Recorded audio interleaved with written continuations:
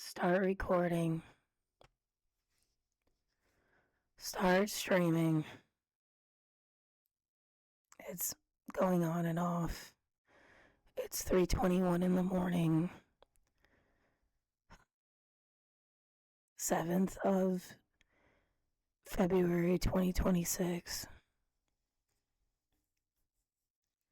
I guess it still works. It's just not um lighting up.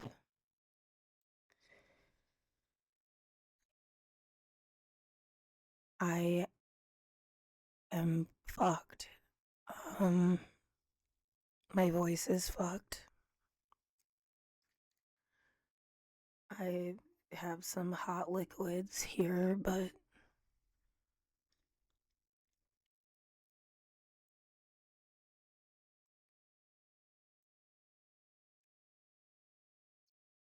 um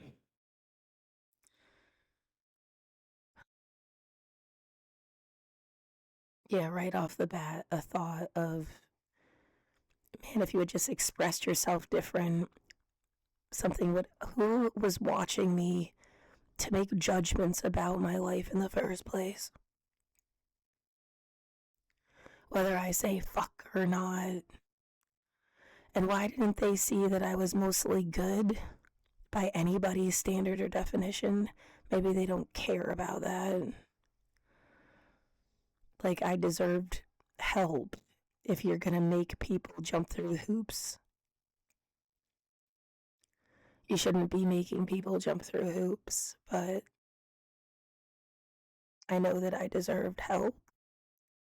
Like, genuine, actual, just, you know, rent assistance and food stamps, health insurance, and glasses, the clothes on that I like, art supplies, an internet connection.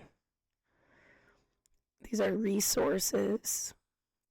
My computer, the ability to get around, face masks and hand sanitizer, earplugs and headphones, and I deserved help, not, oh, we're going to take you, make you seem insane, put you on medication, keep you in our facility, use you like a science experiment, and say that we're helping you. Kind of help. That's what I'm comparing it to.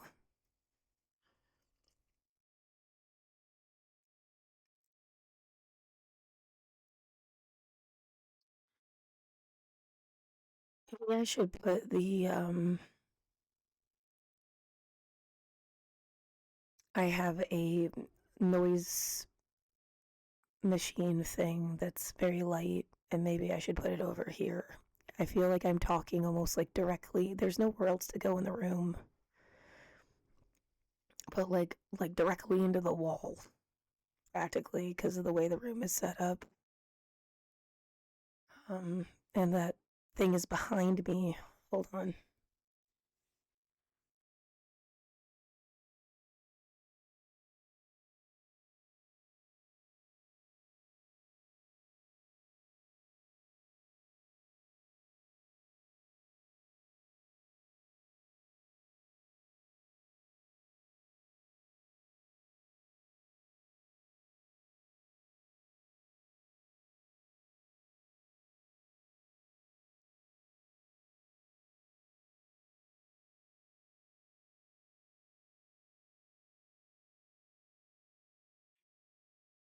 It's so light, it doesn't even pick it up on my microphone, but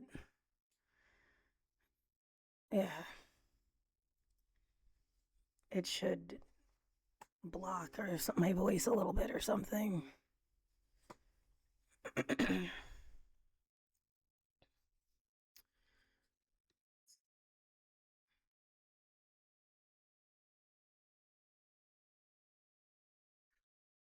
um, I like literally just had a nightmare about trying to get a storage unit and for some reason, like, you can't pay it, and they steal all of your stuff anyway.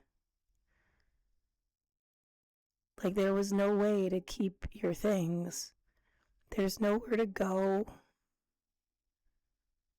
Well, you know, if I bring it around to a full big picture,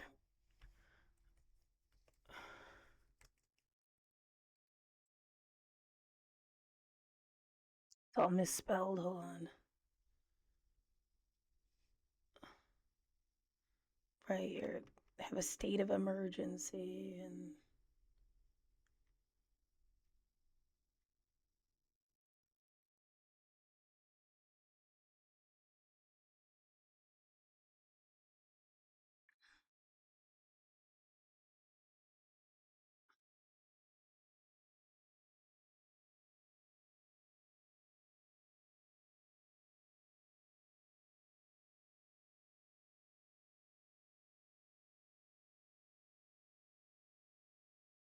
they evicted people from the goddamn shelters. I wonder if that meant they just went to a different one.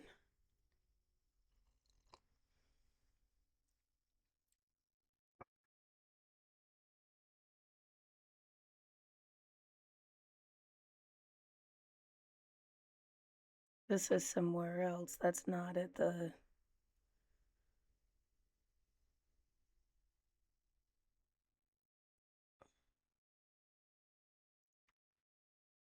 place I was saying.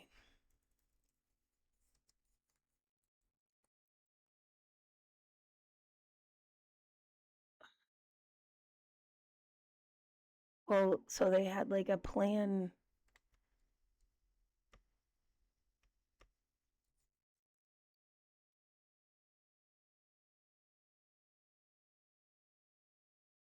I'm trying to connect all the dots here really fast. I feel nauseous to the thought of this situation. Um,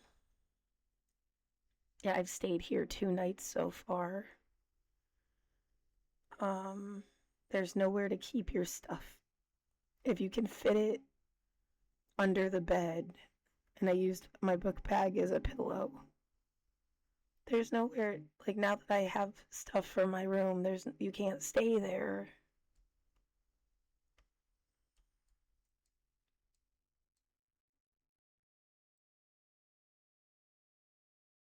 Um, this is recent. It went from 20 million to 40 million. Now it's 106 million in unspent funds that would have covered housing assistance. So I would still have my apartment.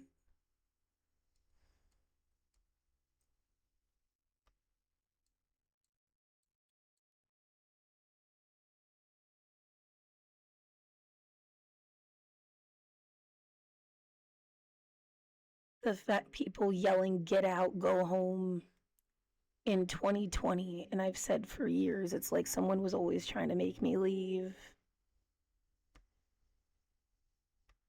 Now it's 2026, and the idea they want to send people on a bus and make them leave town, and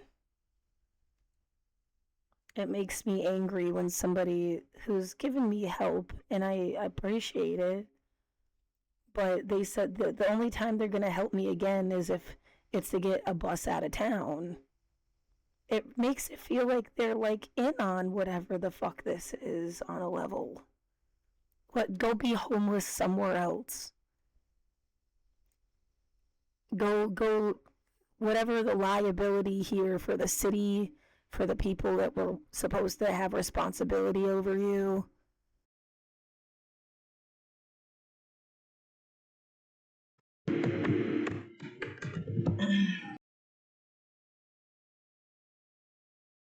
Out.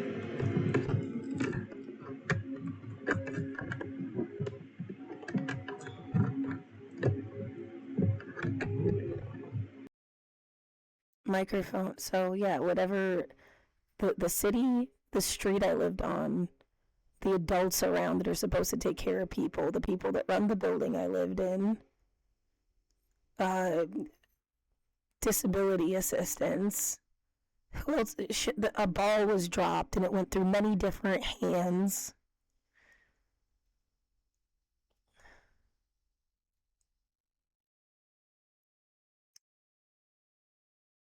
And it's just giving them all like, well, I guess you don't have to worry about this kid. She moved to Tallahassee or whatever. I'm just saying that because it's right here. Why the fuck would I go there? I wouldn't go any of these. None of these places are somewhere I've been or. I mean, that's not the point of this map. This is places they've sent people to because they were from there. But like, I'm just trying to use an example. As if just go somewhere random, like it's a fucking adventure that you've been medically isolated for 5 years and then thrown outside. I mean, yeah, I am resilient. Maybe I should have a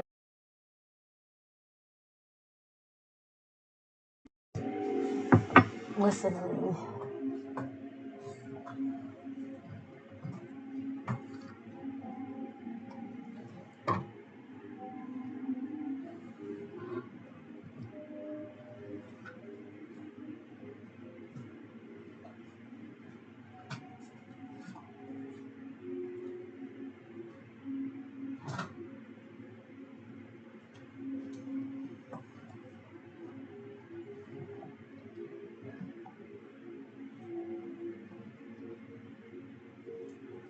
I want the, let's see if it works better if I plug this thing in and then plug it into this thing.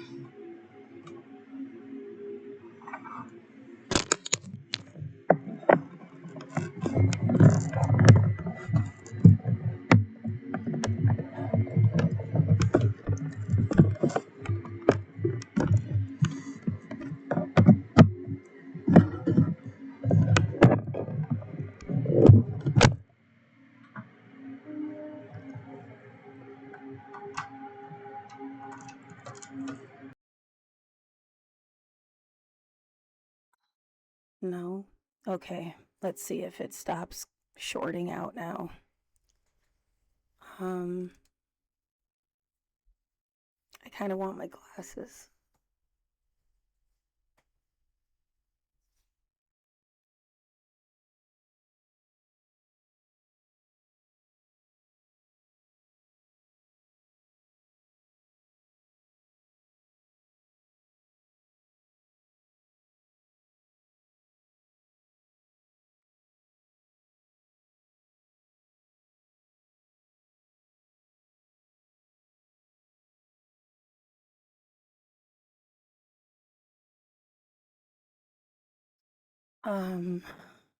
Yeah, so you go back to 2020, people literally yelling, "Get out, go home." I had a video, I mean, I still have it, a video of my neighbor that was terrorizing me, yelling, "Get out" through my door. I wonder if she feels any sense of shame, anything at all. Like, if somebody got her to fuck with me, if she regrets anything about what she did to me, and then making everybody think that somehow I was a problem. She knows that I'm not. All it would take is for her to admit that she was deliberately terrorizing me instead of pretending things. I think the best evidence was the fact that she was doing it before I even had a computer or a speaker. Like, that, I mean, the obviousness of that, it was the whole time. Ever since 2020. She wasn't doing it before 2020.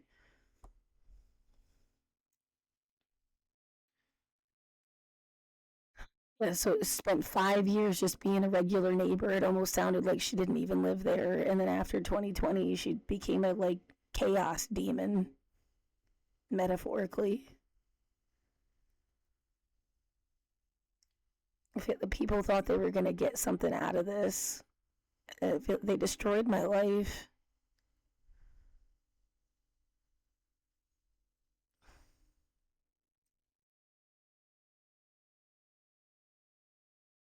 Um,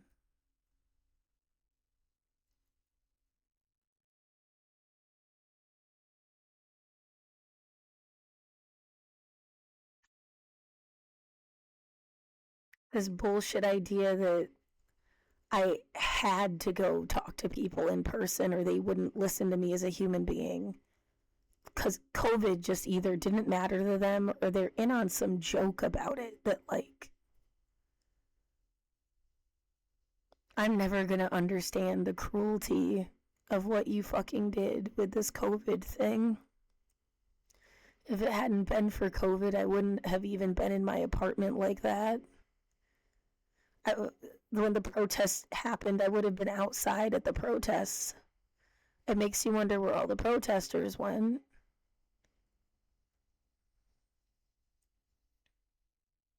Well, the idea that you would have just been out there and they used that to do like guilty by association, banned everybody from downtown or something you don't know about over the past few years because they were just outside at the protests or something. It doesn't even mean you did anything. You were just there. I don't know.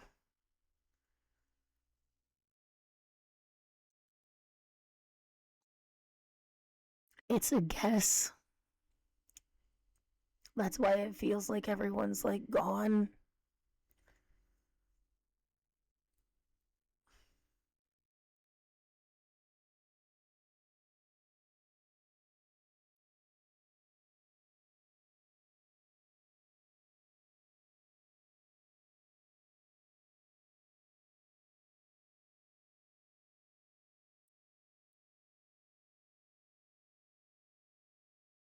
I don't know.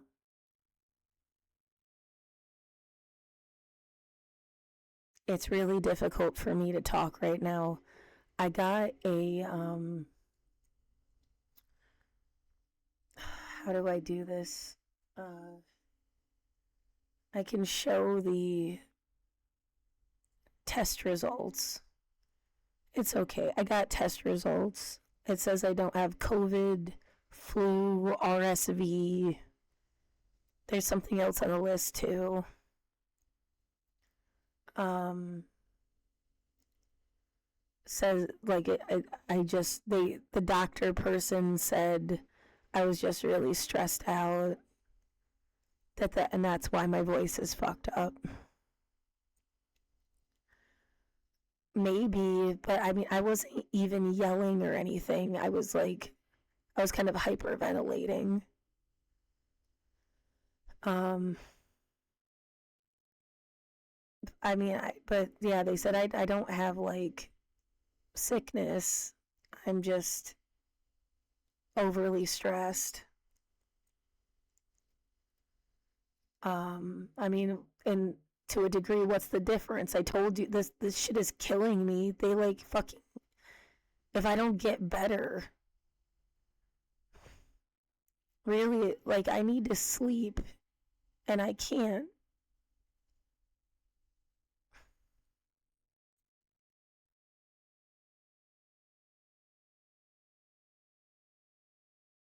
So yeah, the idea that this also 5 years ago or whatever, 6 years ago in 2020, it starts with people trying to push you away, yelling at whoever can hear it, get out, go home. I'm not in on the joke. If you're in on the joke, I guess you didn't have to care or something.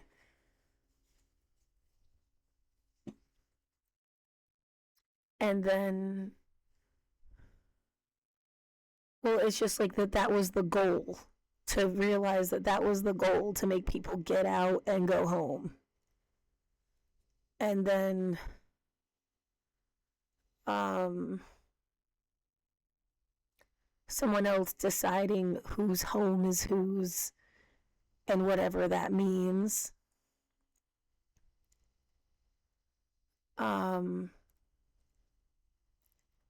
As if I've said it's like a war going on and I don't even know what the sides are.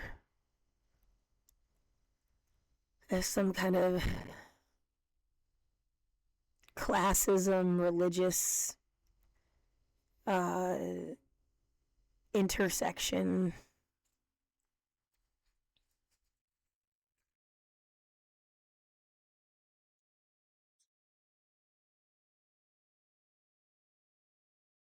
And then I did get assistance programs. And then when my dad died, it's almost like when my dad died, it signaled to people that they thought I had money, which obviously I don't. Um,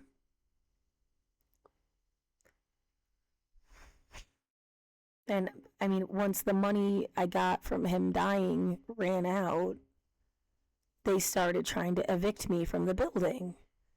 So it was like, here, your dad died. You got $100,000. One way or another, they wanted that fucking money. Is the feeling of it. Whether they took it out of the stuff that you bought. I bought a lot of things you can't take back. You can't get the internet bill back, the electric bill, rent, cat food and cat litter, human food, medicine. I donated $10,000 to charity.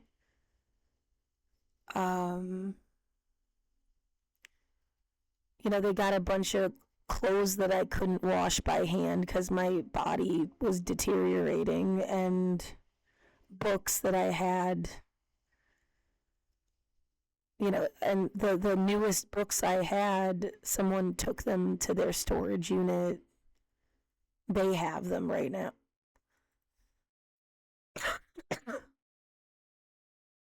um,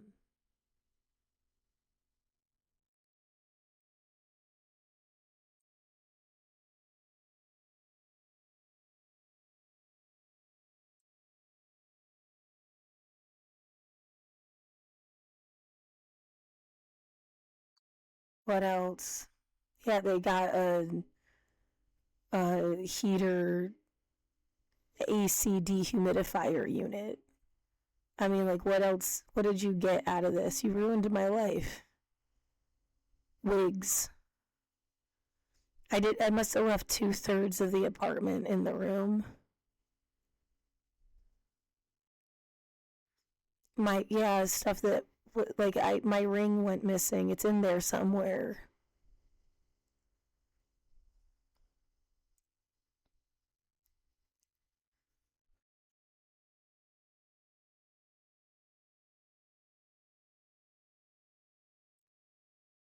It's just, yeah, the lights, all of the different galaxy lights. There's two sun lamp things that were supposed to help for seasonal depression.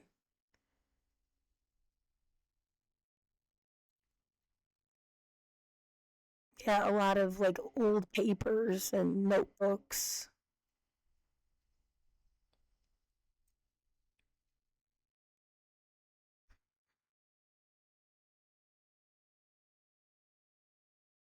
People have houses where they have generations of stuff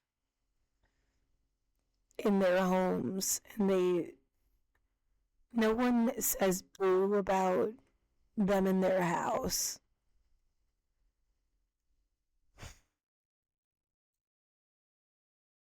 I had a box. And now, yeah, like I said, it's like it got pared down to the stuff I thought was that I could get and I thought was important to keep. And now if I stick it in a storage unit and I can't pay the storage unit, they stole it. Like,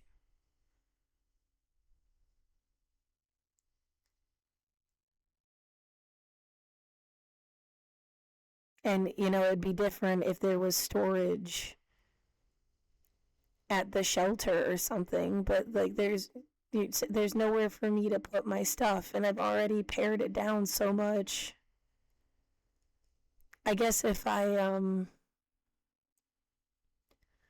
wasn't worried that I'd end up sleeping outside, I'd have less stuff. One of these I have two carts. One of the carts is like a tarp and a sleeping pad, a hammock, blanket, pillow. Like, that's mostly what's in there. I've got a suitcase with some things in it and a box of clothes. And then several little book bags, like a book bag of art supplies, a book bag of foodstuffs, a bag of important documents that's like a water sealed. It's supposed to be like a watertight bag. And then a random box bag.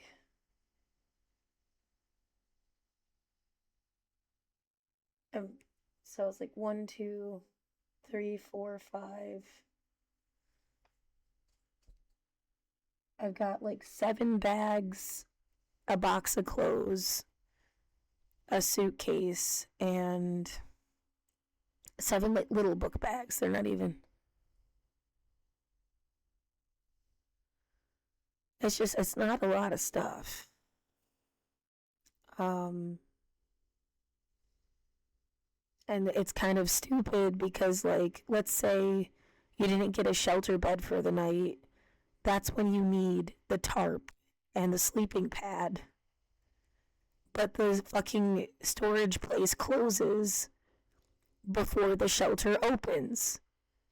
So I need to go a different, I'm just going to need to find a different storage place. It doesn't make any sense that you'd keep your stuff at that storage place. Because, that's the entire point. I'm not going to carry this around with me all the time. It's just in case of an emergency.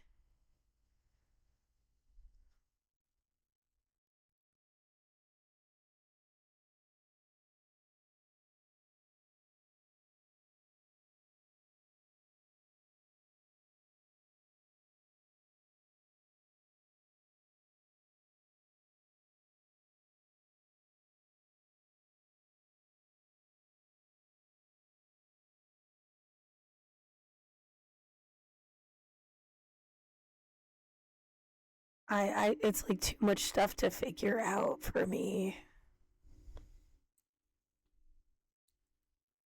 The idea of like, why don't you just like get out of downtown feels the same as telling me to go live in a different city.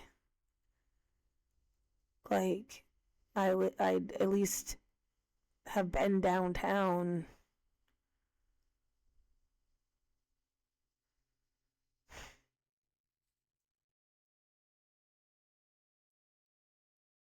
If I had grown up here or something, it's funny because the feeling like if you grew up here, they would have cared about you different in the first place. But if I had grown up here, um,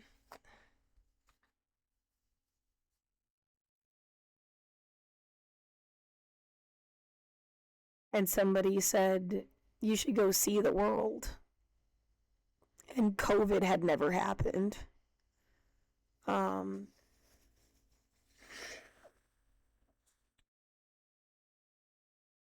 yeah, there's some psychology there that I guess I'm just not getting, where you were supposed to just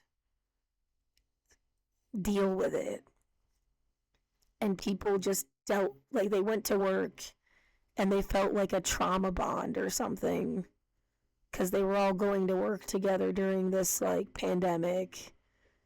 Maybe they said to themselves, aren't we resilient? We must just be healthier than other people or something. Blessed by God. I don't know. and then that they look down on you now because you didn't, if I hadn't lost my job in February, maybe I still would have been on autopilot and going. I lost my job in February of 2020. The idea that it gives you kind of like the COVID lobotomy. It makes you put blinders up. Like, there's people coughing around you all the time out here. There's people like, and you just have to like force it to be background noise or something, but it's like you can't be smart enough to realize, like, yeah, it's like something on the brink of possible doom all the time. Well, to realize that is the brink of possible doom.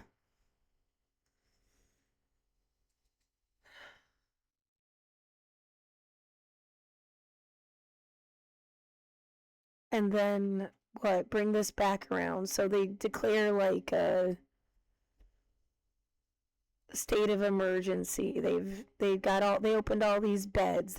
I mean the idea that they're making 1,400 people homeless a month, and what, taking all of their stuff and then forcing them into a shelter bed, seeing how many can get out of it, like it's like a fucking trap.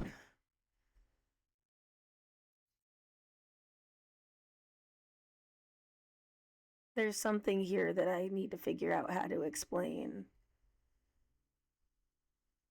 And now they've found all of this money that would have gone to. I would have been housed. Like, this wouldn't even be happening right now.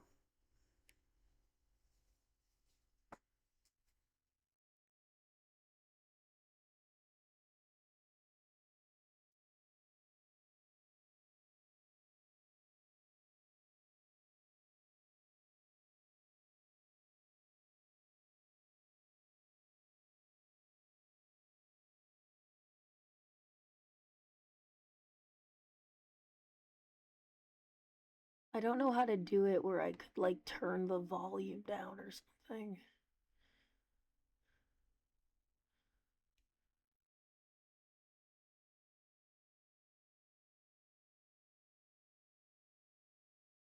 Oh, I lost all of my. When it. When somehow, when I left my apartment, all of my bookmarks, all of my extensions, everything got, like, erased.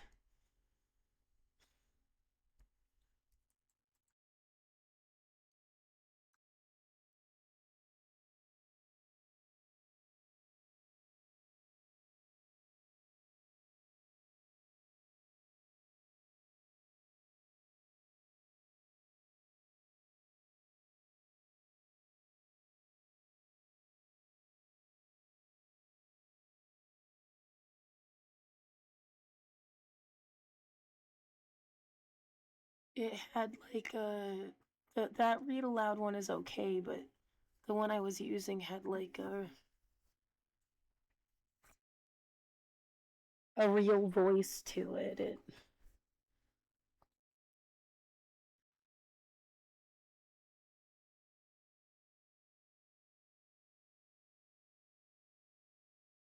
Forget what it was called. It had like a blue logo.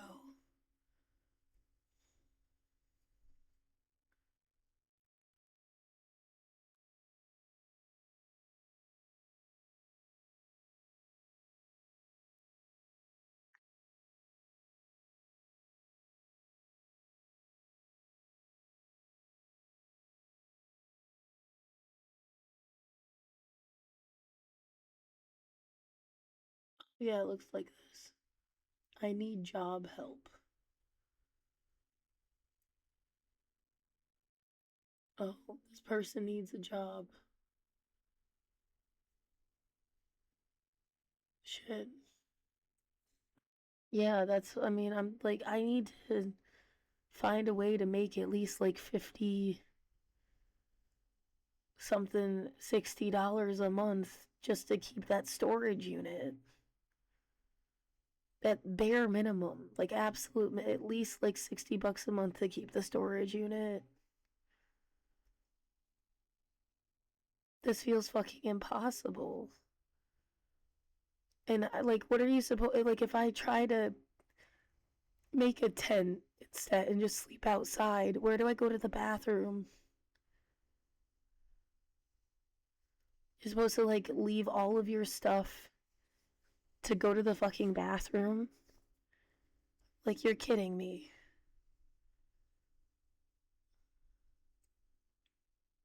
Yeah, I need a safe place to land that has like,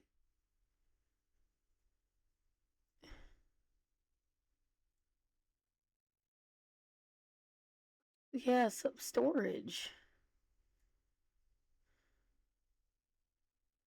It's like there was no safe place. Not in the sense, like, not the same way my apartment felt like it was mine, it was closed off. It was the best I could do. I mean, even when I was in there, it's like every day they tried to, like, assault you with stuff to try to make you feel unsafe in your own home. I haven't breathed so easy till I came to the hotel.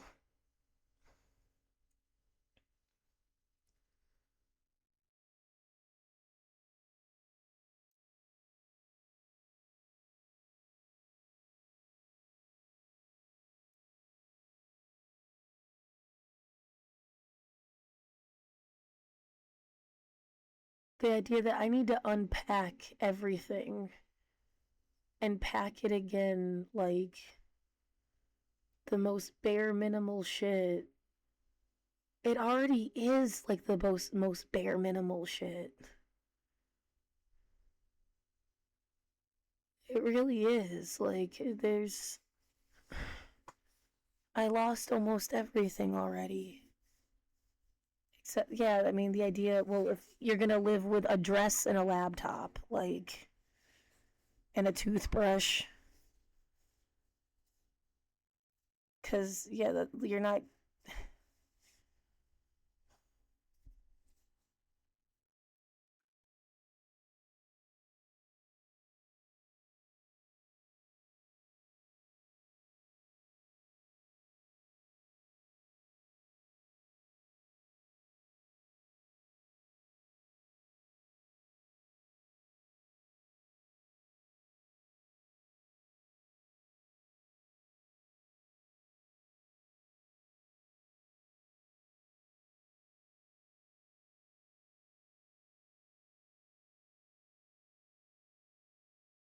I mean, even this setup right here with the fucking microphone and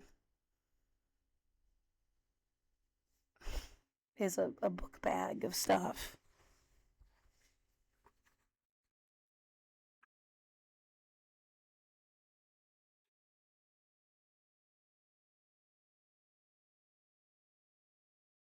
I feel like somebody is doing this to me on purpose.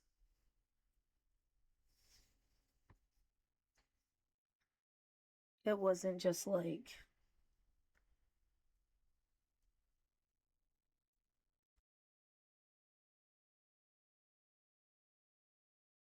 a series of unfortunate events. Yeah.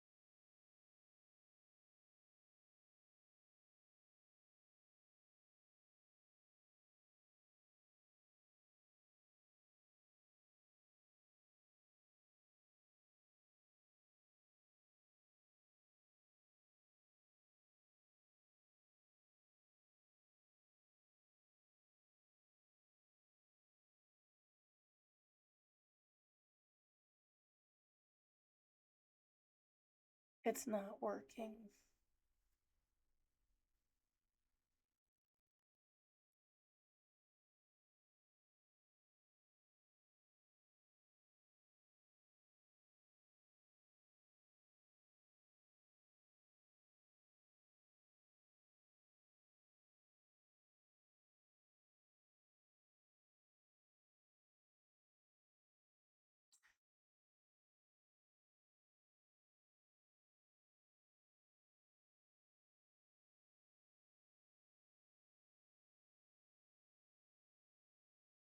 The new system allowed them to find the missing money.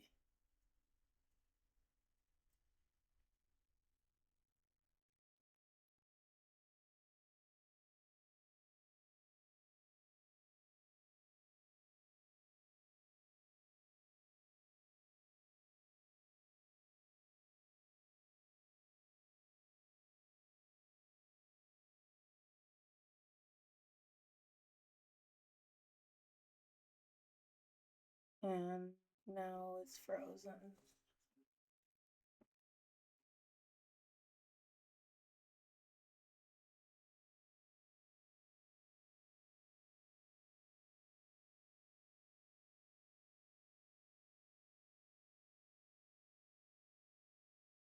I just wanted to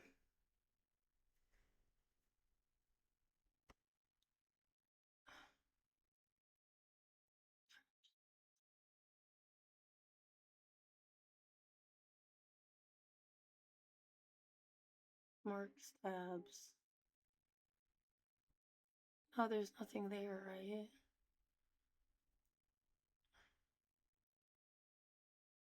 Right.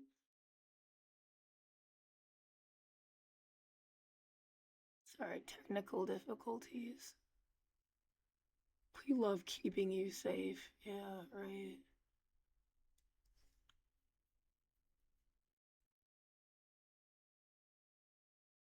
Deleted everything.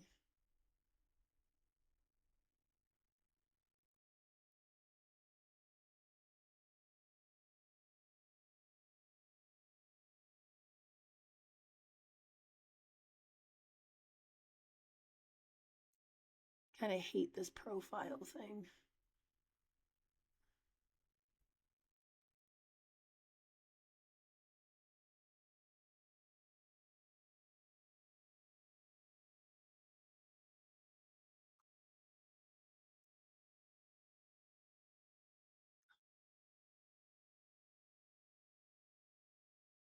So you have to just paste it.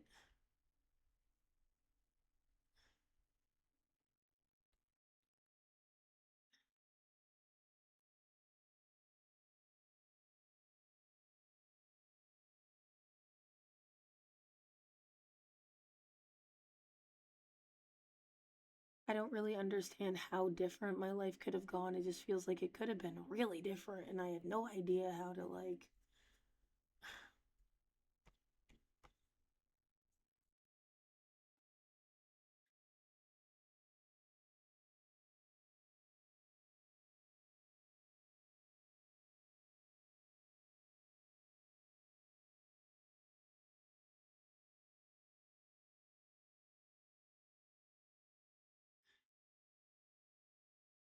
Politics Portland's pile of unspent housing dollars surges to $106 million, top bureaucrat says updated.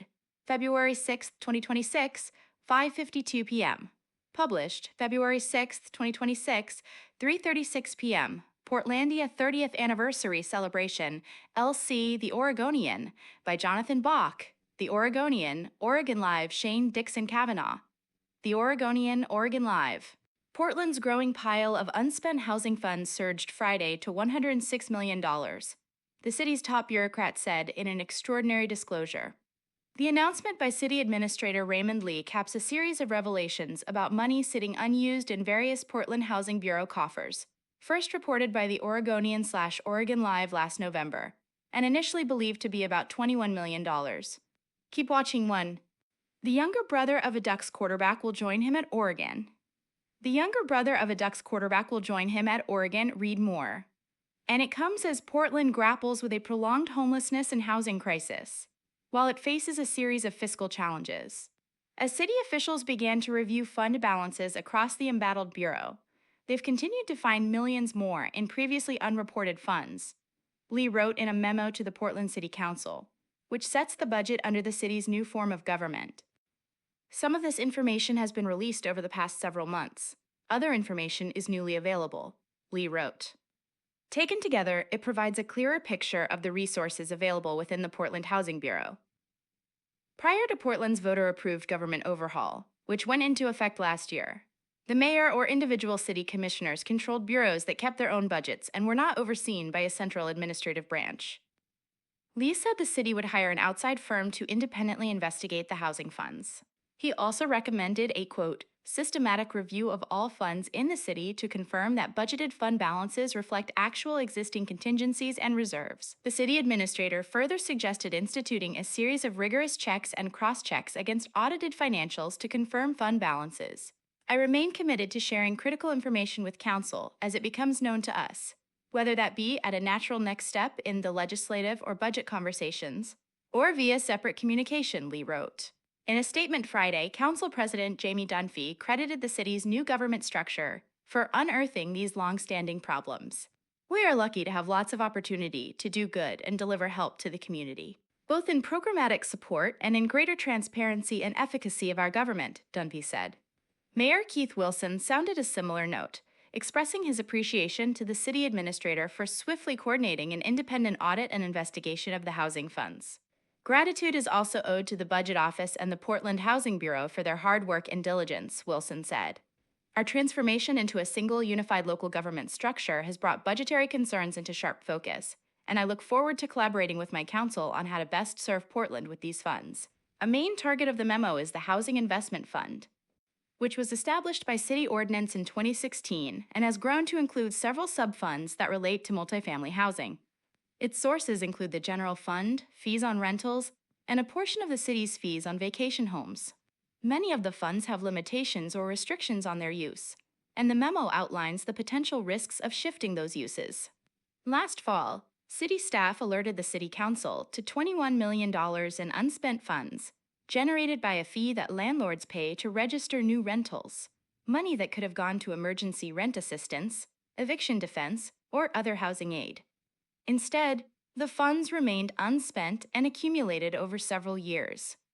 Senior city staff had learned of the money months prior to notifying the council, leading policymakers to allege they were kept in the dark. Then, last week, the council learned that the Housing Bureau had millions more in unspent money at its disposal, as the Oregonian/Oregon Live first reported. The additional unbudgeted funds were initially believed to be at least $15 million, according to a memo from Dunphy. That would have brought the total to at least $36 million. Lee's Friday memo shows unreported funds in the Housing Bureau of roughly triple that figure. A city spokesperson said in an email statement, "The majority of the balances were intentionally held for future or planned use, but were not incorporated into the city's formal budget process. Moving forward, the city will reflect these contingency and reserve funds during the annual budget process." Recommended no way to run a city. Officials learn Portland has millions more in unspent housing funds Feb. 5. 2026, 8:54 a.m. Portland lawmaker pushes tear gas ban after ICE protest crackdown Feb. 4. 2026, 10:13 a.m. The spokesperson, Cody Bowman, said no disciplinary action was being taken against city staff in the matter. In his memo, Lee noted that although he does not have reason to believe other city funds are regularly under-budgeted, the city will move forward with its due diligence nonetheless. There are unique circumstances around Housing Bureau funds that suggest this is an isolated incident and is not indicative of a broader citywide practice of under-budgeting fund balances, Lee wrote. We will still move forward with a process to evaluate other city funds to ensure this issue doesn't exist. Jonathan Bach, Headshot Jonathan Bach,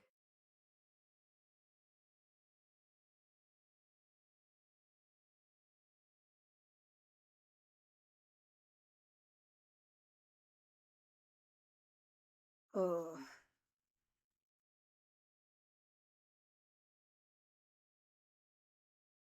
yeah, not feeling well on top of it is not helping. Um, yeah, Part of me wants to say, are you sure I'm not sick? Like, right? I'm not. I mean, it's good if you're not sick, like in a way that people could catch. Um, it's my sanitizer.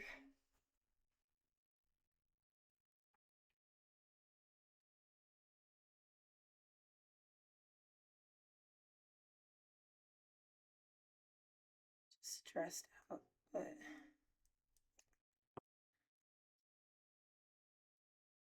yeah, for me, I keep thinking like 50 years from now, they're gonna say COVID was a genocide or a planned. Maybe I should use the word planned attack. Because for some reason, when you say genocide, it like doesn't resonate. Like, is it has such strictly defined definitions that you can't like prove it or something.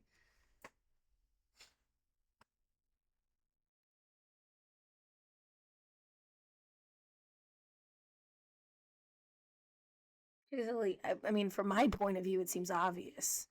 It created a situation that was inhospitable to life. It could prevent births. It causes yeah. There's four criteria. It create, but the first three are a little bit circular.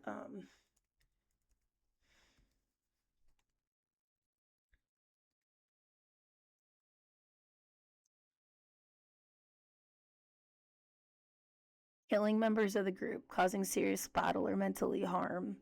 So yeah, that you could straight up kill somebody, hurt them, or deliberately calculated to cause destruction, starving them, preventing births or transferring children.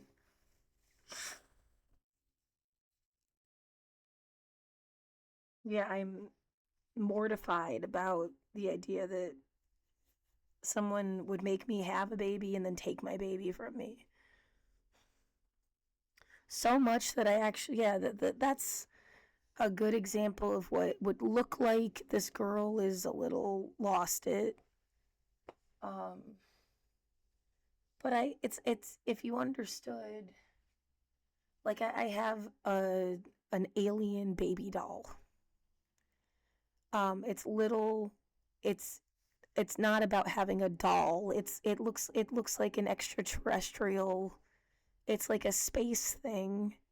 It was for a character I was making, the Voltiverse character. Um, so it's like a prop for my Voltiverse character. And I was gonna put it in a box and give it to this my friend that helped me get my stuff from my apartment. But the symbolism of like putting that baby doll in a box and giving it to somebody else, like I can't handle it. And I have like a toy, and it's kind of small. It could fit in a backpack.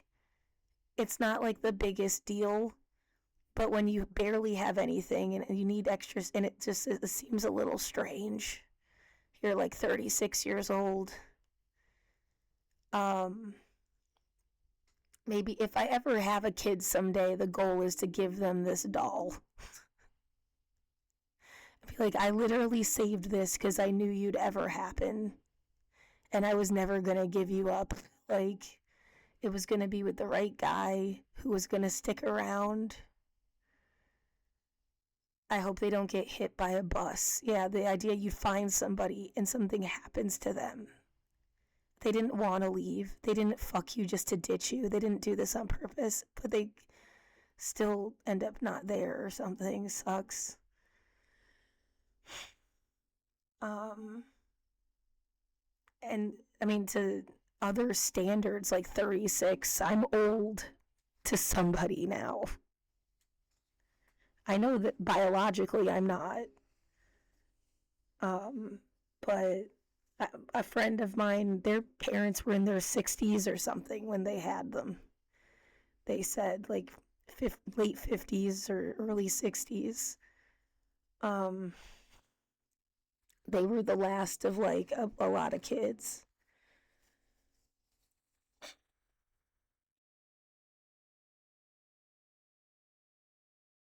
Yeah, which is, I mean, their dad died their freshman year of college. But, somebody else's dad died when they were in high school and from like a heart attack, open heart surgery or something. So, yeah, shit happens at different times all over the place. Um, whether they're gonna be there or not is up in the air.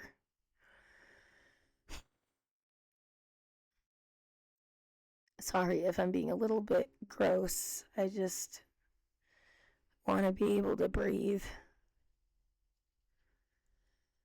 Um,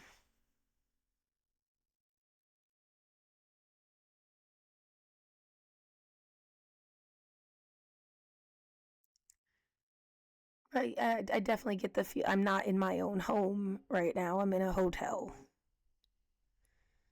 There's a different feeling to it.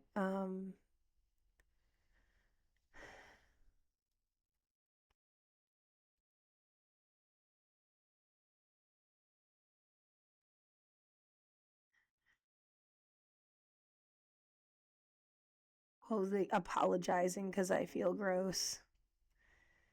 Just like an automatic brain thing. Because, like, I'm not completely in my own house. Um,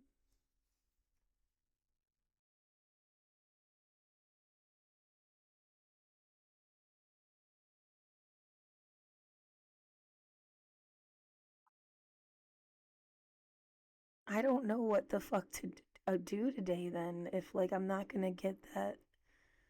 You need to find a 24-hour storage unit or something. I think they're all really far away. So then that poses a whole different problem. It's gonna rain. It's gonna rain all weekend. It could take hours to get, and then the idea that you're gonna stay downtown, try to get shelter beds. And if for some reason you ever miss a shelter bed, you need to get this stuff out of storage to spend the night someplace outside. But if it takes like an hour on the max to get to that place, and then obviously you're going to need to camp closer to where the storage facility is.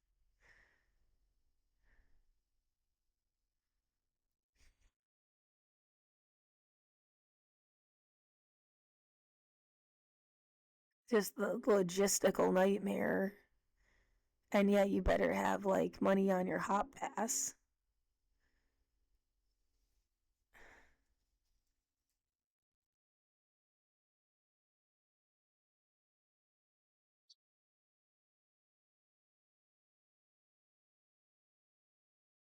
I mean, yeah, that is like almost all that's like I can take the suitcase that's in this cart and strap it to the other cart. And then that one will be a box of clothes and then that suitcase. The suitcase rolls even, so like the idea you could,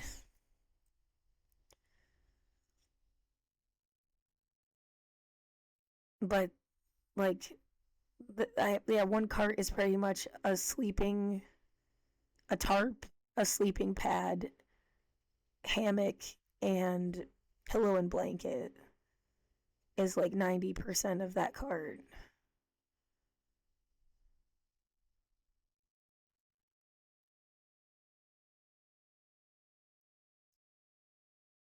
Um,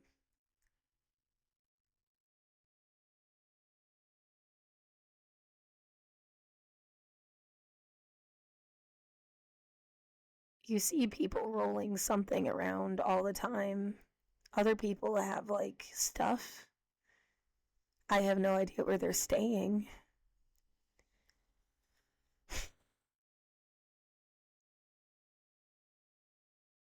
Well, I mean, it's because of this effort that they're talking about doing sweeps. They literally came to my neighborhood and bitched about doing sweeps.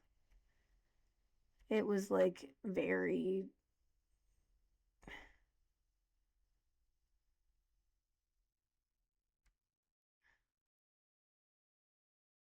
PDX staycation. I don't even want to click on it.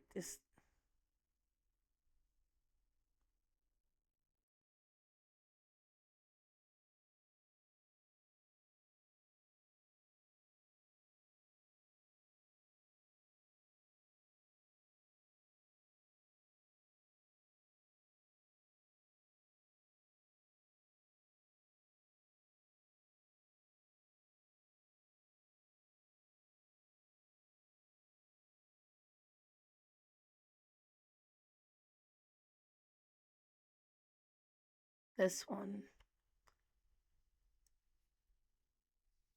So yeah, it's like where I like walk by Darcells and everything. Like you're gonna bitch about the stuff that I bought. I mean, the whole world that was around me is about kind of a lot of the stuff that I bought: wigs and cool dresses and fun shoes and building a character. And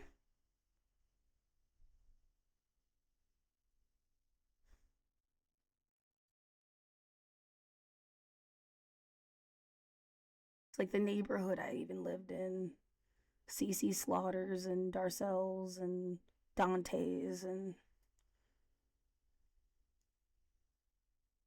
that guy passed by outside while I was taking my stuff to the max, smiling like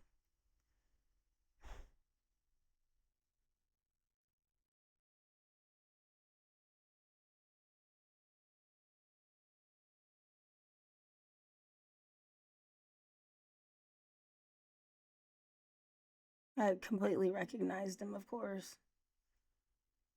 I've watched this like 30,000 times.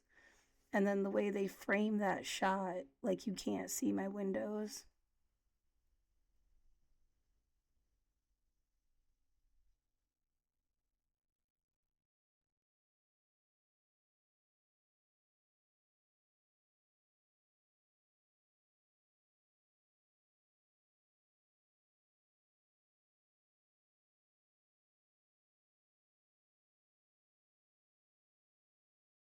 I held on to that room for so long.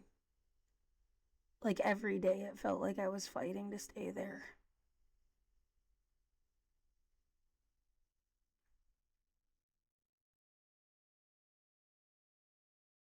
I don't know that there's a way to explain this to somebody. Like,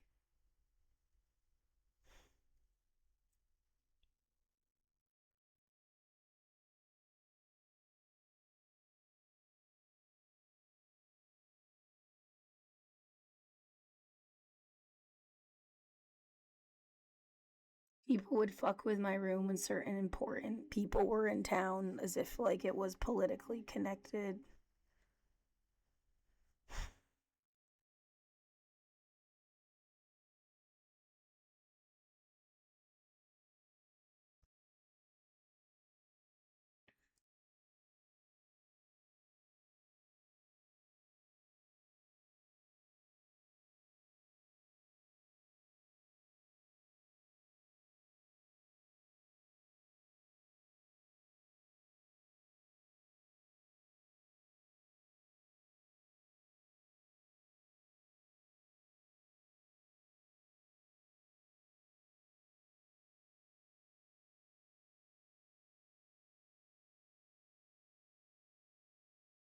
Right next door to a lot of services that should have helped you. all the way through the journalism aspect. I wonder, well, I want to take note of this because I feel like that's part of what they're covering up.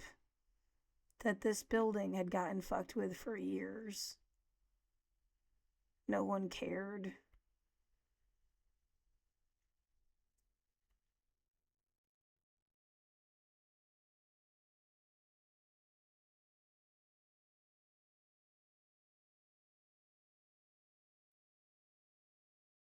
Now they're gonna make it seem all nice and new. Is that the idea? Like it never happened. And then stick some other poor fuck in this goddamn room that has this pipe right next to it. I think that's how they were blasting my room with gas and smells and stuff. Through that fucking. It's like broken. If you back up here, yeah, you can see like that's where it cuts off.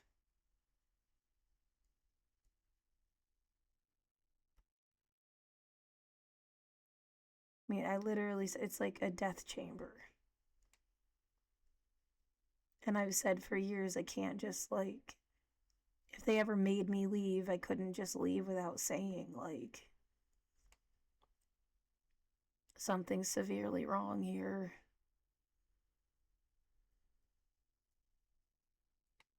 I'll just put somebody else in it.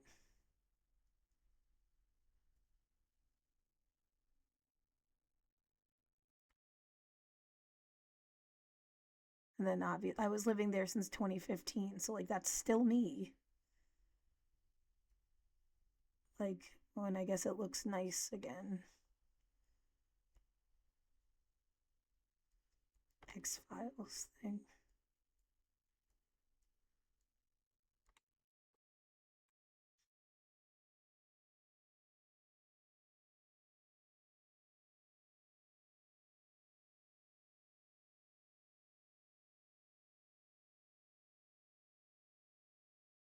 I think a bunch of paranoid people who like to make up stories ruined my life.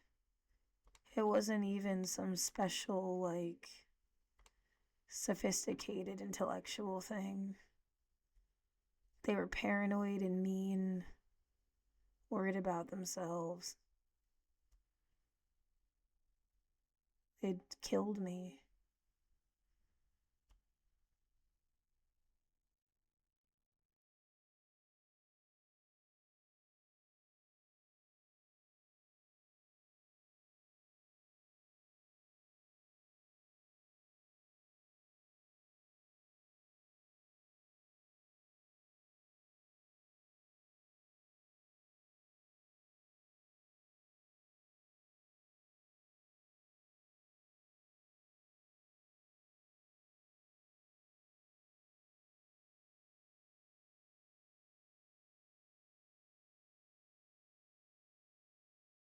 Looking at the billboards that just happened to get saved.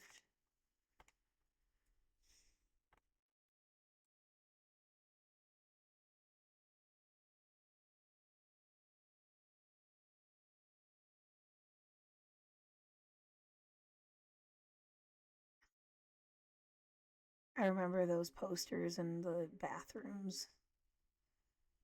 This is the coolest one, the Cannabis Science Conference,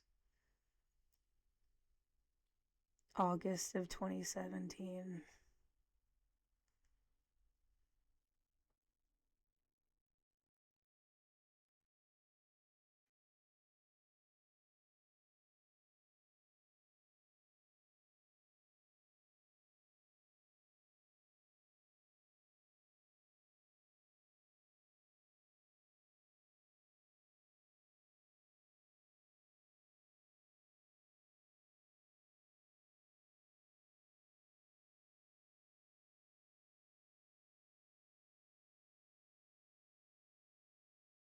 So before I lived down here.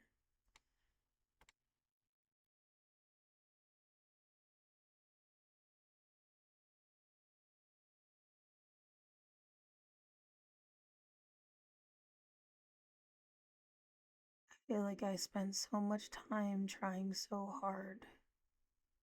There's another cannabis thing.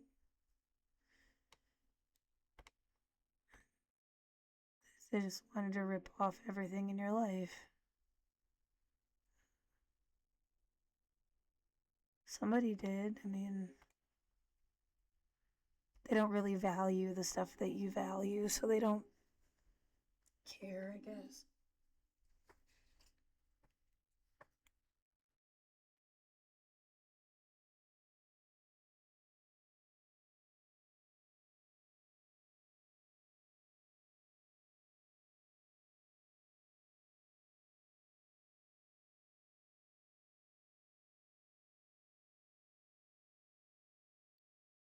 My foot got really hurt.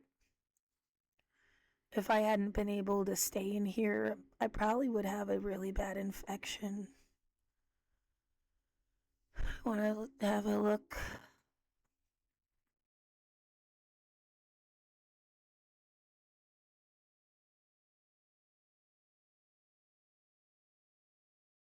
It's healing up, but it's still pretty raw.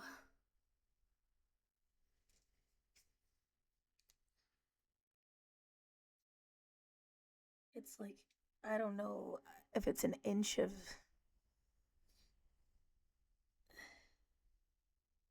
It is like a solid, like, I think it's an inch of skin.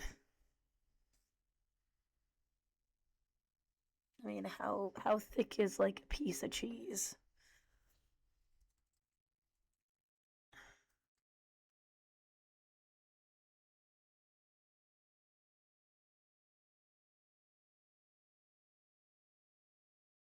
An eighth of an inch.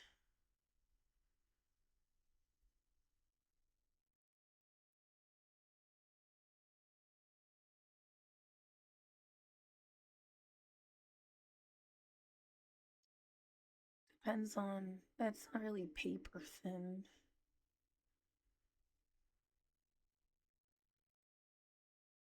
Yeah, sure.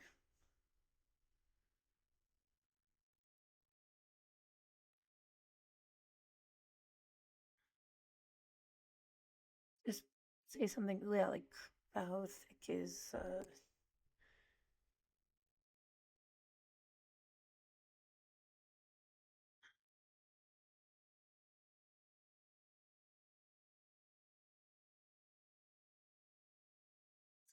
eighth of an inch.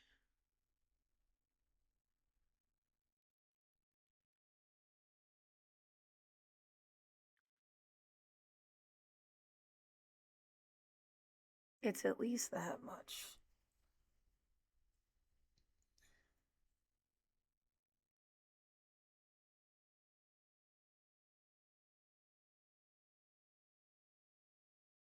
I'm kind of bad with measurements.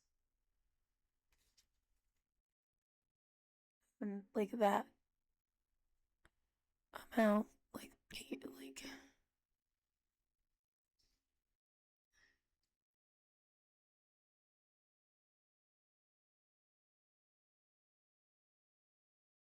anyway.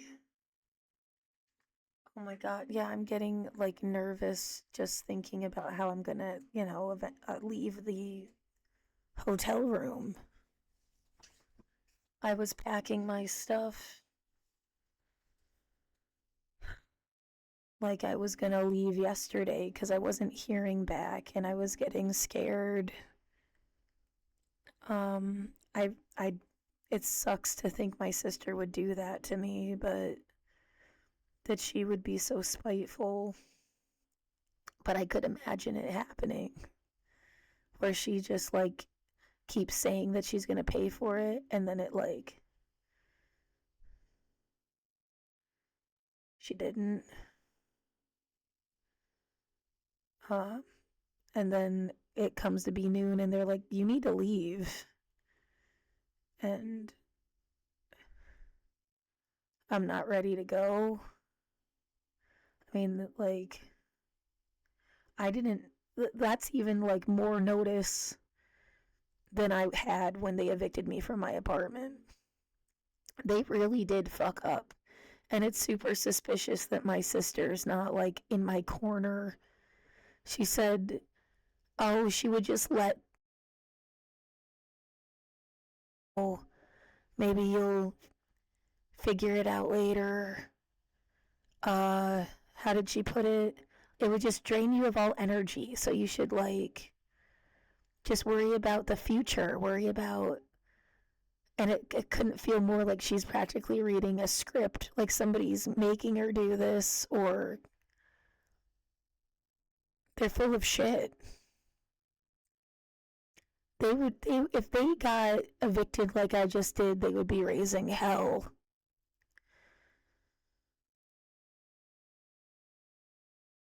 That shouldn't have happened to me. I didn't do anything wrong. I didn't deserve this. I didn't get lazy. I didn't just like not pay my rent. There's a whole years of stuff going on. And then you come back around again to the pile of money. When I would ask for help and places said they didn't have funds, this is why.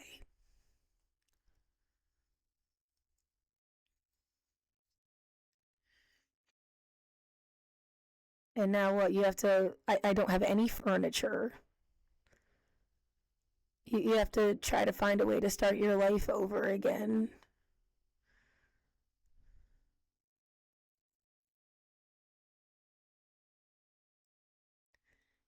Why did you make it like somebody made me feel like people had attention on me? That must have just been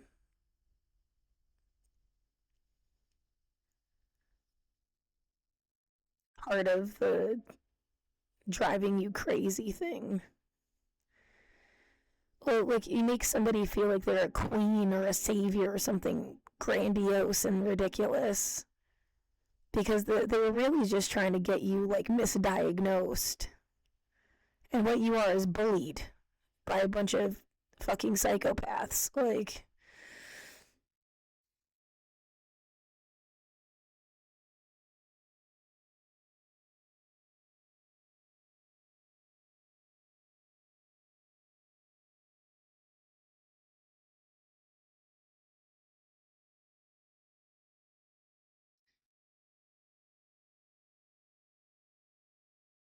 I don't know how serious it is that, like, I imagine my imaginary version of Obama and Bernie Sanders, like, descend into my life. And they have all the explanations. They saw everything and they know how to put it into words. And that they would say, like, um, yeah, they thought that you'd be an income source. And if they made you disabled, they'd get some of your disability money. That's all it was. They just were trying to make you disabled and then have you get disability and then take the money. That's it. It's not cool or special or politically important. You're not part of the story of American history. And they wanted to have everybody play their part or like, I don't know, some other thought process I've had about what the fuck, why it felt so interconnected. Yeah, as if like Stephen Colbert and Jon Stewart knew where I was, as if um yeah, Hassan Piker knew where I was, as if bands and musicians and artists knew where I was. Um and cared for like 5 minutes or something.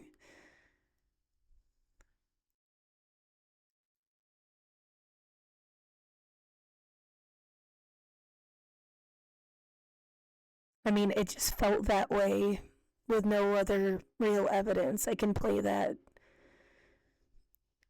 COVID clip with Jon Stewart comparing stuff to Hershey. But,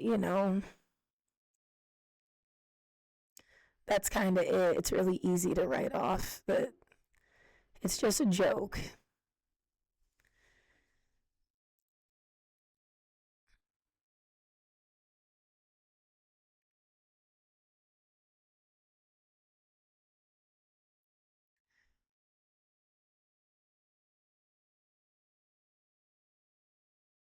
Well, yeah, what now? Now you're just supposed to be a sad story of some girl that died in a homelessness scam?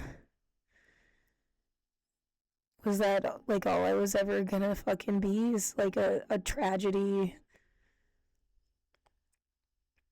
and then you can do, and after the fact, after you've cleansed the nation or whatever the fuck you're doing, you can act like you care.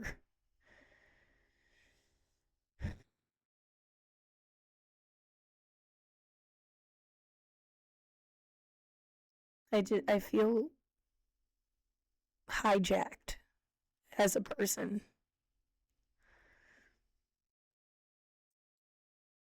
Yeah, and there's constantly this joke about replacing something, like, whatever the fuck I was, they're gonna get a new one.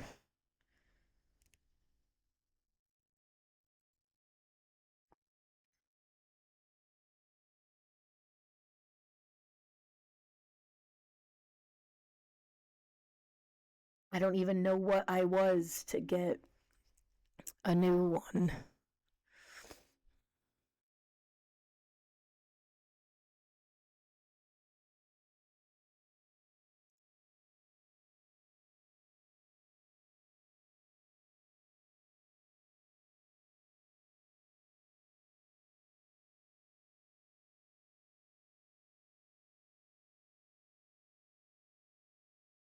I don't want to lose any more of my stuff.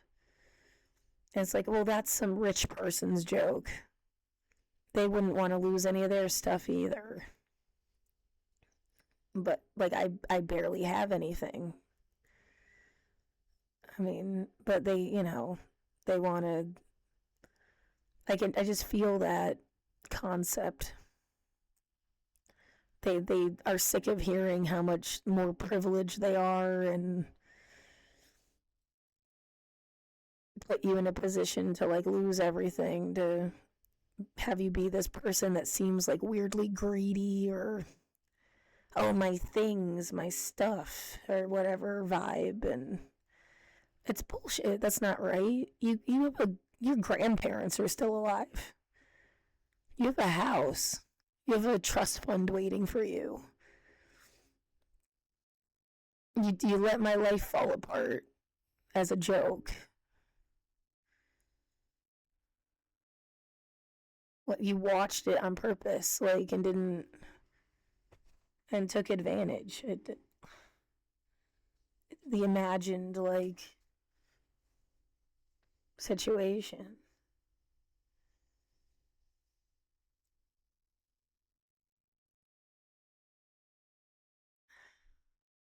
Yeah, I am just scared.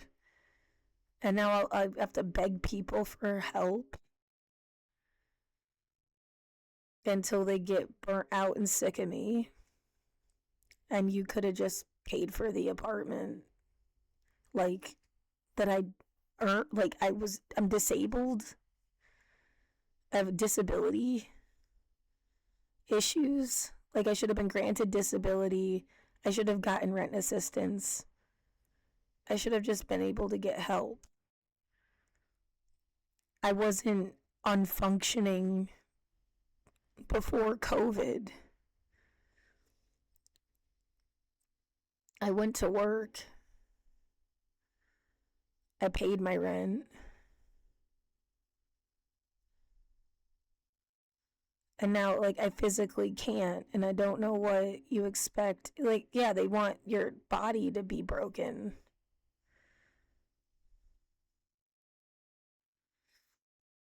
And there is that feeling like, oh, well, now that we've thrown you outside and forced you into this situation, and you have to get stronger or you're gonna die. You can act like you're more capable than you are. Like, yeah, you're gonna get a gym membership and start to go swimming every day. I still have PTSD. That's what I was asking for disability for. My body just deteriorated in the process. But I mean, you're not going to stop having PTSD. But it can be more functioning.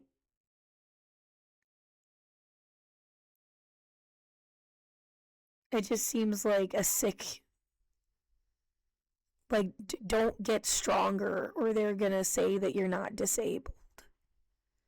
I have to. I don't want to die. And I was like, you, all of this shit, I want to just like scream at somebody. This isn't my fault. This isn't my fault. You did fucked up shit to me and you know it's not my fault. Stop like lying and acting like somehow this is my fault.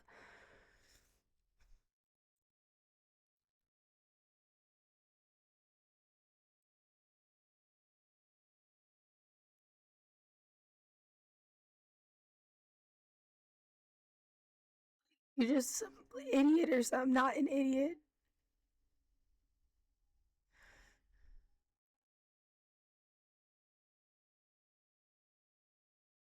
I don't know, some like stupid excuse to take your stuff from you.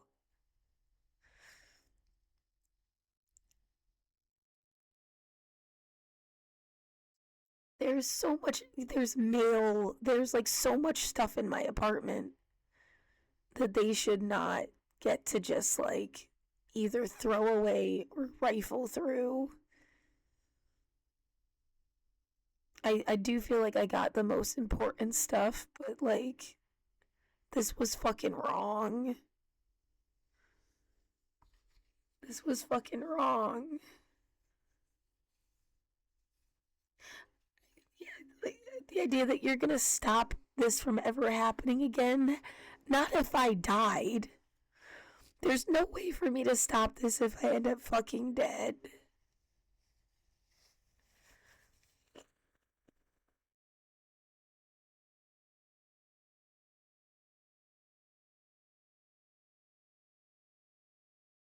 My life's been hijacked.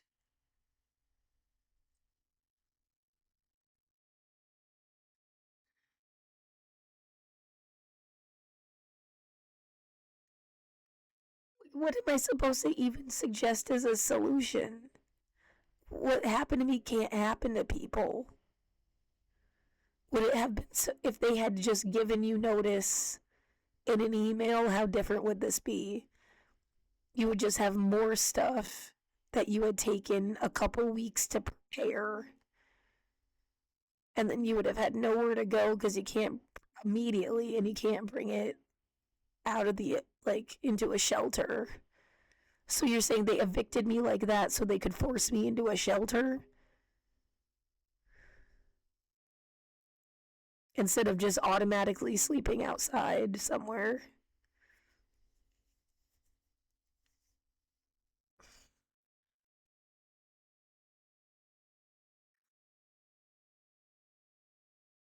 But yeah, the only way I could is because I only had two bags and a book bag,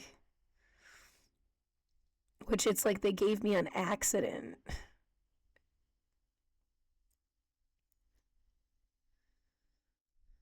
Yeah, good thing they gave me that suitcase because I had to use it as like a to lean on it to walk.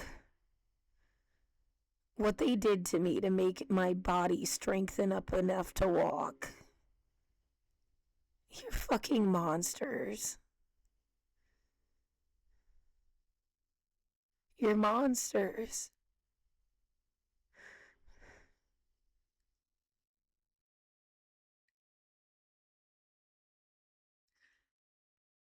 My apartment building was for vulnerable people. It's not like, and right, I mean this would be fucked up if it was anybody's home. if someone has a house or a fancy apartment or subsidized housing, it's fucked up. But my apartment building was supposed to be for vulnerable people in the first place.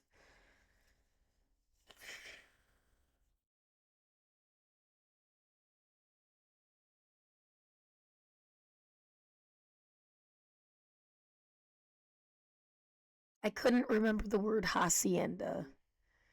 I kept trying to say it, and I was trying to explain to them um, that place was like $300,000 uh, on back rent for their residents, and they're just gonna wait for the residents to get their money. They're not evicting them, and like the building could have waited.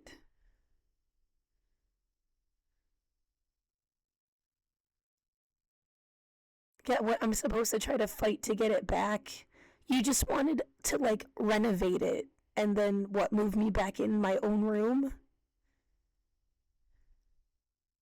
Really? That's what that looks like. They took everything that got left behind, renovate the room. I've lived there for 10 years. And then what, stick me back in the same room?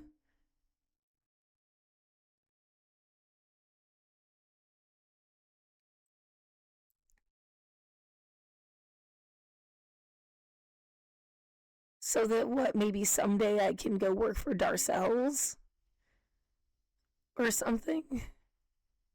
What was I, or Street Roots?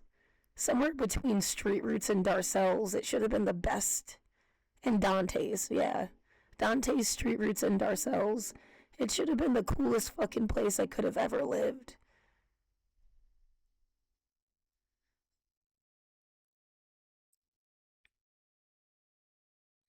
I don't understand what went wrong.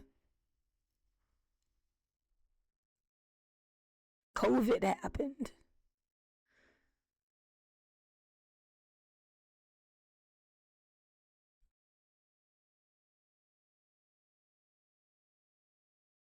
Right, and then what happened to Black Lives Matter? My brain sees people everywhere, stuck in rooms, being tortured in some capacity. They're just like all over the place and you can't hear them.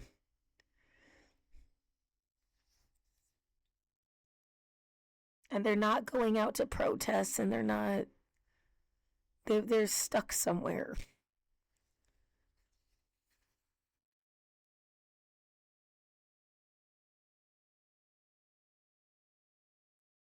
Yeah, it didn't create a community, it destroyed it by destroying the dissidents. Like,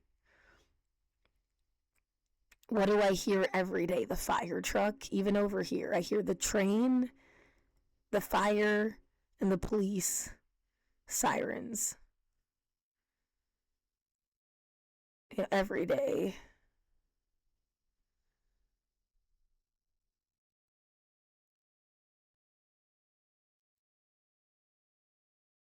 There was a protest last time I was at this hotel that went outside. It lasted for like 5 seconds, and they were just chanting, like "fuck these racist cops" or something. What's exactly?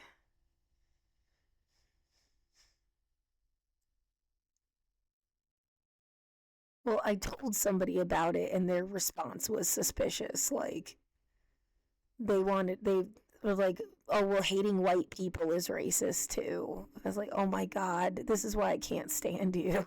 Like,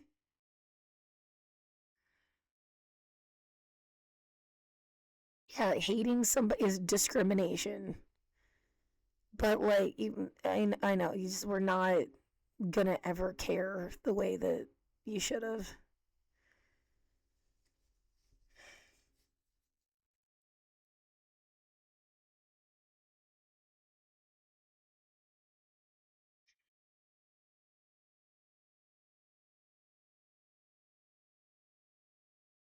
I mean, yeah, and then it's like, what are they supposed to do? Track everybody? Find out where everyone went? Because then that's its own, like, privacy big brother nightmare.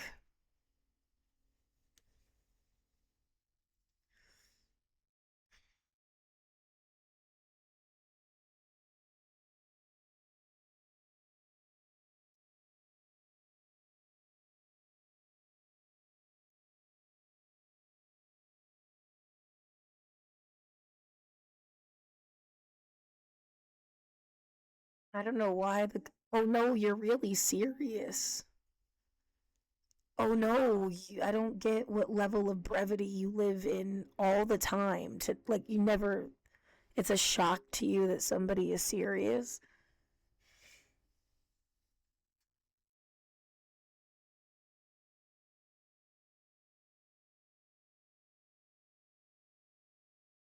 Why would I be joking that dissidents disappeared?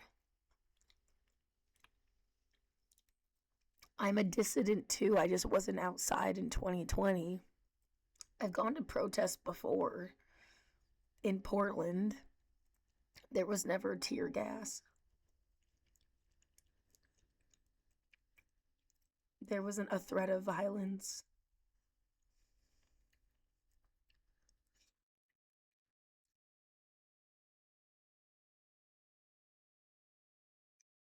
It was a totally different, and it was for Black Lives Matter.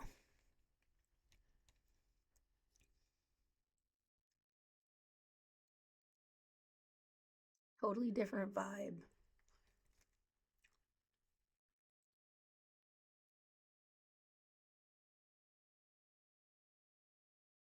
So I said, let's just go home. You say that a lot and don't know what it means.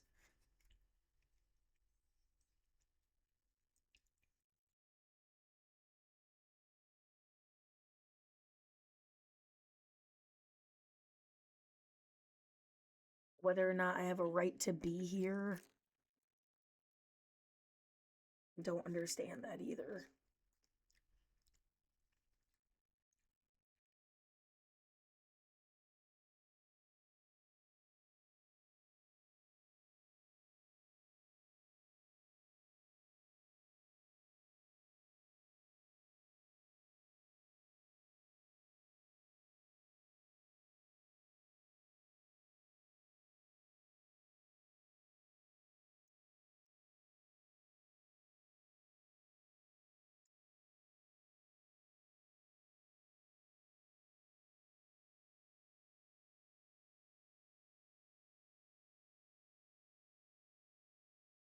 There was a story I thought of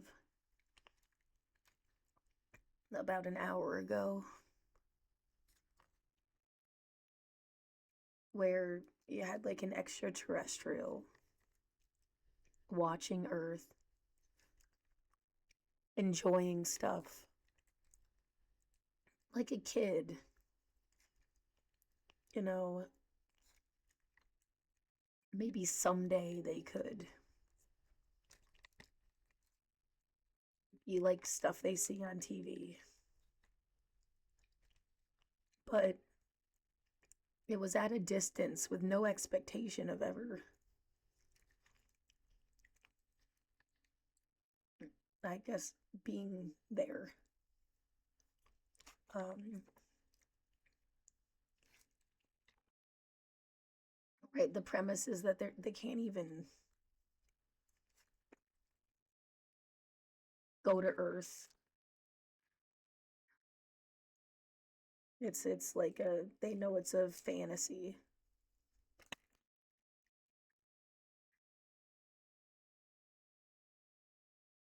but they like stuff. And then I guess their ship is in orbit. It's caught in gravity and pulled down into the atmosphere and they crash into Earth.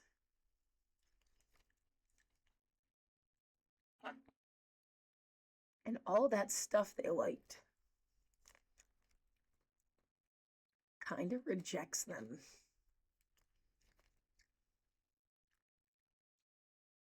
they had been such a big fan with no expectation of anything.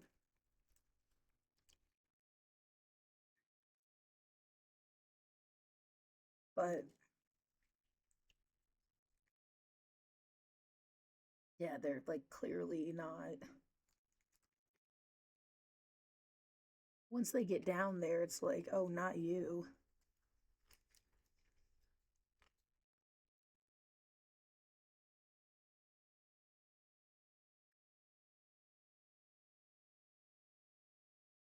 It's like really lonely and out of place. Maybe they try to start their own thing.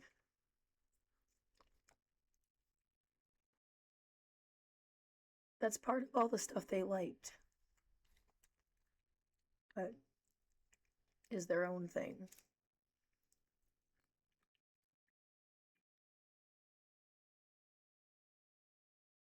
I had my brain like, let's say they liked baseball, and no one's gonna let them on their baseball team. So they invent their own whatever. They liked theater, they liked music, cared about politics, something. And all these little worlds told them to shove it.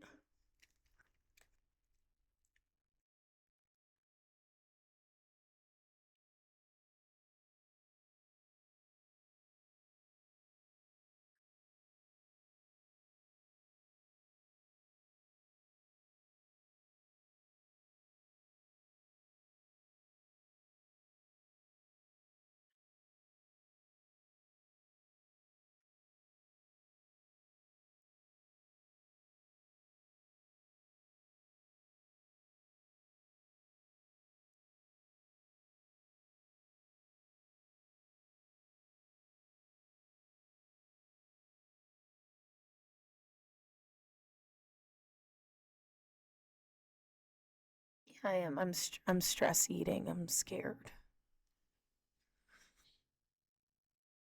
No, I don't want your stupid. Well, if you're afraid, you should just, pare everything down to a suitcase and a book bag.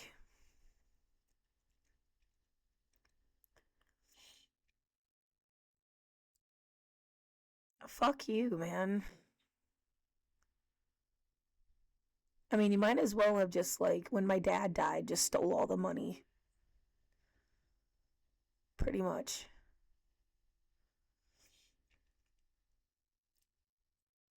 And then I could call you a thief the way that you're a thief.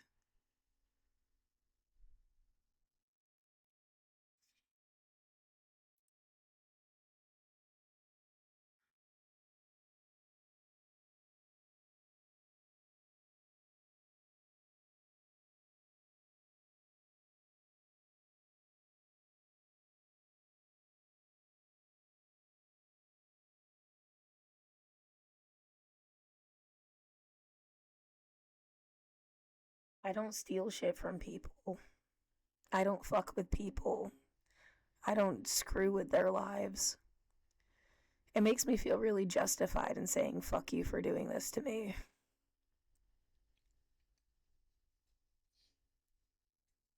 Because I wouldn't have done it to you.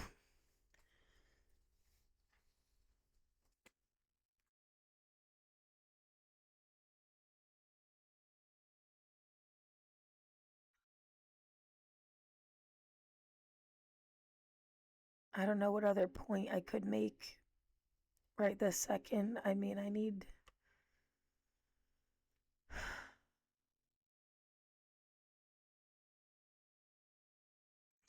Ice skating. Yeah, is fun. I haven't gone for years.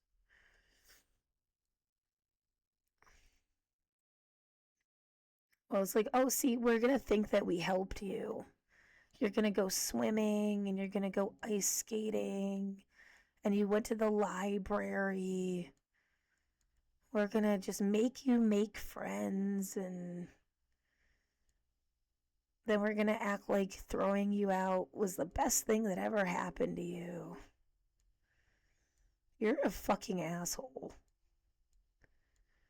Right, it's like, hey, remember that time we taught her how to swim by throwing her off the Hoover Dam? She's lucky she lived. There's no excuse to teach somebody how to swim that way. But we're gonna say that it was the best thing that ever happened because now she can swim, and we threw her off a cliff. Like,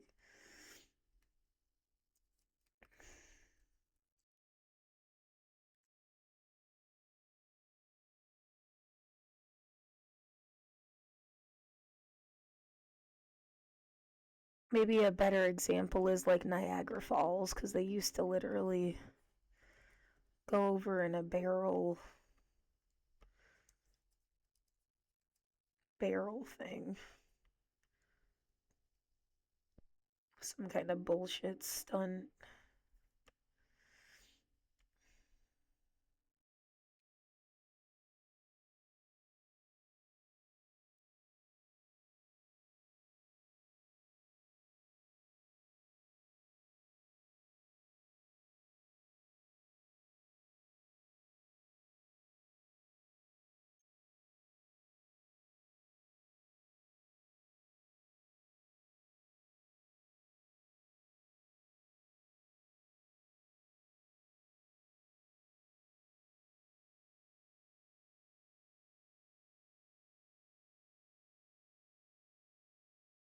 We like to do this morbid thing where we have a really nice person in a really shitty situation, and we make them all like fucking deal with each other because we want everyone to be miserable. Yeah, you're really worthless.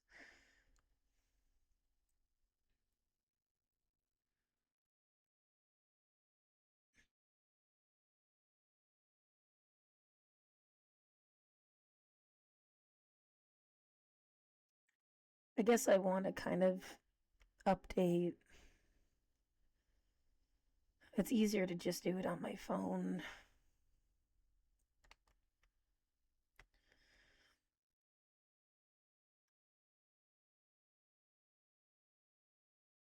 Um,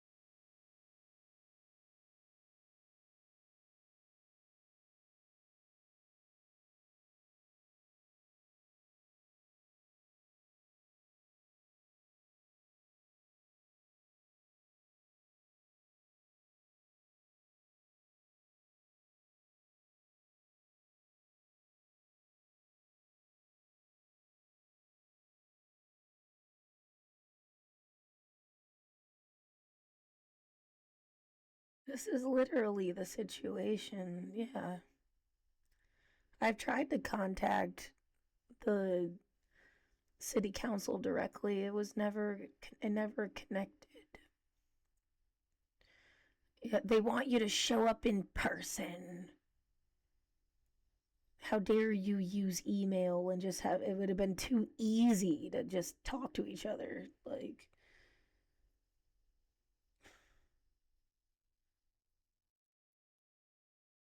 go have a speech where you might fuck up what you're saying in the heat of the moment, and you look like shit, and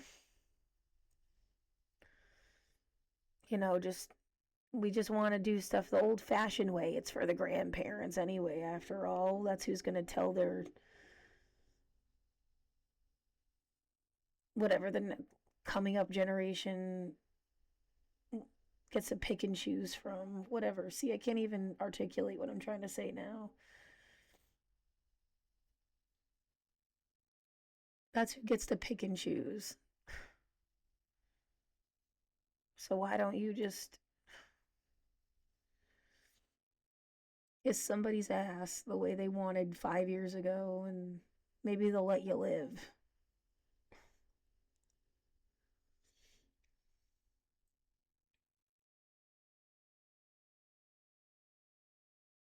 They have all of these stupid claim things, and you have to give them money if you win. It's like, if you really cared about people, you just, yeah, help them know that they got dicked over.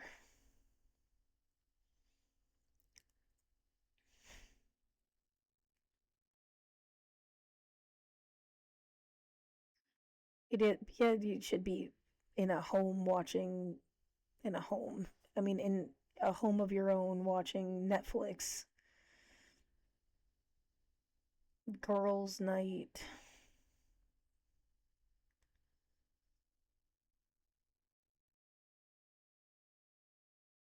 Is this a video or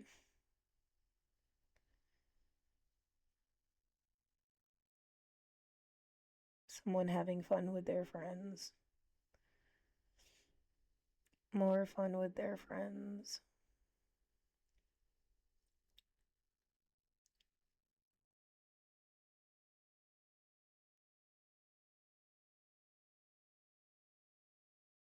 Oh, sparkly.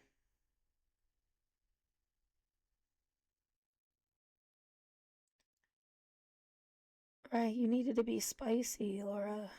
Oh, gee.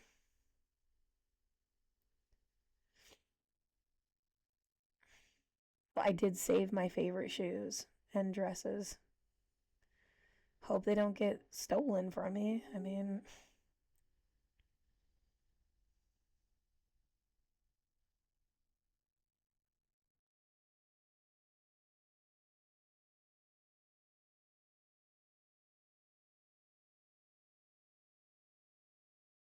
right? The idea that they took this feminist bitch, and I was always progressive. And to me, progressive meant like do whatever you want. Like be as sexy as you want. I don't care. As long as it's like consenting, I don't care. But somebody else, like, oh, we thought you like, yeah, for you had some bogus notion about feminists in the first place. And then you try to humiliate me because you had a bogus notion about feminism. I mean, you're just an asshole. Like,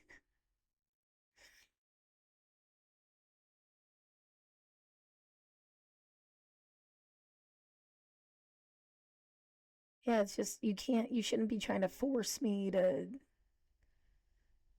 do sex stuff. That's where there's the boundary line. Like,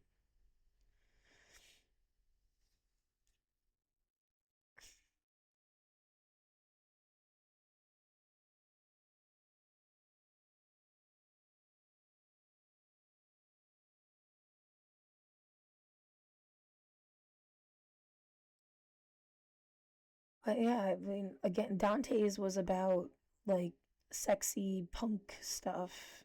Darcel's is kind of about sexy.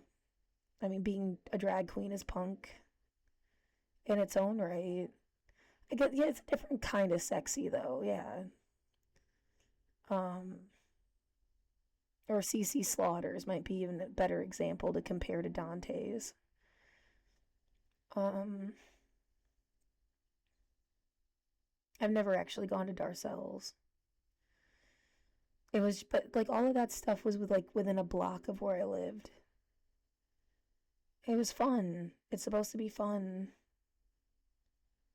The idea that somehow I didn't belong in my own neighborhood is so fucking bullshit.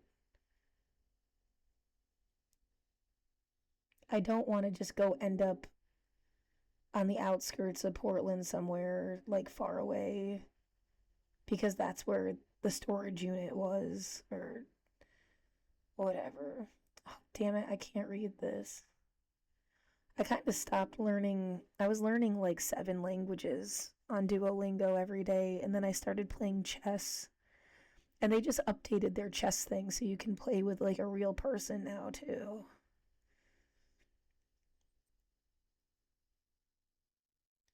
Right, I have backup batteries now. I'm a little less scared of not having a battery, but you still need like to get be connected to the internet. My phone just like isn't working. Well, the idea that I would have like live streamed my entire unhoused situation, like when I'm in the hotel, um, I wonder if she's speaking in English. Shit.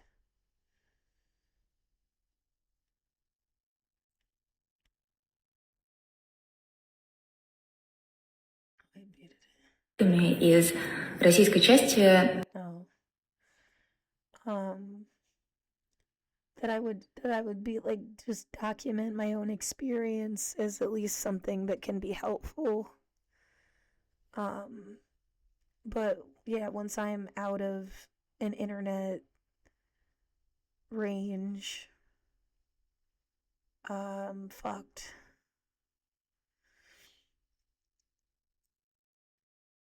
Um, just like dead in the water. So I can't just stream all the time. That's why, even though it was like 3 in the morning, like I gotta do like some and keep this alive. Um, some update. What else should I talk about?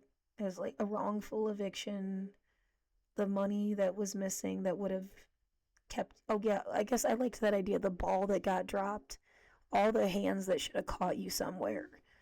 Rent assistance, disability, the resident services coordinator in the building that's hired to help you in the first place. Kind of last is like friends and family you haven't seen in decades. And it's like that's all that's helped me. And they want me to leave Portland. Like so adamantly that it's like, it feels suspicious, honestly. Especially when it's not like, oh, leave and come live with me. They just want you to leave. Go be homeless somewhere else. The fuck?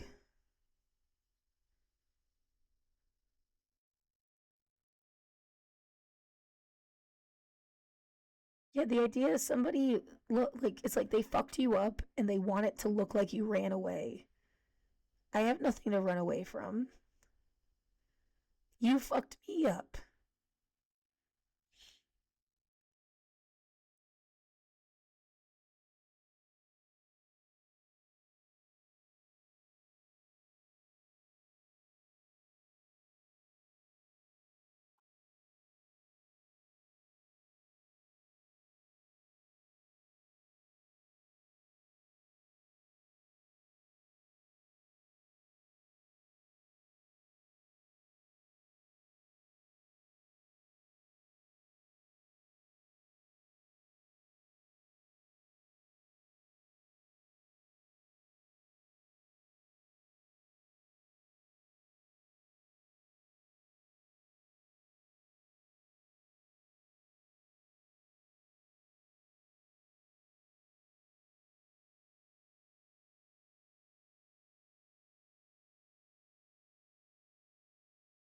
Somebody expect you to like take,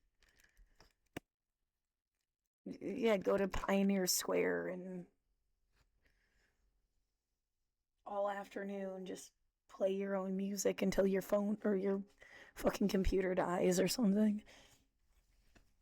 Well, yeah, it'll die in like 30 minutes unless I find an outlet. So just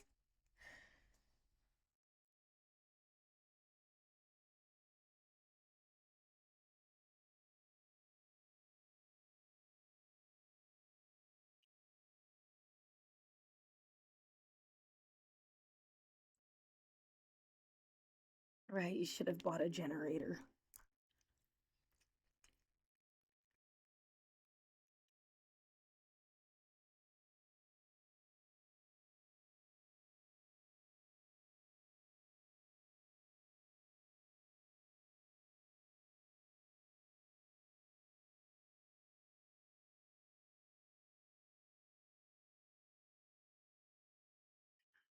Yeah, I think it's called echolokia.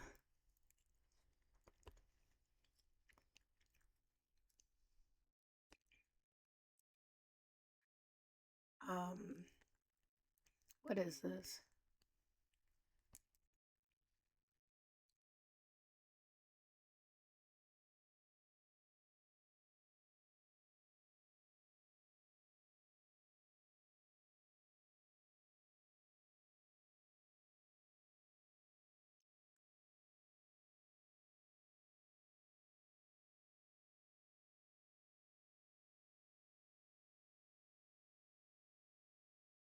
Even the wars are fancy.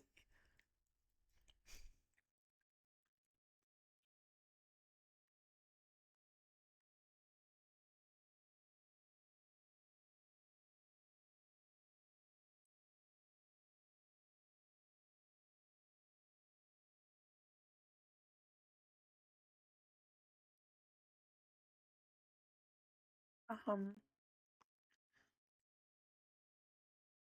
fuck you, dude.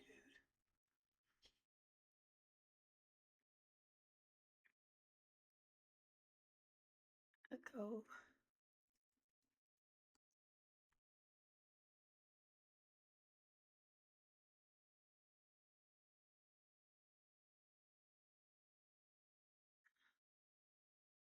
Well, it's just like, would you please leave? Would you please leave? Would you please leave? Oh my god, shut up.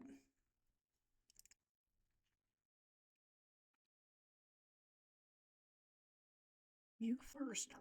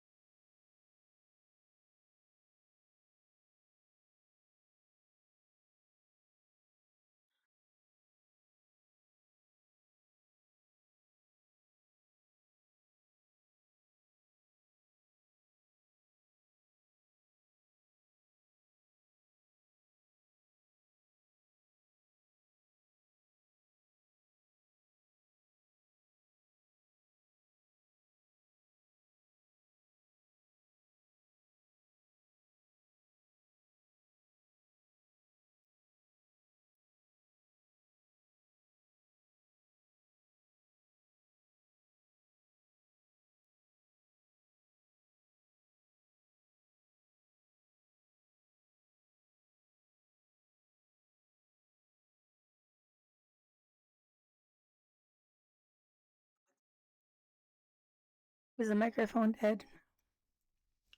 Sorry, a snack break.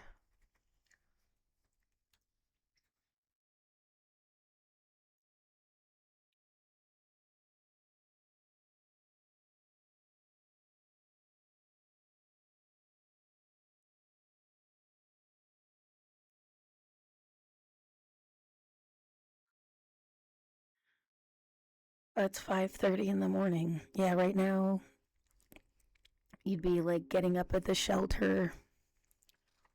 Oh, up already, really. At the one that I was staying at, anyway. Um, oh, it couldn't be more like deranged because I saw that they weren't like that at the shelter. They were actually really nice, and the staff was really nice, and there was no like religious overtones about anything. But I had been particularly like I didn't want to go to that one because the setup was just like this 1928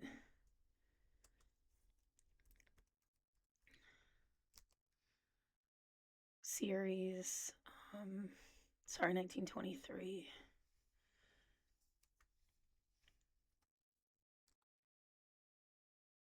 And like demented things happened to this person, and they had them in a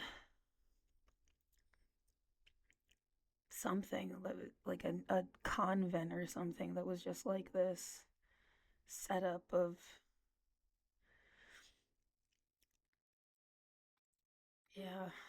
um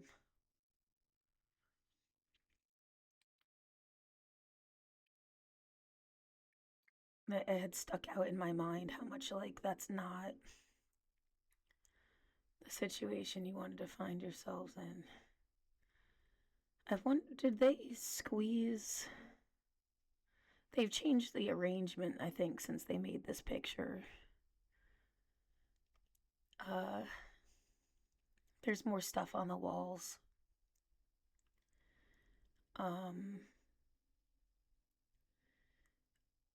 well, it's like it would be like 4 beds deep. So, like, closing the gap here, and then there's some on the wall that come out this way. Um,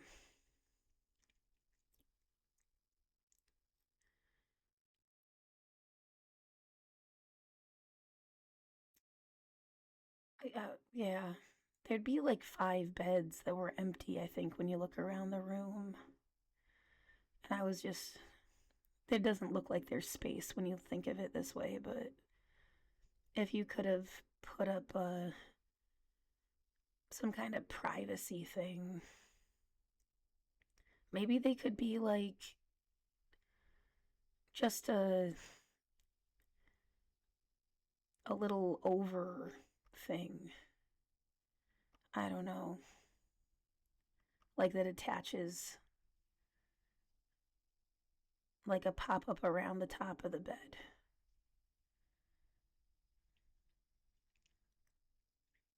Maybe that has like a curtain thing on the sides. So it's just like a little bit more. Well, somebody whipped me in the face with their blanket in the middle of the night. Um, and then someone came around and did like a gesture on top of people all down the row. Um, in the middle of the night.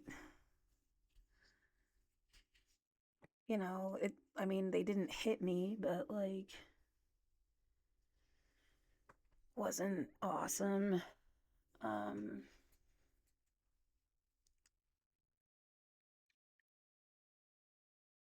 and then, yeah, if there was just more of like,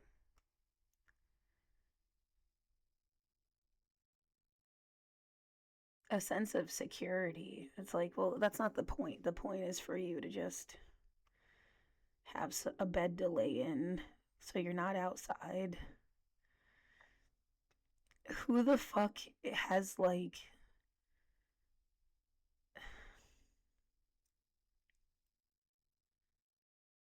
yeah, I want to say like there's got to be some logic that no one ever articulates. Somebody really doesn't have any stuff at all. I mean, they needed like different care. Almost, yeah, if there's a, it says there's 100 beds in here. I thought it was more like 50. I remember seeing the number 50. Um, but it says 100 units. And I mean, like 30 people were coughing. Like,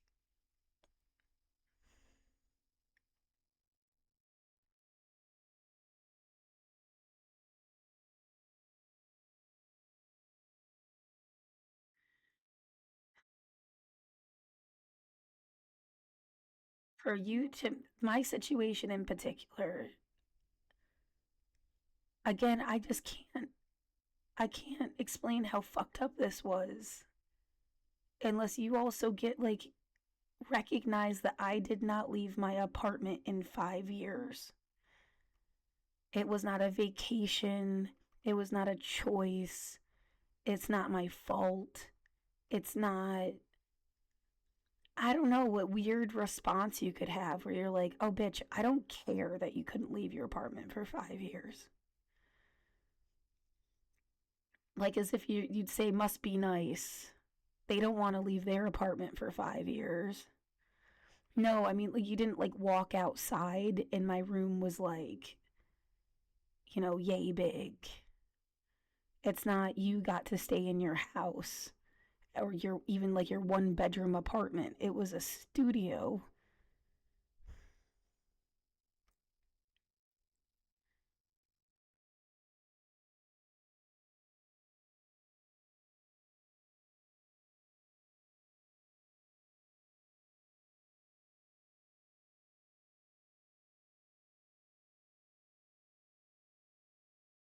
Somebody's if it wasn't for her, we'd all be dead.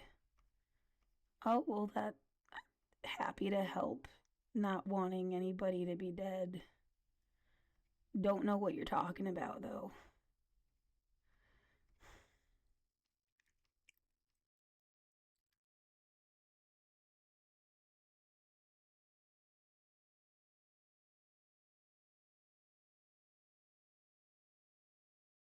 Right, and maybe it's actually like they wanted to be in some sense. So they're mad about it.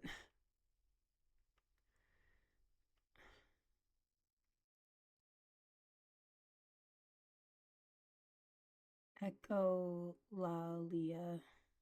Echolalia. I thought it was whatever.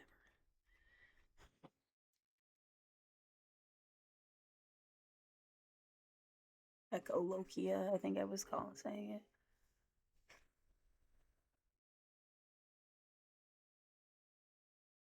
Echolalia.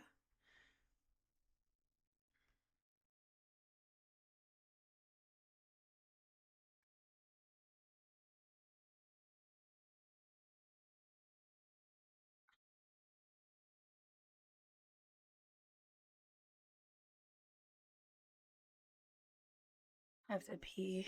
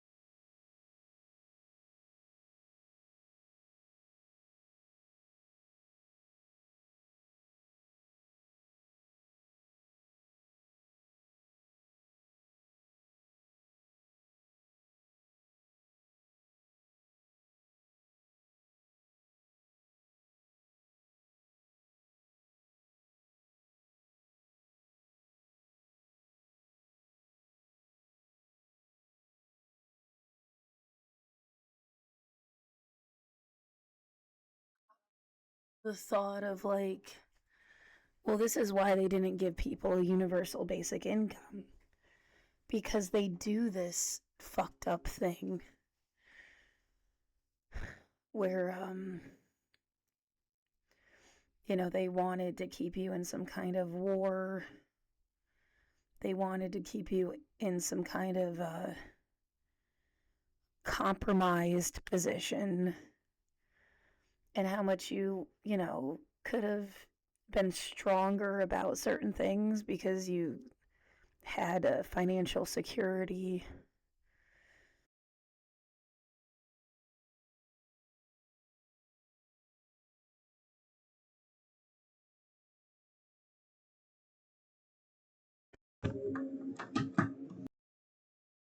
Microphone, and then yeah, so financial security, and then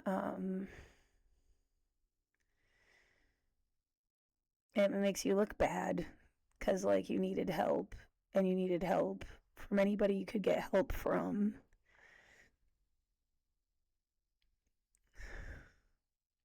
And then you look like some kind of burden and all this other shit.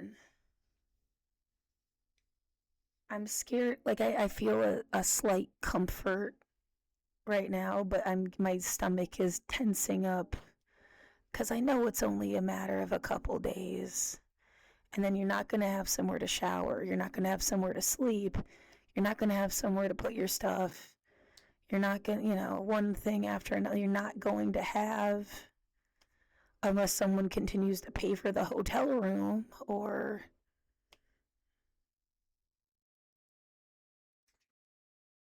you find somewhere to go.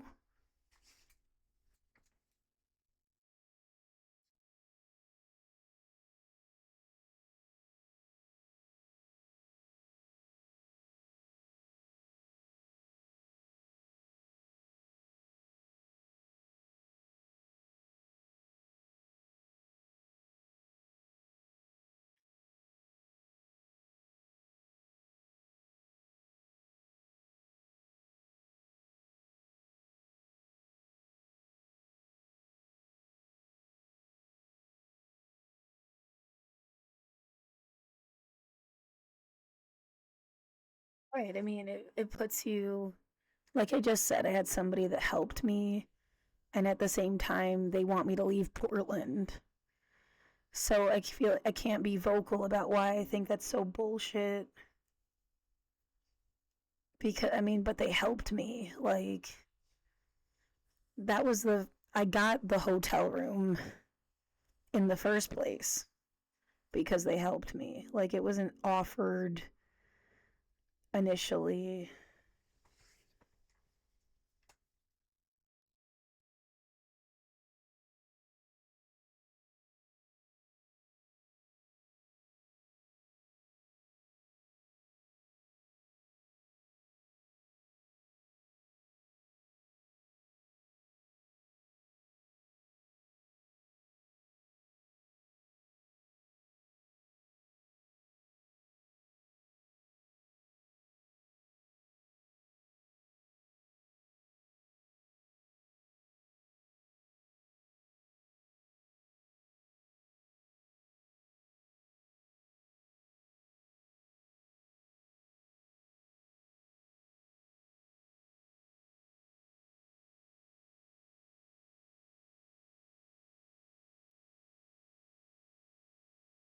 Um,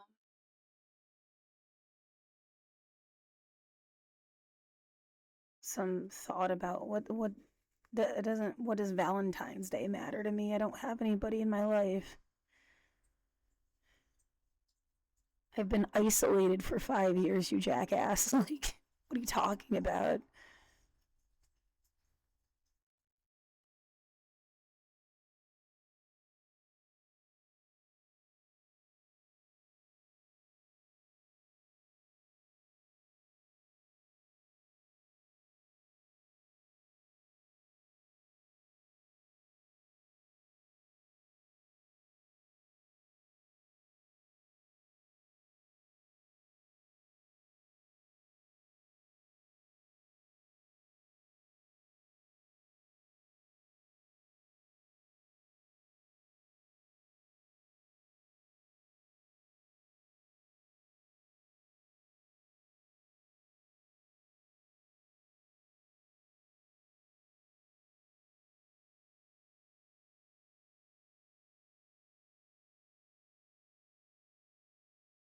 it just another information? Like, somebody asked if a person was my husband.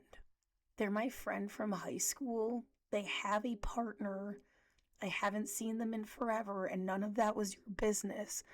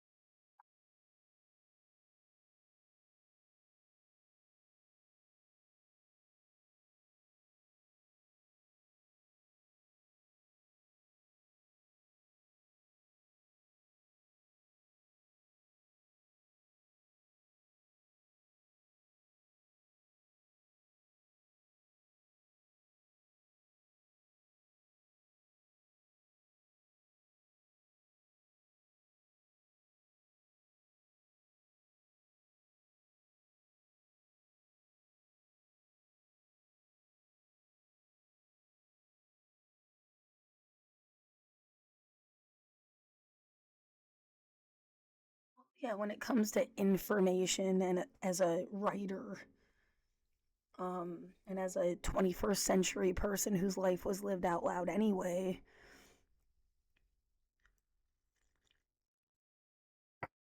it's not so much the information, it's like why somebody wants it. What the fuck? It didn't matter.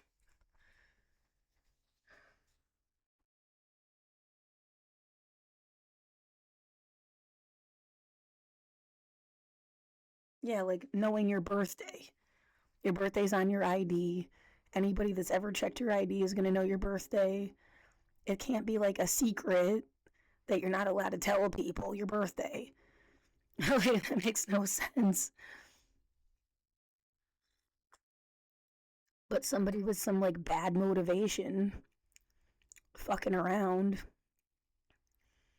I mean, but it's, or like, your name. You're going to keep your name a secret. Like, don't tell people your name. They might like look you up on the internet. I mean, that's just, you can't live like that.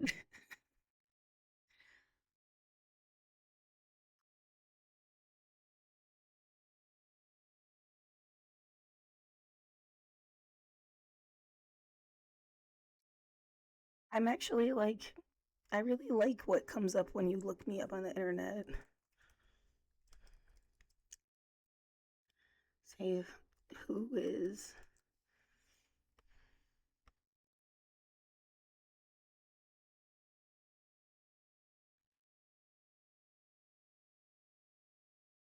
I'm an artivist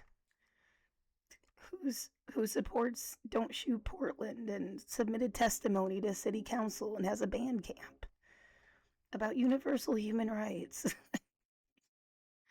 I went to MHS and Ithaca College. Like, I really like my fucking little blurb.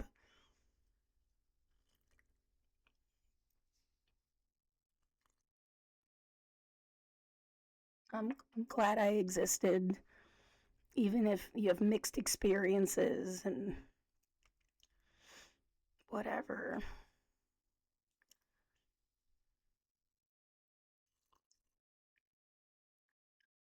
Got shit to say. Right? The idea that this was all supposed to make you shut the fuck up so you don't have any shit to say. You're too busy fighting to survive now.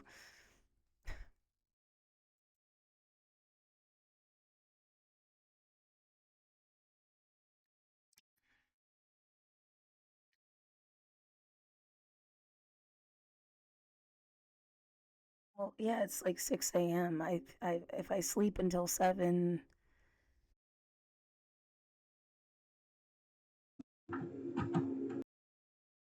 the day starts again.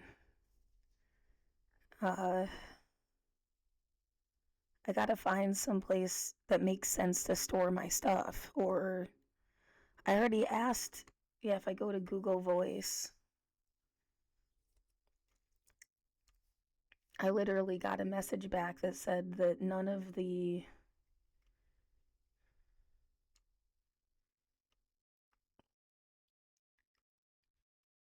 we have you on a wait list for shelter. Documented your check-in for the day. We don't have any openings. Check on the 9th. None of our shelters have storage options.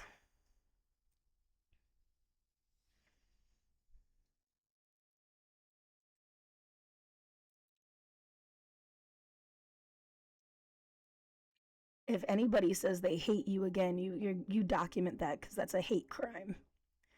They have no excuse to hate. No one has an excuse to hate me. That thought just came out of nowhere.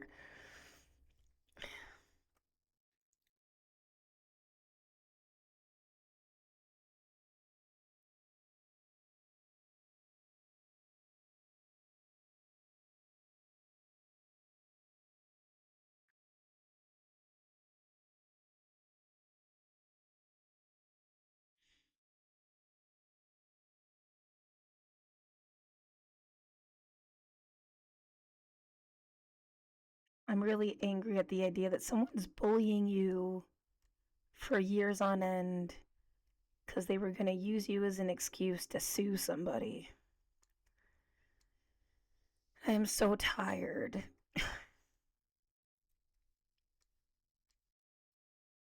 Yeah, like they don't care what happens to me.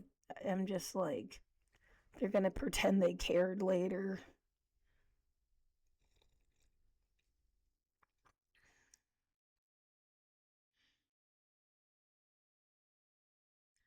I keep eating like it's going to make me feel better.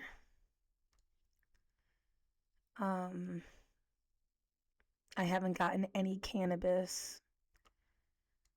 I don't want somebody to pretend that, like, even though I am a medical patient and all that, and I'm a licensed bud tender, I just don't want them to act like some type of way right now. Like, while I was at my most desperate and they were giving me money, and then they bitch about, I've talked about this before, how I spent the money. Um, so all I have is naproxen, which is also, it was prescribed at Legacy Go Health. Like, I should be able to get one that's like 500 milligrams a tablet, but whatever. Like, you just take 2 of the Walmart one. It's the same shit. These are 200 and, oh, that was really stupid. 220 milligrams each. So it's just extra strong. I hope I got them all. I just took some, right? Yeah, and if you take too much,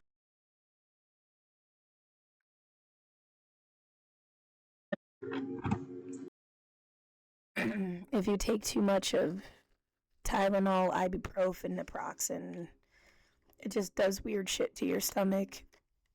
Tylenol kind of messes with your liver. You don't want to overdo it. But yeah, I mean, I could measure the swelling, inflammation, pain before I got more naproxen, and then after. It made, like, absolutely, like, makes a difference and made everything more manageable.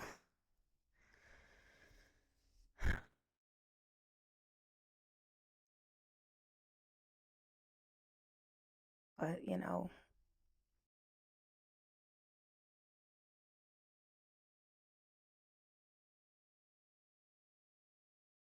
microphone. Yeah, so cannabis is like, it also deals with inflammation, but it's like mind, body, soul medicine.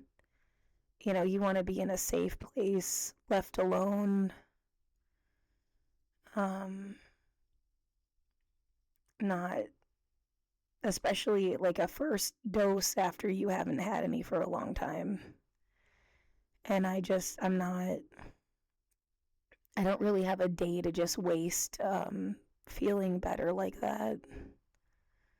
If I did, it would be today. Like you get some RSO today or something. But I don't know. That's more money. That's like at least $20, and that could make or break. Yeah, for $20, I could get a new pair of headphones.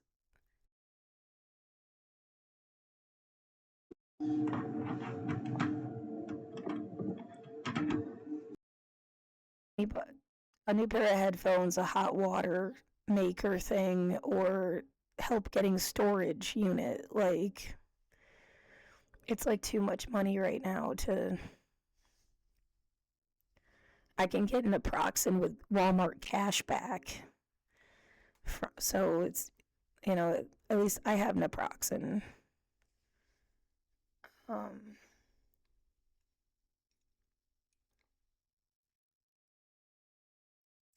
it says that I got ginger in my delivery, but there wasn't any in the bags. I don't know what happened. I really needed that respiratory. But I got some chai tea and some. This was on sale, or I wouldn't have bought it.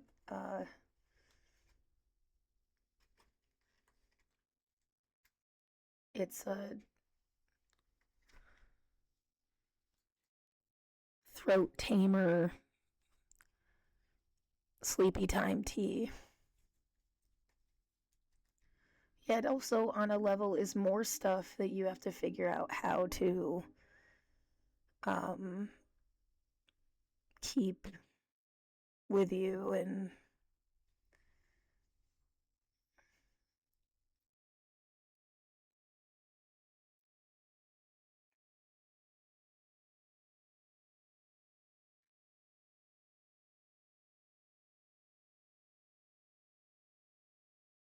right, I mean, I have like a really if I could make everything fit in one cart, I feel like I have a really compact cart situation. They're just not gonna let you have your stuff. How don't you see this as like they stole everything? Like as if I'm talking to like Obama and Bernie Sanders. Like a chimera of them is like my lawyer. Totally imagined. But yeah, it's how don't you see that they stole everything?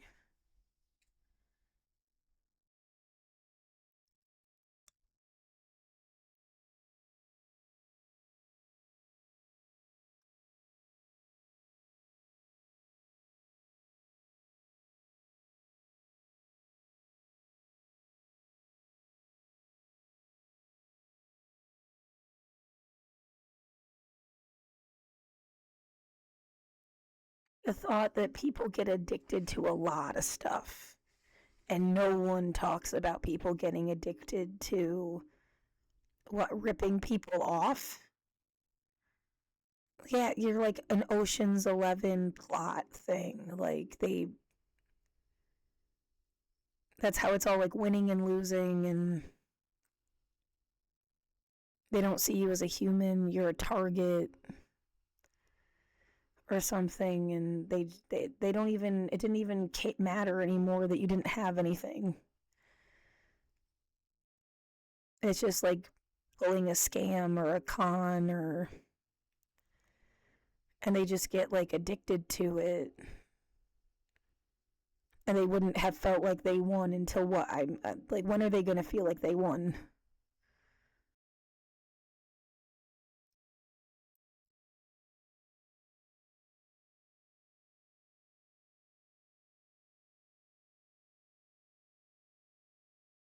I wouldn't normally click on this, but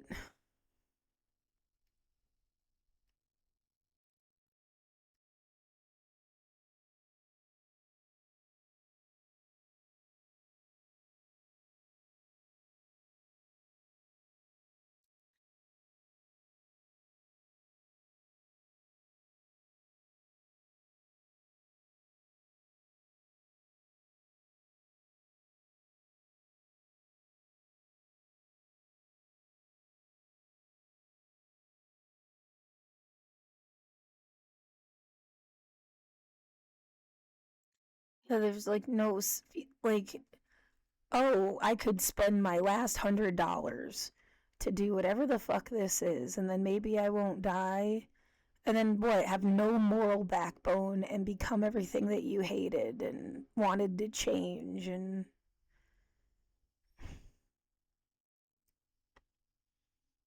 I mean, I don't hate the people, I hate the system. And I don't, like, you should have been part of your own change from the inside. And instead of, I don't know what the fuck, locked into, well, if everybody hates us, we hate them too. Like, I feel like that's what the police did.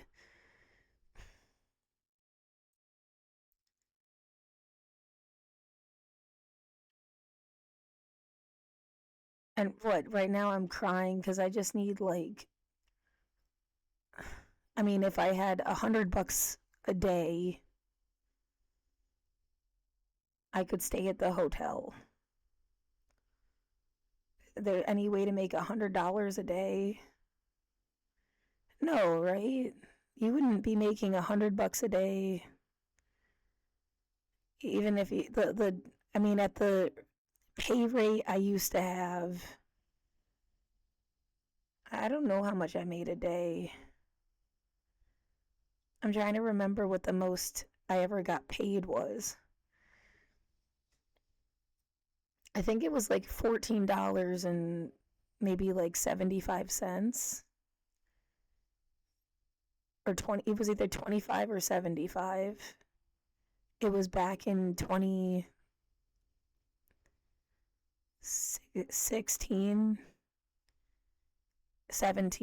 2017. And they didn't have like, it wasn't 40 hours a week. They'd only offered like, I don't know, 30 or something max.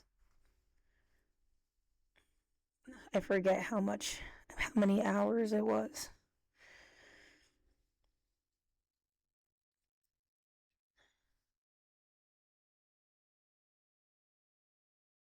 Um,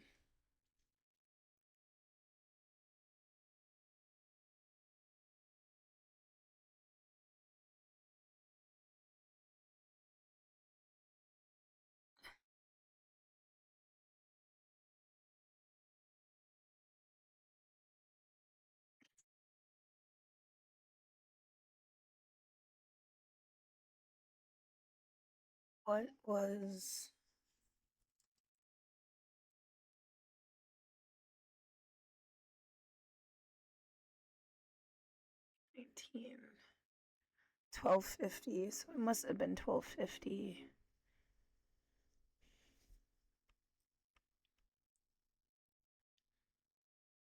Yeah, I thought it was more like 11. It should have been 12.50. Fascinating to realize that now. If I didn't wasn't even getting paid minimum wage.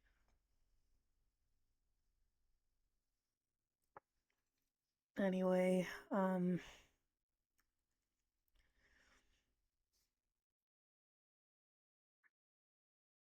yeah, and that still wasn't even.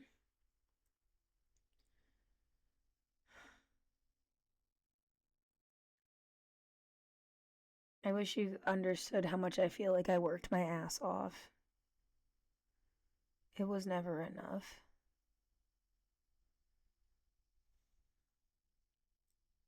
Yeah, and doing all sorts of crap that is gross and nobody like, scrubbing toilets and picking up poop and pee and blood and puke and pubic hair.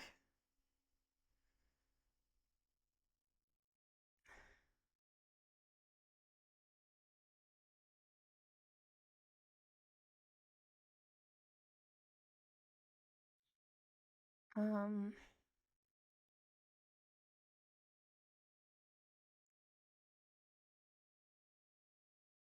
Man, yeah, I'm getting like a really weird head rush kind of. My stomach is like, oh, I need to lay down. That sound machine is kind of getting to me. I'm getting really scared and nervous and anxious. Yeah, like time is ticking so hard. You know, I can't go to sleep right now and wake up at 10 a.m. And I'm just like panic, panic, panic. Um I need to find a place to store my stuff. It doesn't make sense. I need a place to sleep and it doesn't make sense. And I need a place to shower and it doesn't make sense. And I need money to make sure I keep my stuff and it doesn't make sense. And some bitch thought that I was just gonna go live with my fucking mother or my sister. Fuck you a lot. Like, was that your plan for 5 years? You ruined my life because you thought like I'd just go live with them. And how much I have to like actively denounce them when they're the only people helping me now. I mean, don't you think that's a little weird and convenient? They're the only people left in your life.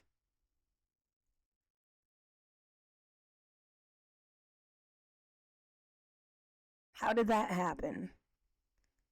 I had a whole universe of people that had nothing to do with them, and they're all that's there now. Yeah, I feel like someone wanted to force you to live like a Jerry Springer show.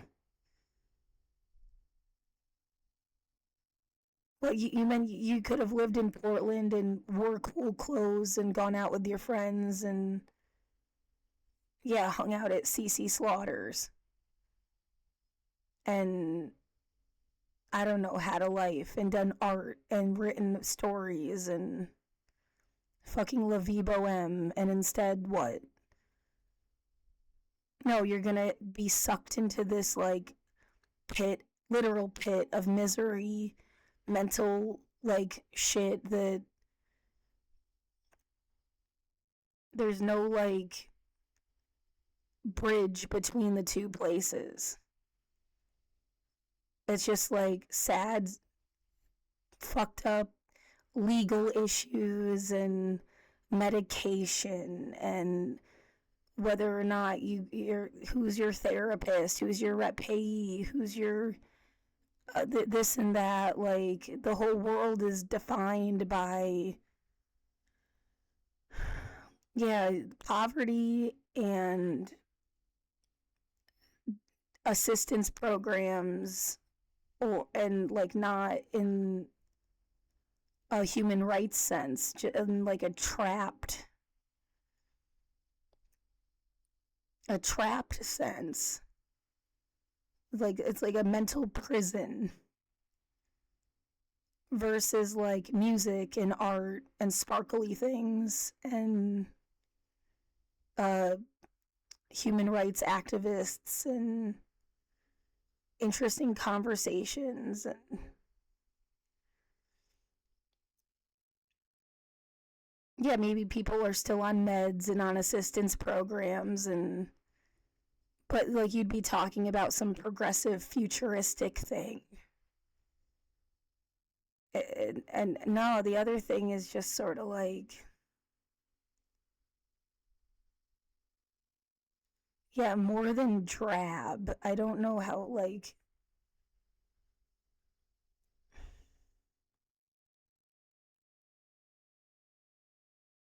and it's like a world that you die in. Yeah, everyone has mental health things. I don't even want to call it issues because I feel like it's mislabeled. Um, but yeah, it's just a completely different universe of stuff. And I, again, couldn't even enjoy the fun stuff because of COVID and like being trapped inside. Almost as if to say, you needed to be willing to die 5 years ago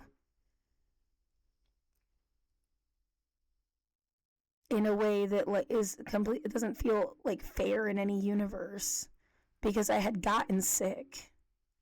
If I'd never been sick in my whole life, maybe it would have all felt different, but I'd been sick and I'd been on antibiotics.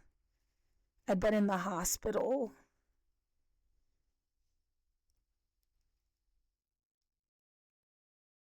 and I was alone, and it's like, you're not going to be there with me if I got sick and died. And then there was all the heightened tension from, it wasn't just the protests, it was people doing stuff on my street that I don't think had anything to do with the protests. Like that get out, go home thing I was talking about at the beginning of this 3 hours ago. That has nothing to do with Black Lives Matter. I don't remember any of the people doing it being black or brown, or they were white complected. I don't know what their background is, but from memory, that it was just like a little crowd of white people yelling, "Get out, go home," under my window.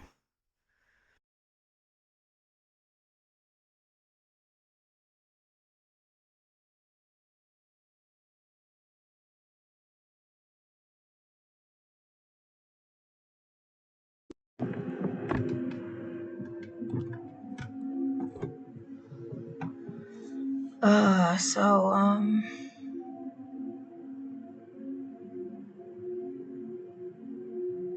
somebody's idea of fun, and I don't know what fun means to them. It just seems like nauseating.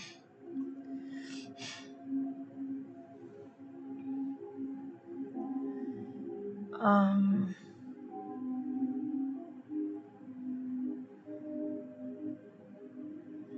it's like I think I talked so much with too little oxygen that I like gave myself a head rush. I don't feel good.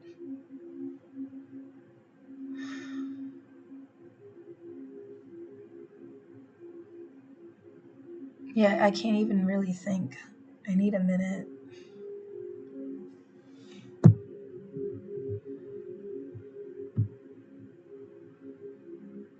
Like Democracy Now or something.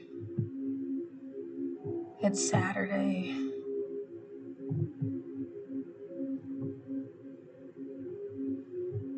Right. It really, I know that sounds, I know how it sounds, but it felt like people knew I was in that room.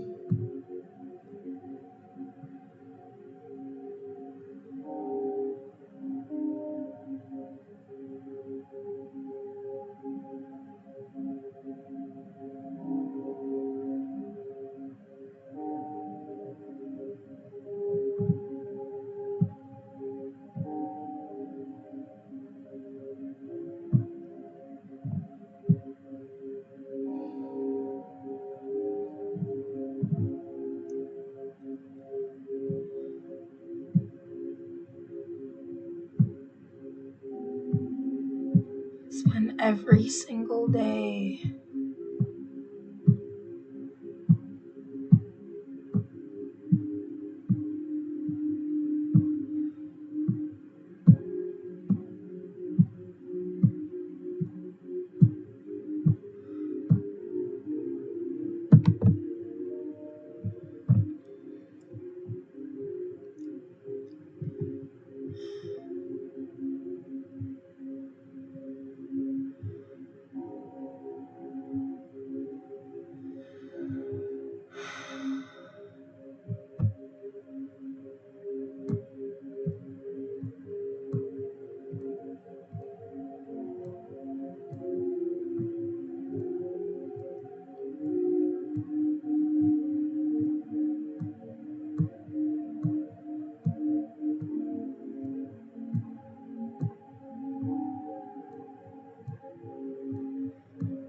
I'm really glad I had somewhere to be while my foot healed.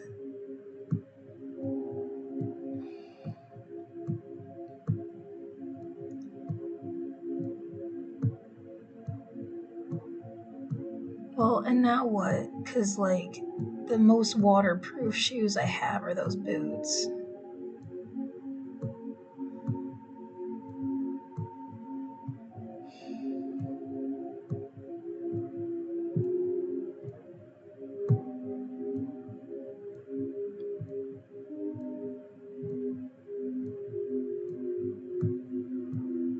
Fuck.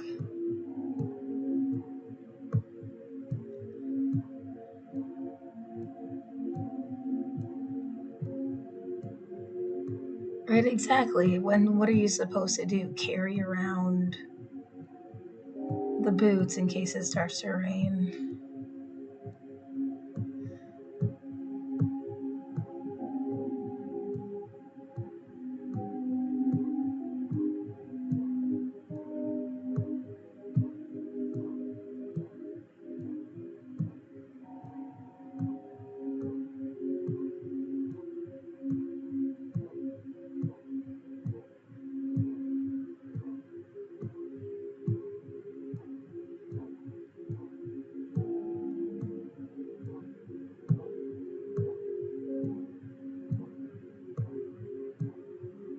Going back to December, wow. This is just on, yeah, my Annie Archie. This isn't even my usual channel that I watched from.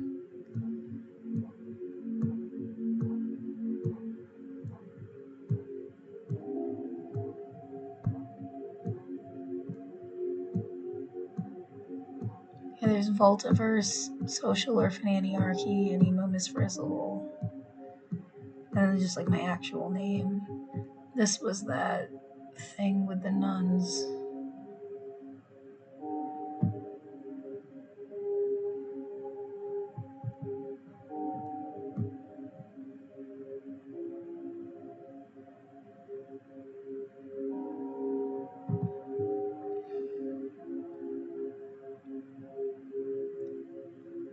Well, I just want to Worry about me. God damn it, I don't want to watch this again. Fuck this whole thing. But yeah, just the setup for the sleeping area is like the same exact. Somebody thinks it's a super good idea to just shove a bunch of people in a room.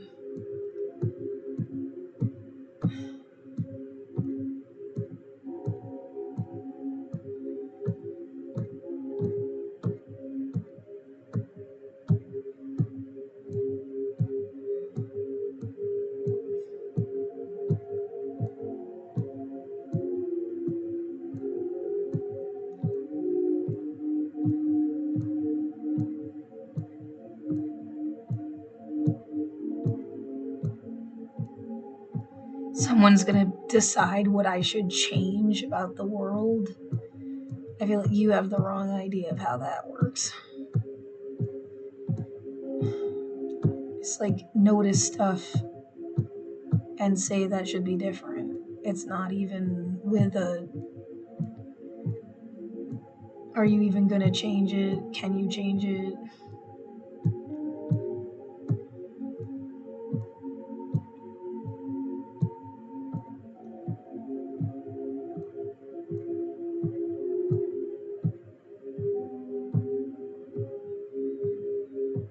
The scroll is making me sleepy.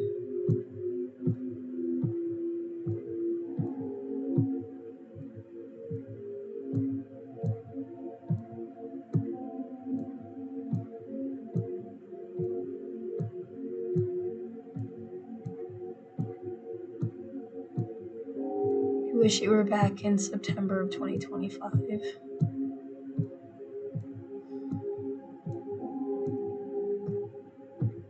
I don't even know if you should wish to be part of any other timeline. Just want to feel right. They do this to you, so that's what you get reduced to, also. You just want to feel safe. Aren't you just so desperate and needy and simple and.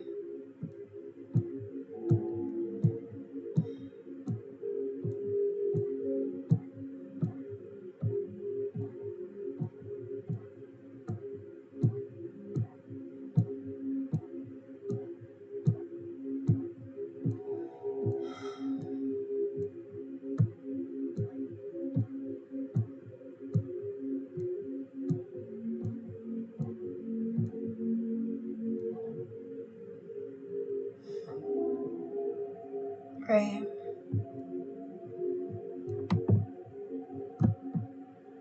You've had a lot what to do.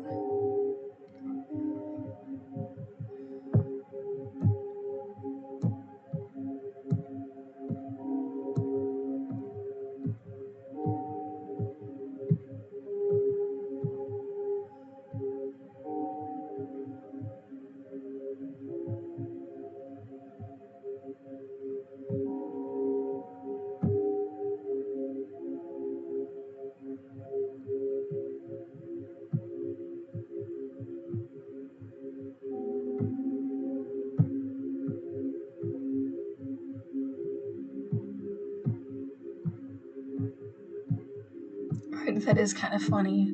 I'm homeless and I'm worried about a Keurig that isn't working. How did that fucking happen? It makes no sense in a way.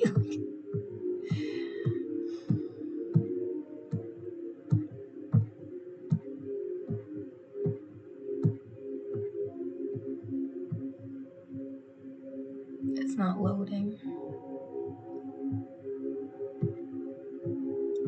Yeah, it's like really just like a couple weeks ago, my whole life felt so different.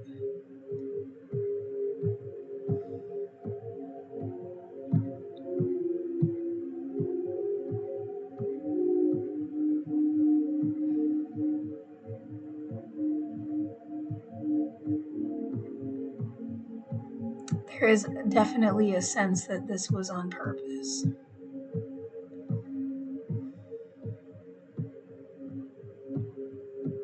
They were always going to do this to you. You might as well have spent all of your money on stuff they could have never gotten from you. Well, if that's all they like did it to rip things out of your hands. Like one of the best things I bought was a box of snacks from Japan. Can't get that back.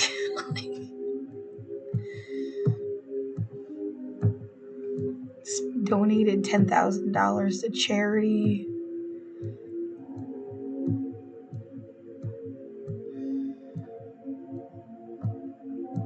But that was always, yeah, let's make her think she could be something because she bought a pair of boots. Tell her she's worthless and steal her boots. Like, and it was a formula.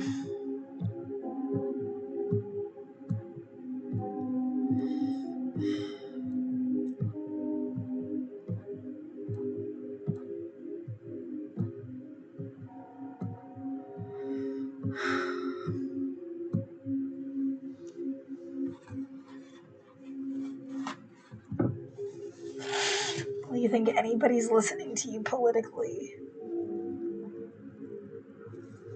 Or that they're ever going to? Well, that's also what, like, really obnoxious. Like, look, bitch, we had to make you homeless because we're still designing people for some kind of, like, scenario. And, like, you needed to have been homeless to even get listened to by people that we wanted to, control. So you made me homeless on purpose because you thought I was going to convince somebody of some shit and they wouldn't have listened to me unless I'd ever been homeless. That's fucked up, dude.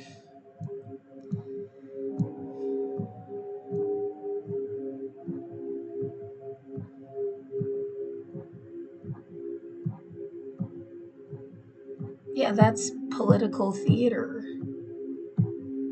That you created a character to use as a puppet.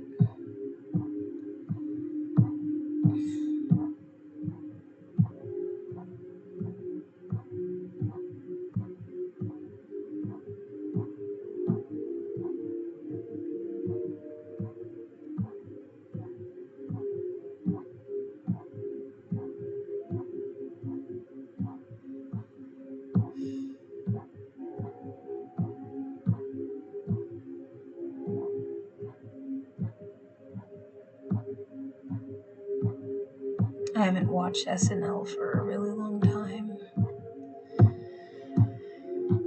I really want to go to sleep for a little while. I did end up getting my period too. I hope it's the shortest period I've ever fucking had.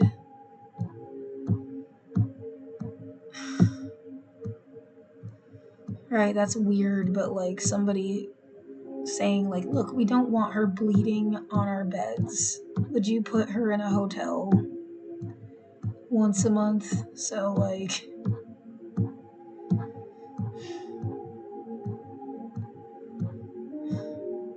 yeah, have her sleep on her sleeping bag.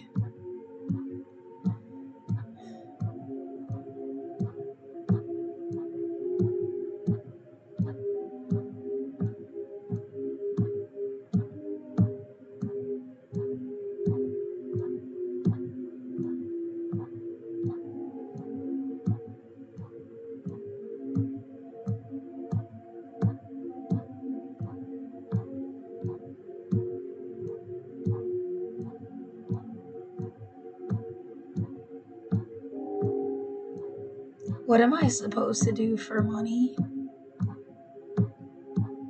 You know how much harder it is to like navigate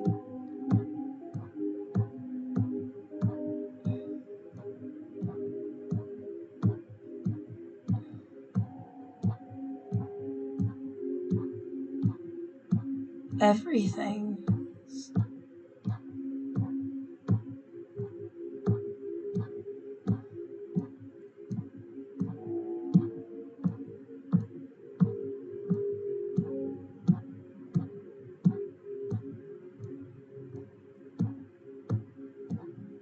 Exactly. It just, what were you doing before? Waiting for rent assistance? I have food stamps. Walmart gives you cash back. You can get toilet paper.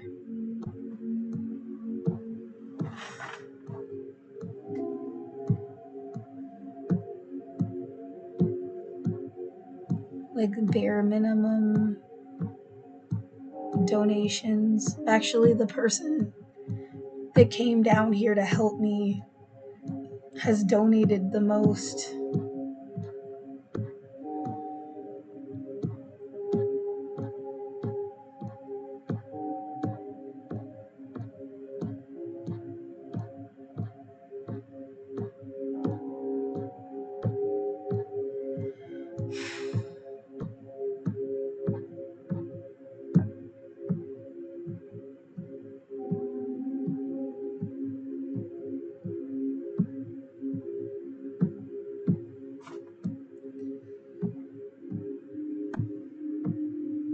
It was nice. Yeah, they did recognize that COVID ruined a lot of people's lives. That was like a good moment that felt right. That should have been the conversation anytime you talk about COVID. At least an acknowledgement that shit fucked people up. And they seem to get that.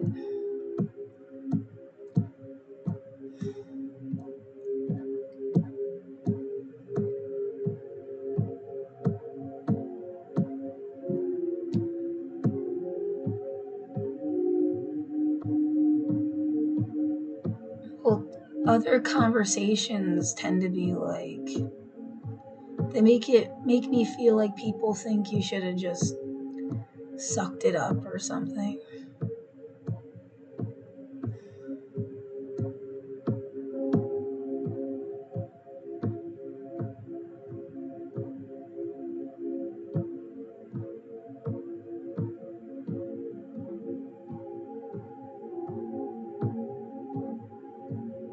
I'm glad I'm saving a history of all the stuff I've been looking at, because it all, like, if you put every single one of these videos together into like some documentary, like there's little bits and pieces of every single one of these things that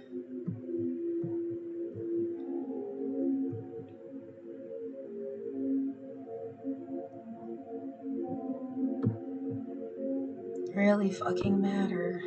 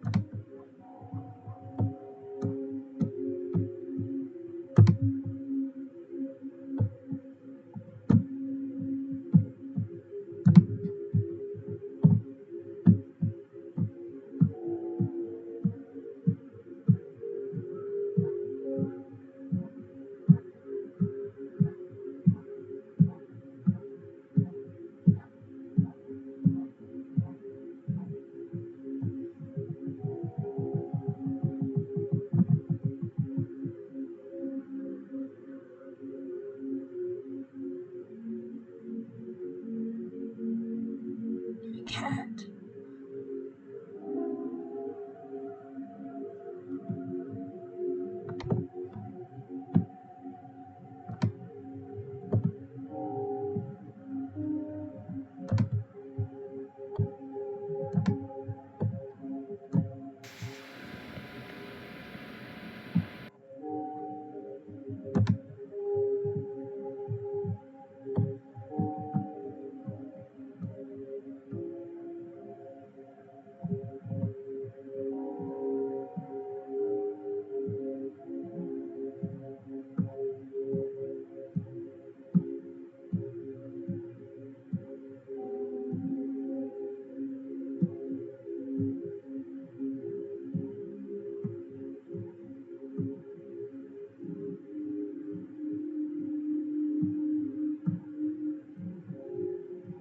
She just passed away.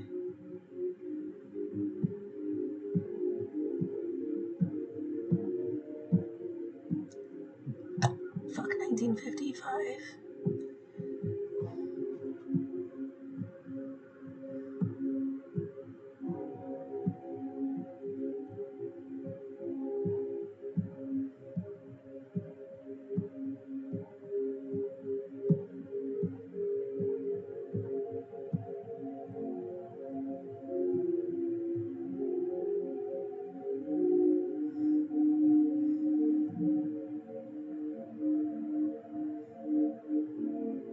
Yeah, he's like, you know that.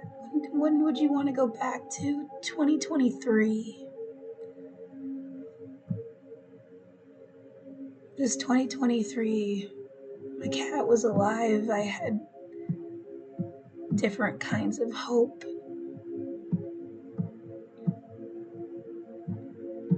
Yeah, it's sad that my dad died. Oh shit. He also, was miserable. I mean, I can't make his life better. Well, I keep seeing an image of him smoking a cigarette, standing over his own grave, and just shrugging his shoulders. Kinda like this whole life sucked. Fuck the whole thing.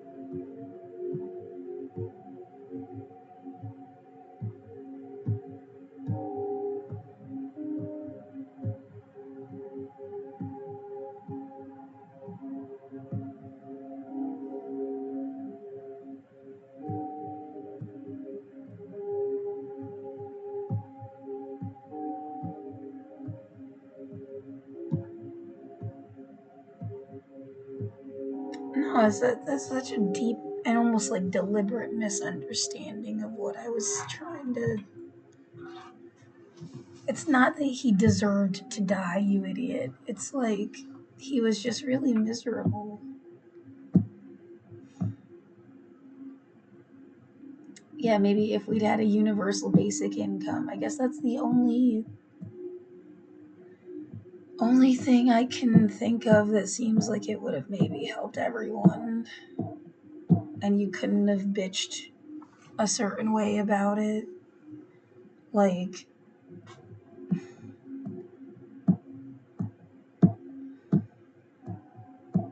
Yeah, the landlord can't be like, well, now I don't have an income because here's your money, okay? Just shut the fuck up. Like,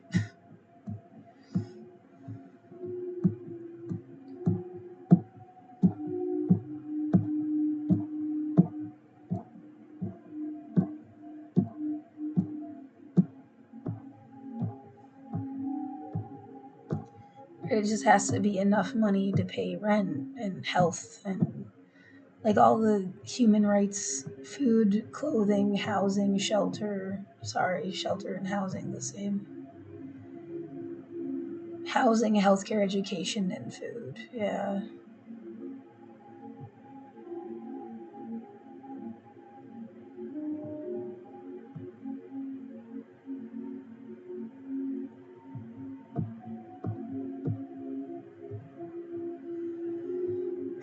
Clothing and internet and medicine and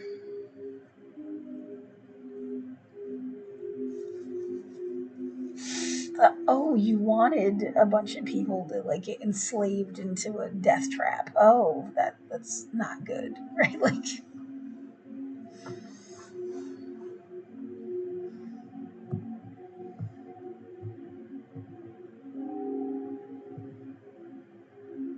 what would have kept my dad alive? He needed money. What would have made his life better? He needed money. I don't like. He had housing. He had Section 8. He had disability assistance. He had um, food stamps. He had some kind of health insurance. He needed money, I guess. He didn't have people. He didn't have. Uh, he never said that he thought anyone was stalking him or torturing him or anything.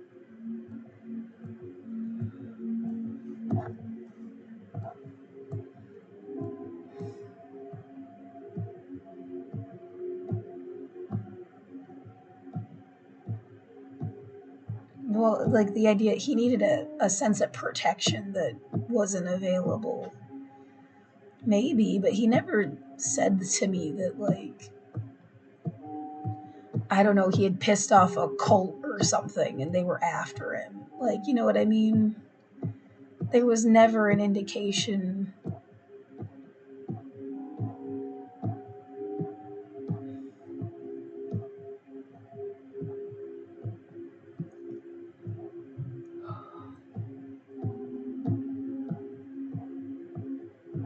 He called my mom a gold digger right before he died, which I just don't want to forget. He said, I mean, he's dead, my mom's alive. They weren't together. Well, and then that was all the shit about, like, they got his car, they got his stuff from his house, they got everything from him. I was trapped in my own home, and now it's like you deliberately did this shit, and I don't even know if I trust that car. Yeah, I'm absolutely horrified to the point I can't process it as we're passing all the stuff about the Holocaust here on the side. Well, it was always like a weird idea to that side of the family that I was Jewish. I don't know what the fuck to think. Just a mean kid that said stupid things to me is one thing, but a whole lifetime of like there's a reason your dad's dead and your mom's not. There's a reason why this is happening to you, and your sister and your mom were never homeless. There's a reason. Like, no one's explaining that to me.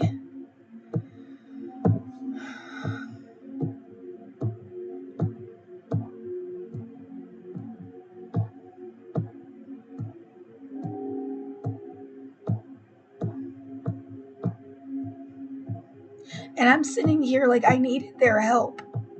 I needed this hotel room. They paid for it this time. What the fuck was I supposed to do? Is the whole goddamn city a goddamn concentration camp?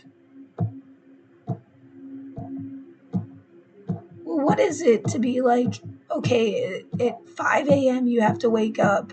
At 6 a.m. you're going to get pushed outside even if it's raining. The library doesn't open till the earliest is like 10 a.m. So you can have some place to charge your phone and whatever. Look up programs that are supposed to help you or something. You can't walk very far. Your body's deteriorated.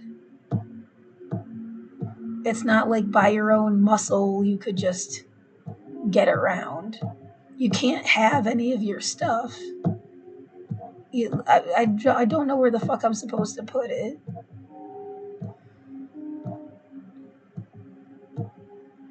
Yeah, good. Like, gonna take a shower or whatever, and then yeah, be back by 8 p.m. to have your bed. And I mean, you can't even sleep through the night.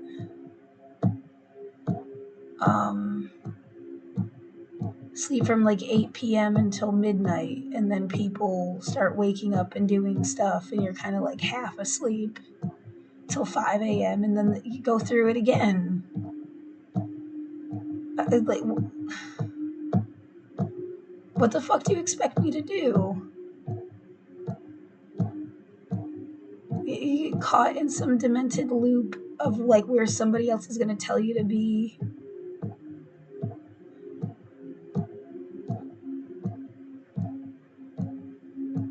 And I did say, I've spent. I never. When did I have my own private bathroom? Like never. Graham. I mean, at least, yeah. Graham was there. I literally cleaned up her shit once she like had an accident when I was really little.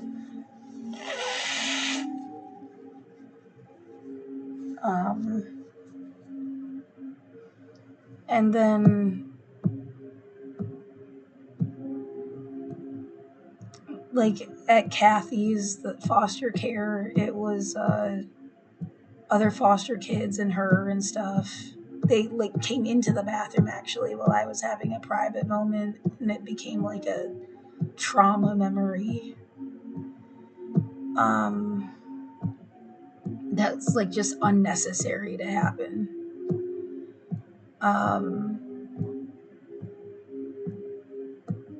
Then, living with my dad. And then I went to MHS, and there's 13 people in a house, and you clean and do chores. And then college, however many people are in a dorm. You don't have to wash the showers there, but you still wear shower shoes and stuff. And then I moved to Portland, and I had a boyfriend. I didn't mind sharing a bathroom with them at all. But, it's still shared.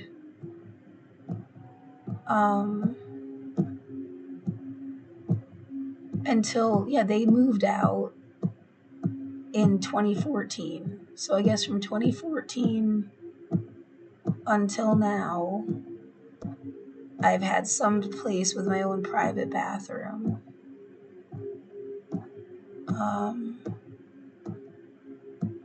So yeah, I guess it's like 10 years of getting to have my own bathroom. But I mean, I didn't grow up that way. What's all this about? It's like missing. But the date is there. That's weird.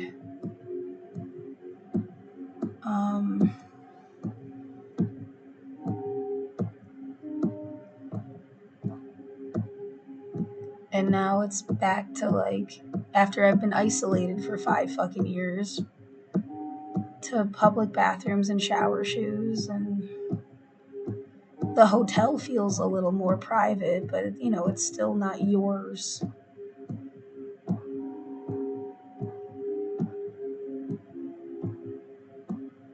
They took my home from me.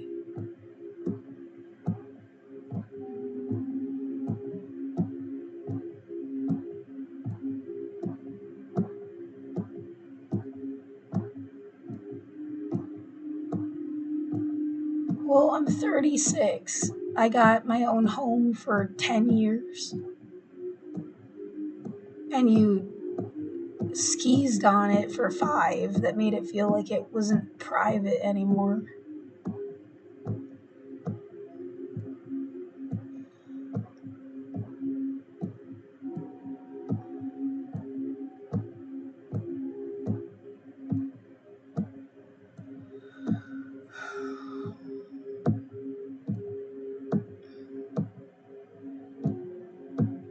That means it's only a third.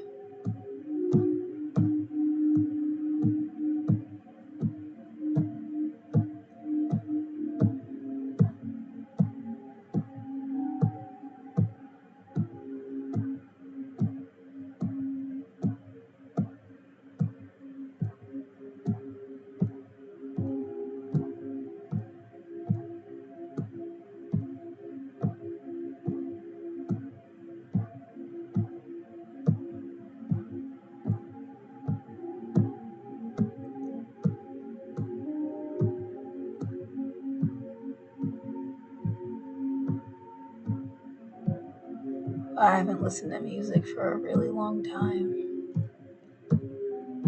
Wish I could do like auto scroll. Kind of have to pee again.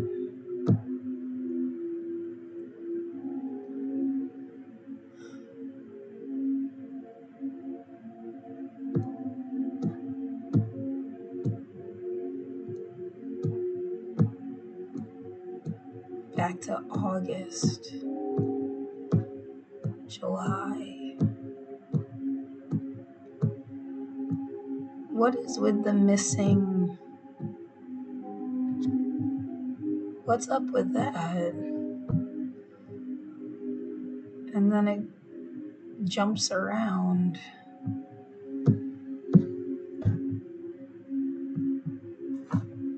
Yeah, you do learn there's news every day. There's more news every day. I have to pee.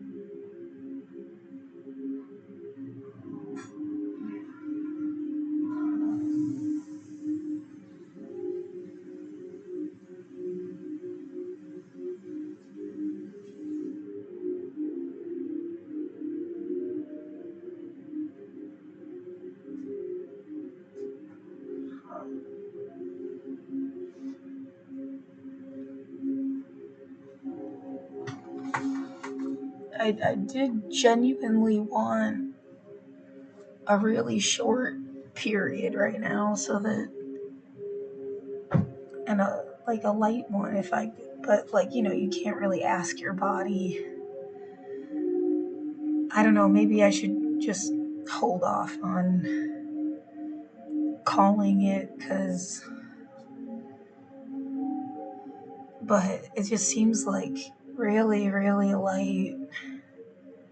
Like it's almost like it's doing what it would do when it was like almost over already.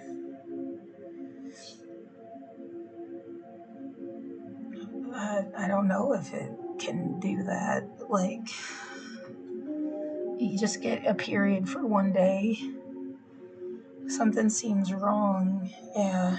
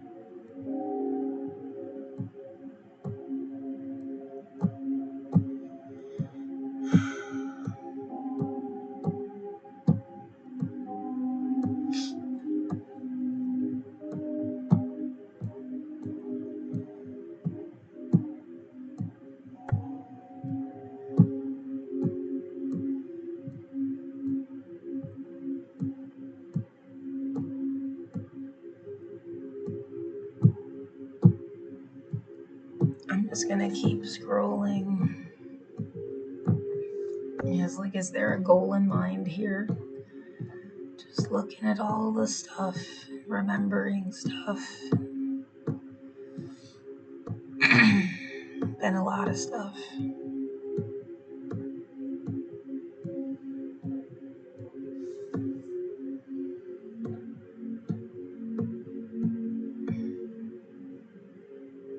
Yeah, those bangs are cute. I don't know about it right now. It's kind of hard to do my hair.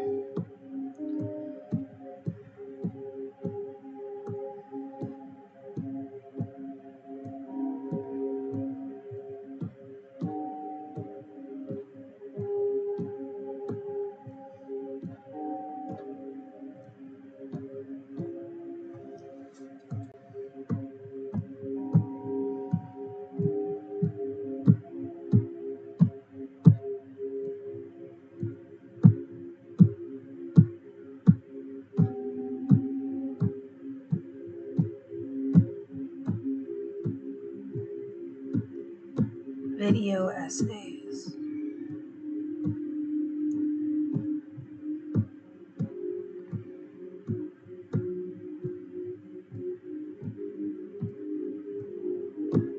June. June. Child labor.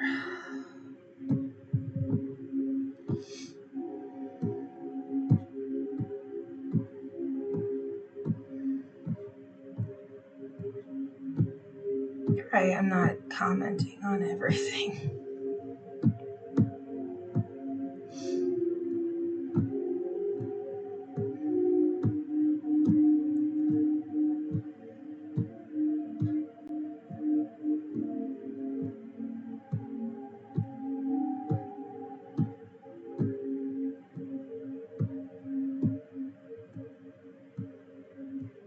And this is just 1 year of every single day.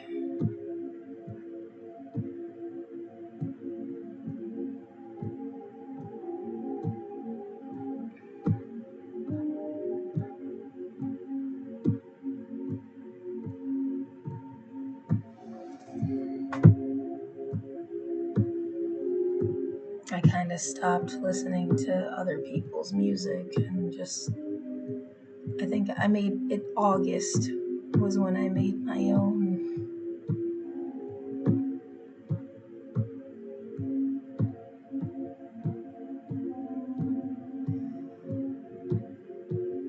course, I love music.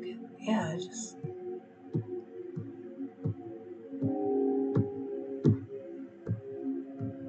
started making my own stuff with AI, which apparently cheapens it considerably, but I thought it made my writing come alive.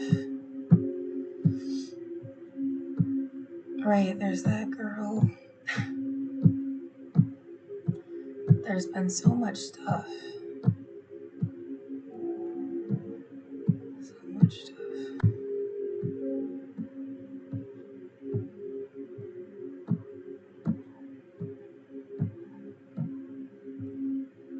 So much stuff. Boo, cults, boo.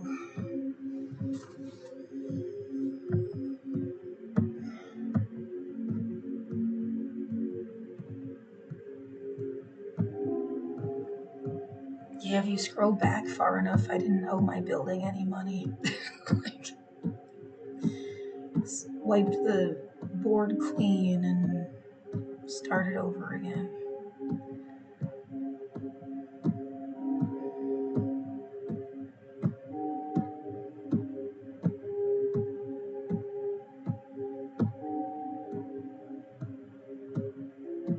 You really want somebody that was smart to be like, here are the fears you have that aren't happening. They could happen. They've happened to somebody. But that's not what's happening to you. And here are the things that are happening to you. And be able to tell you what the fuck is happening to you.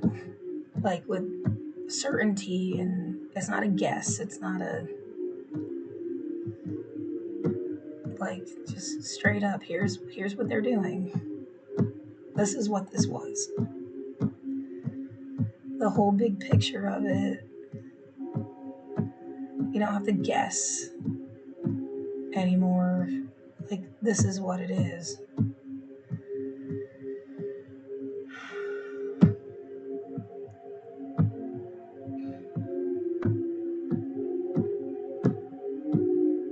This was the point. This is why they did it. This is the idea here. As if prompting my own brain this way, it would help me figure it out myself.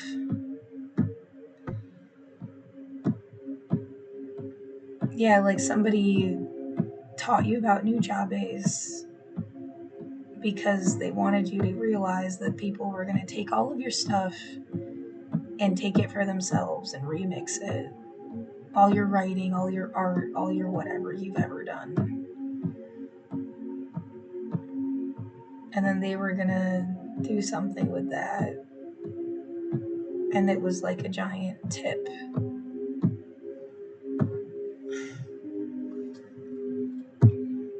Yeah, thanks, man. Hope they're alive.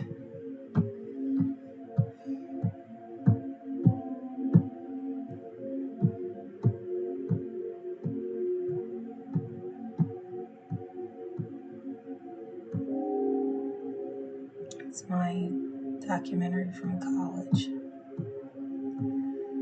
It's fun to see your own shit with everything else.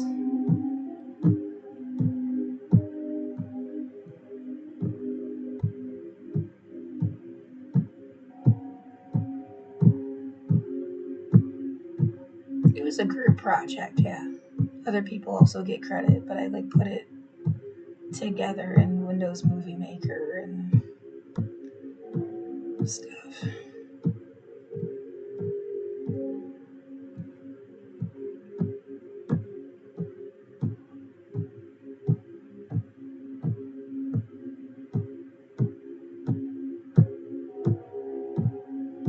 I'm tired. Yeah, right, I said it already. I'm tired and I'm scared and I don't have any money. Not the kind of money I need, you know. I don't have any money compared to, I've got like $100.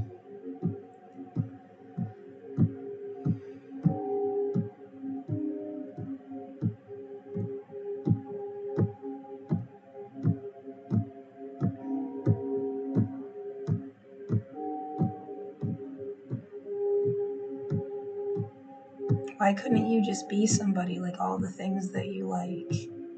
Bitch, I was trying. And I mean, from my point of view, I could still totally be somebody. It'd be nice if my vocals cleared out, but I mean, the music, so I can match singing my own songs. But the songs like sing themselves. It was made with AI. But I can like match my voice to a bunch of them. Or harmonize or whatever. I mean, it's not like it's completely.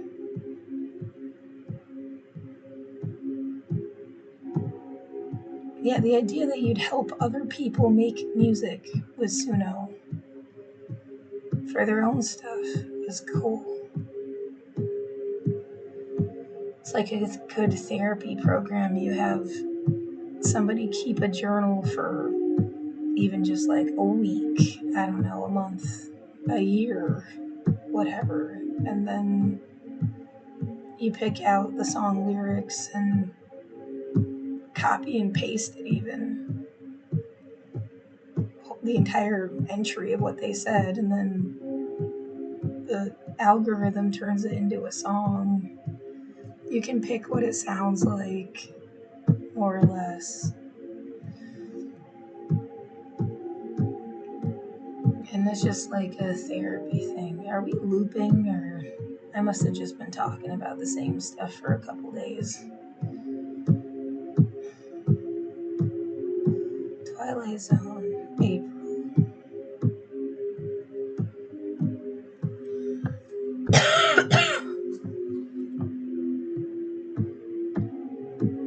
Did anything spectacular happen in 2025? Is that when this came out? When did 2024 was full of stuff.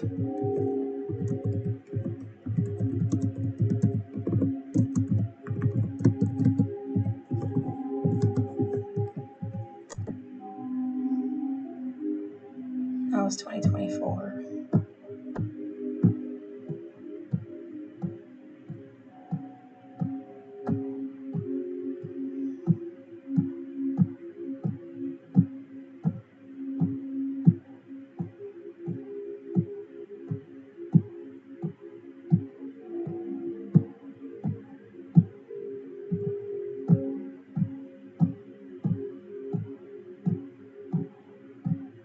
When did Kids Table come out?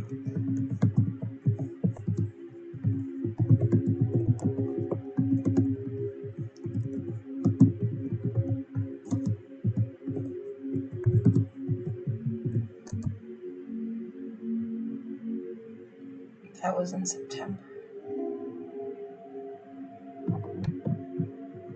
I guess that was kind of it. 2025. Stuff that was a big deal to me, personally, anyway.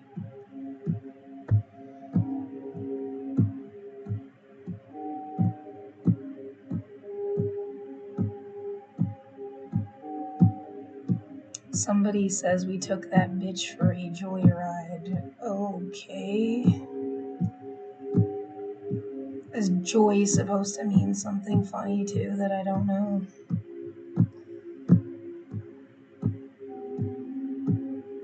And who exactly took who for what?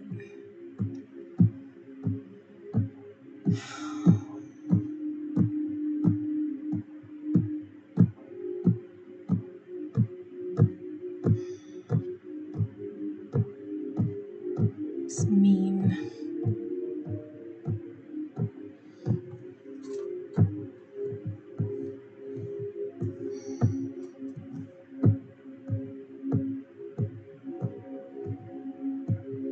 The idea, a lot of people try to do humanistic, helpful things. And then if you criticize something, it goes sour and they turn against you because you just aren't giving them the narrative that they wanted. even if something is wrong.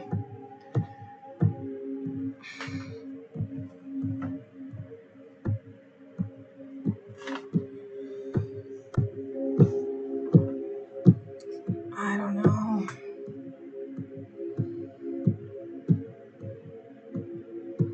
It's been a really long. This is just 2025. I can't believe this is just 2025. I don't know what this is about, with the dates all over the place.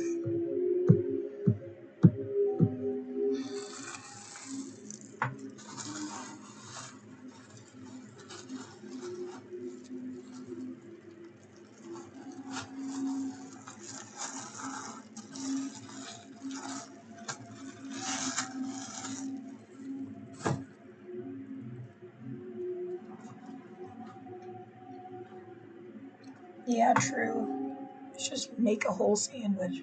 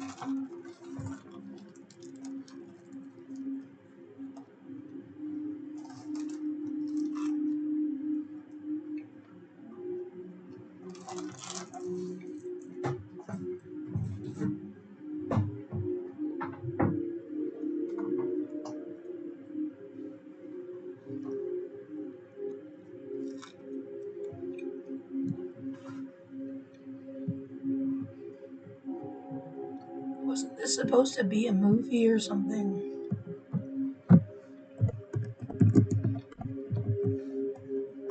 He had a stroke.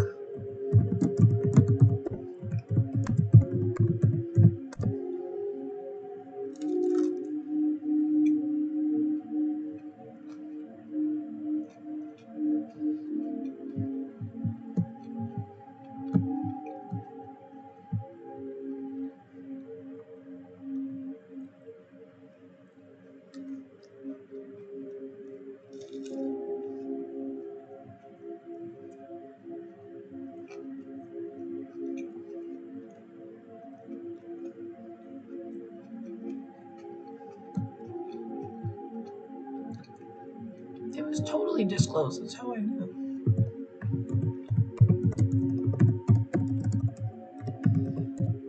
And it was at the same time that Connor Oberst was in the hospital.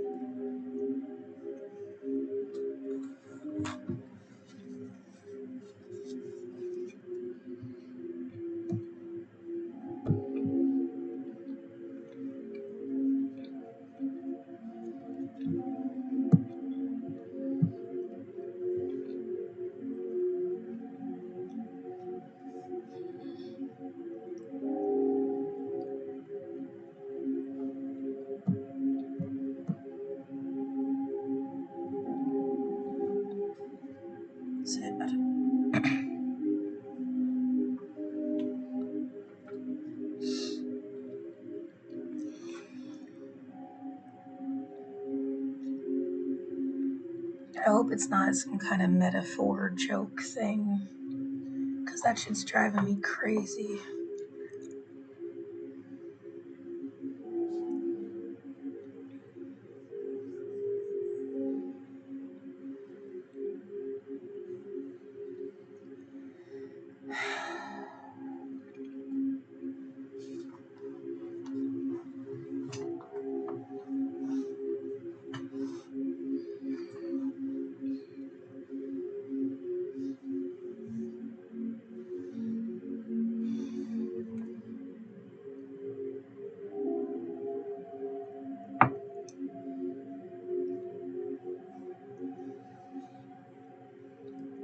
Yeah, I love that album.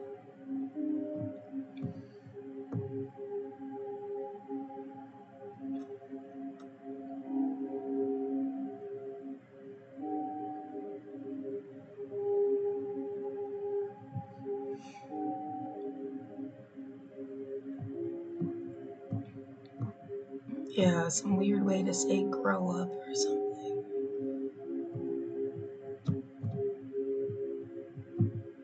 I don't know why.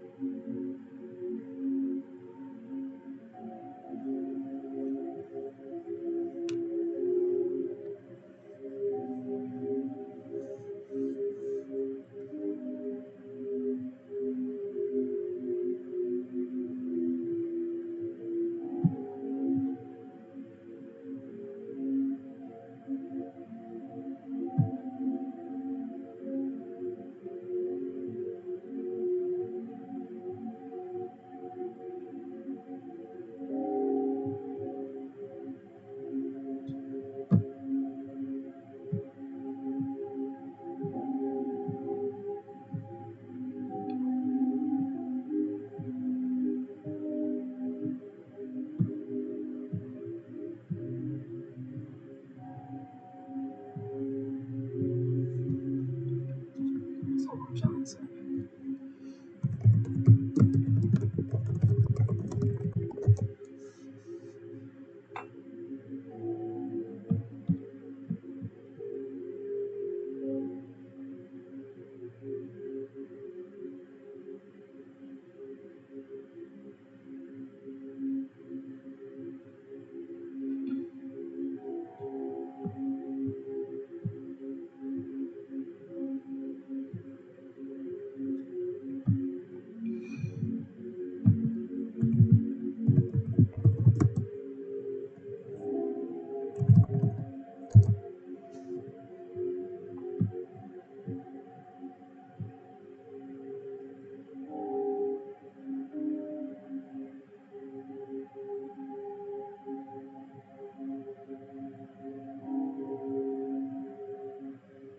Unmarketable bullshit.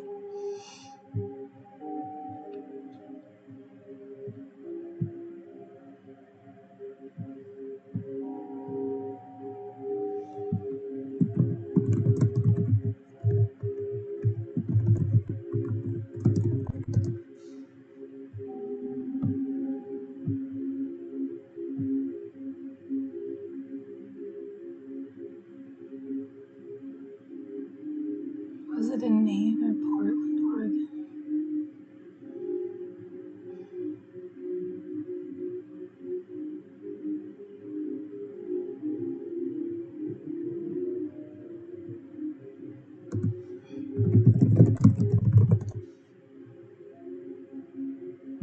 That was Oregon.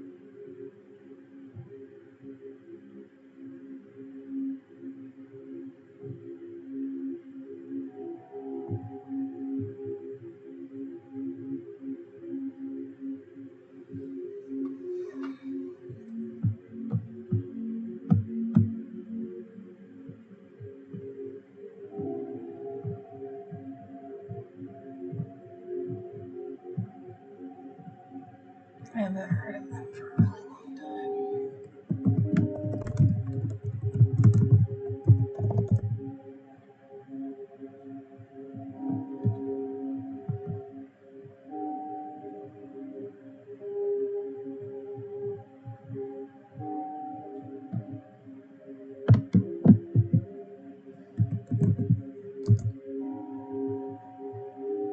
God damn it.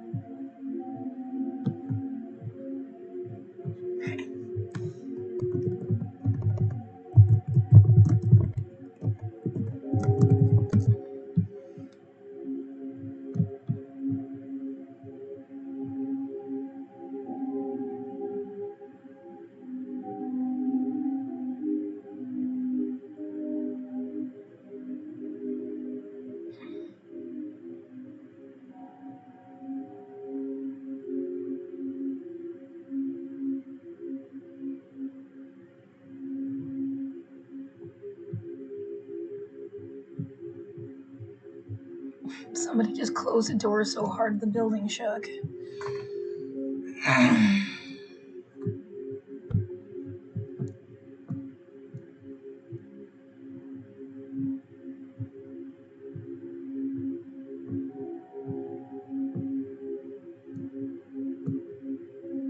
Oh, we're in October of last year. How far back does it go?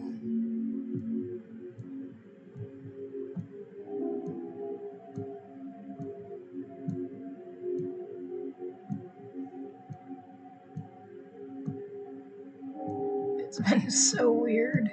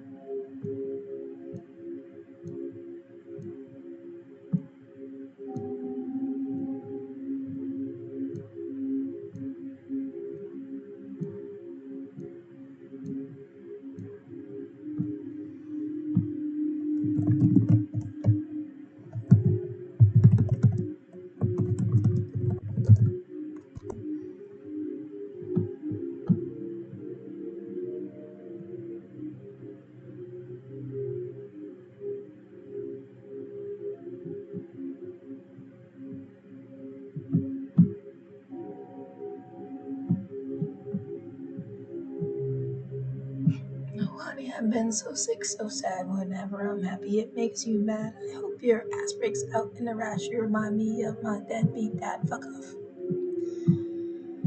Oi. Fuck off.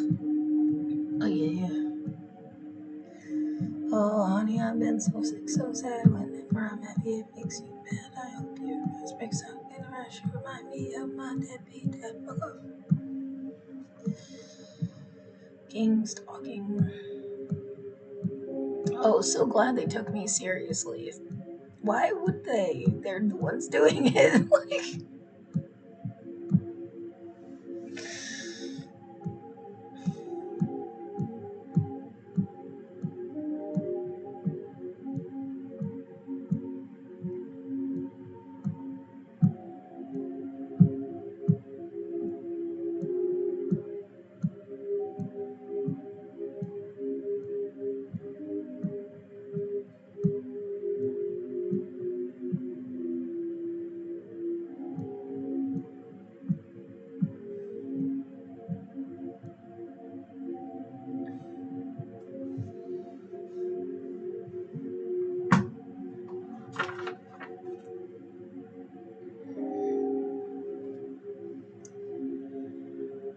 oh my god. I really need I need to lay down. I can keep consuming food. How much longer do you think you're gonna scroll back?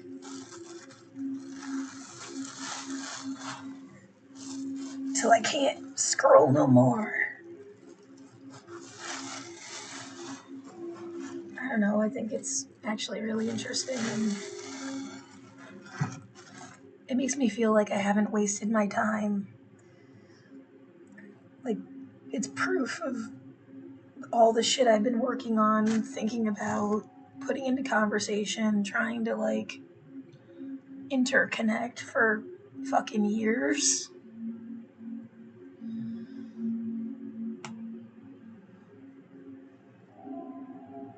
Everything is proof.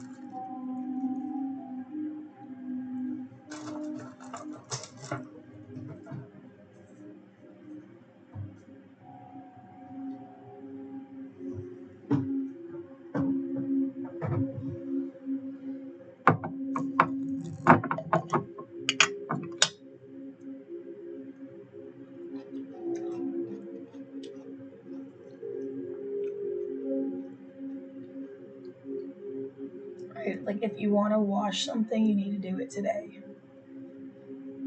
Because it could take it, especially if it's a hoodie, 2 days to dry. You should buy laundry soap. It gives you another chance to get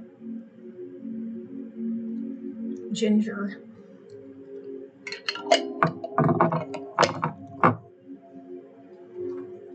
Um,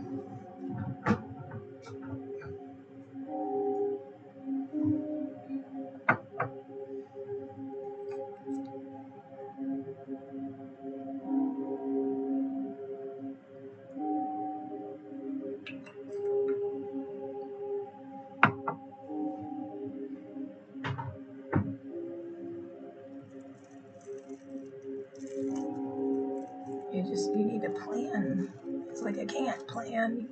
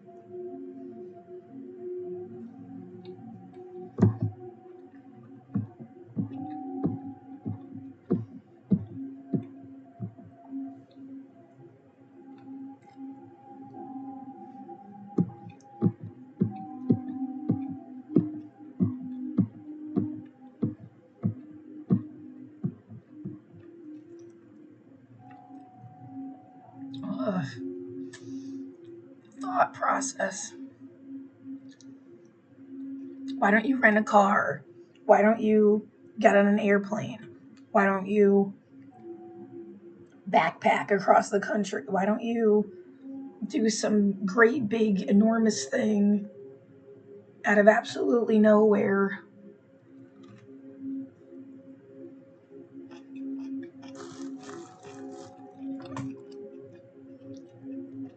Because somebody else would think it would be more interesting.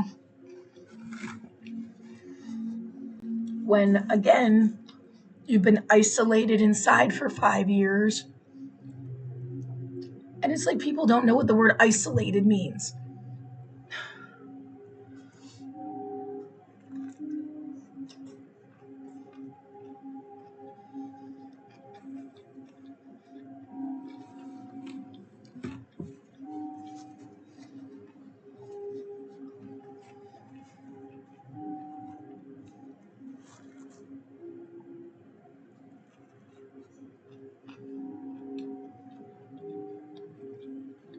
Exactly what the end result was. I supposed to just go be homeless somewhere else?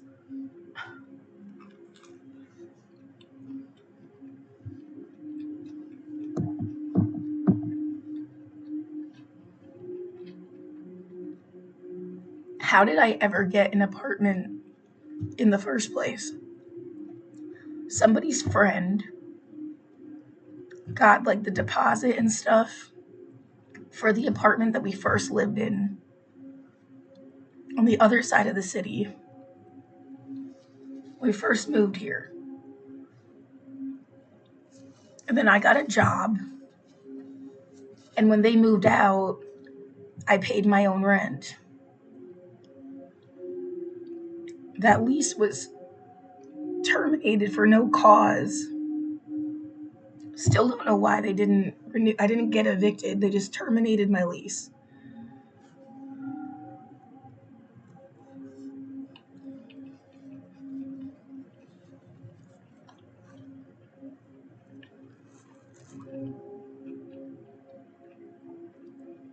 And then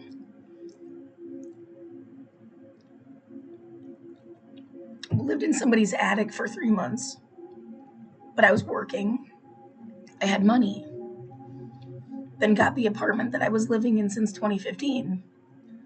I was working. I had money. Paychecks were late, very specifically on the day I was supposed to pay my deposit. They gave me enough money out of my paycheck to pay my deposit, and I quit. Like that would happen like as soon as I moved in, almost. But then I got more jobs. Like I found work somehow, kind of bounced around to like 4 or 5 different things. Kept getting, I never had a job as long or as consistent as the one that I quit.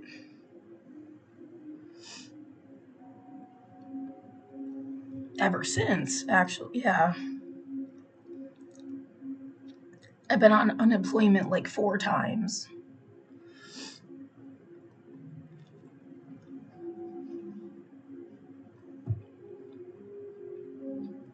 Yeah, they always rule in my favor.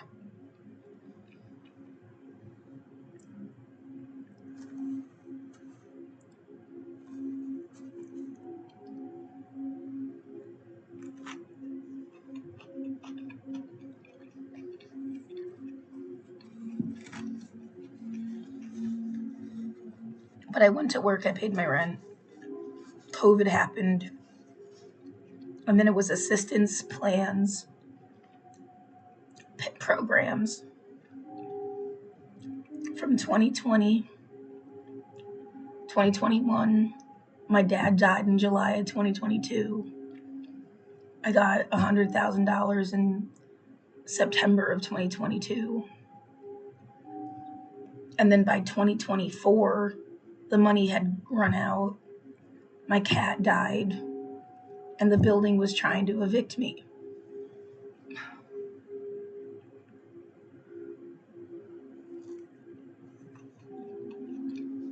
They didn't evict me in 2024.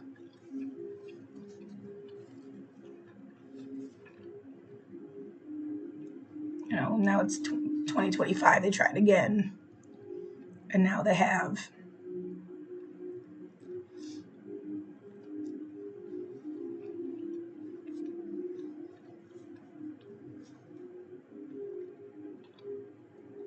But to even to pay a deposit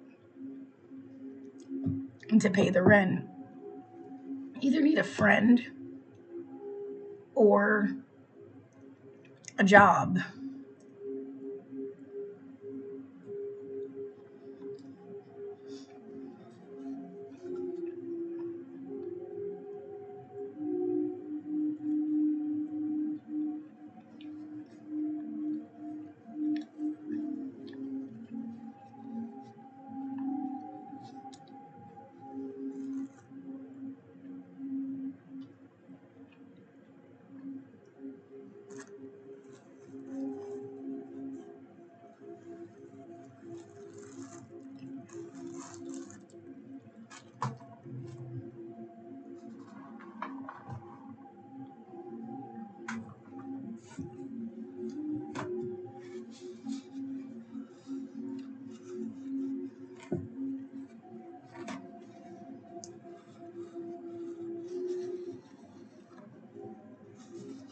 That would be interesting. At least a story. Somebody gets evicted and they're really pissed. Get the same situation, like devastated. And then a few months later, their landlord got evicted. Are they going to be homeless, though? You really think you're going to cross paths at a shelter? They only have like a little bit of stuff. How much more of a life that person clearly has than I do.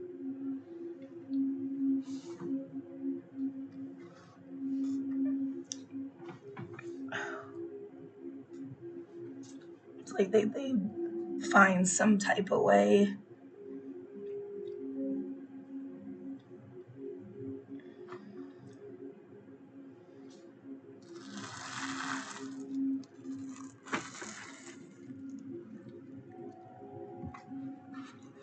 Right, they kept talking about traveling and things they were doing with their kids in their automatic email responses.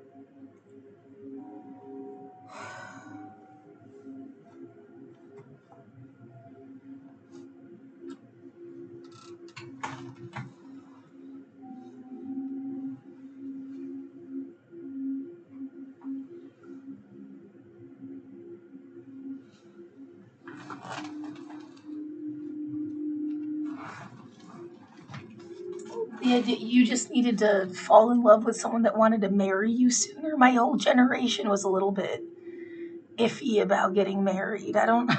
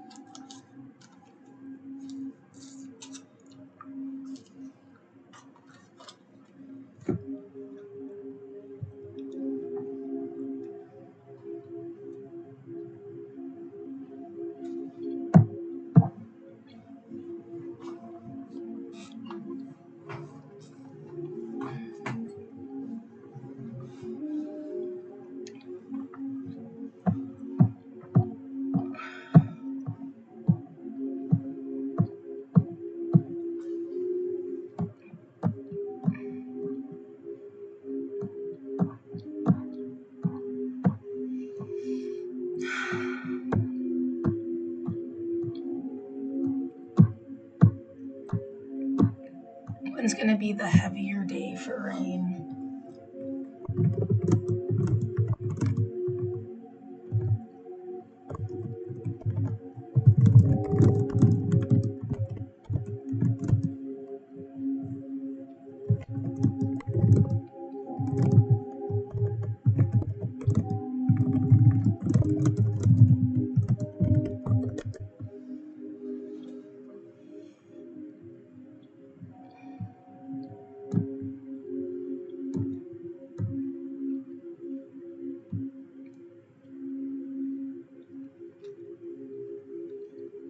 Tomorrow will be heavier.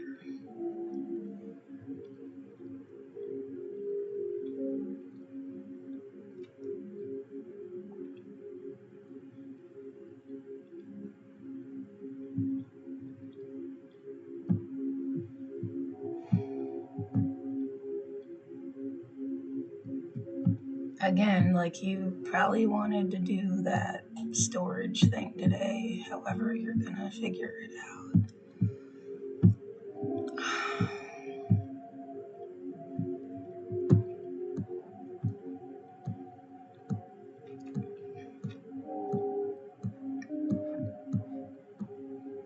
I have to pee again.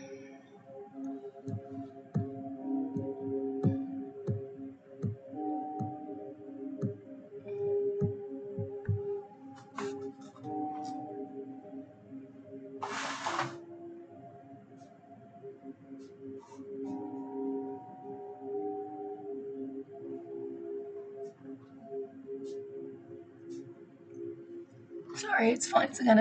You're just going around in circles. But you think of the globe turning. It's like, yeah, that's all anybody ever does. Like,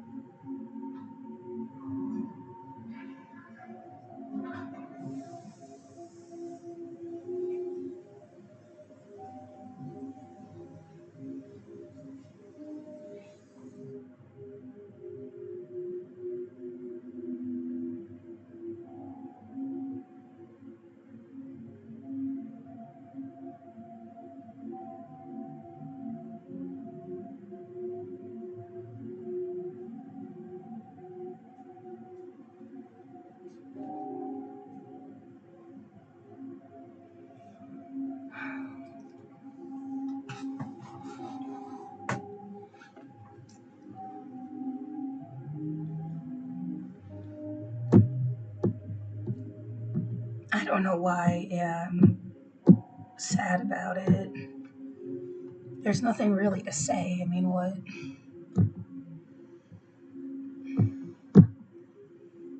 Just the idea of calling and someone else is there and they don't say them.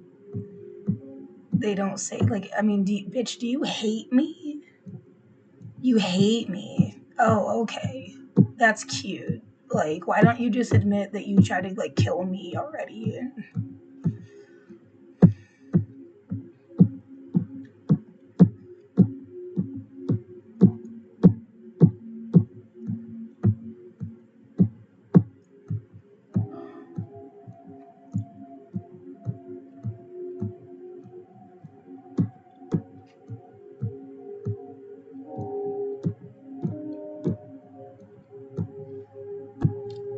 Right. Oh my God. Yeah. If someone else was still alive, they'd be like, oh my, don't even worry about it.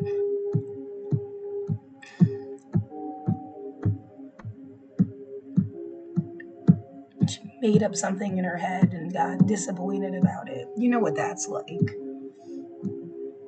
Yeah, but that shit's crazy. Yeah, exactly. It's different levels of doing that.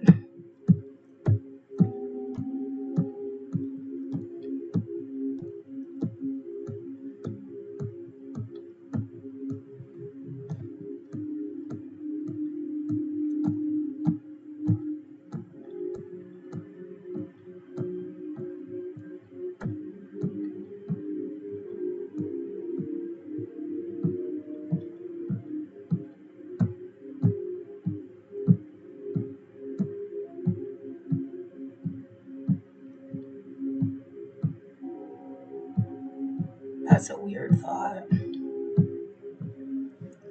This was supposed to make them cool somehow. To who? People you don't even know.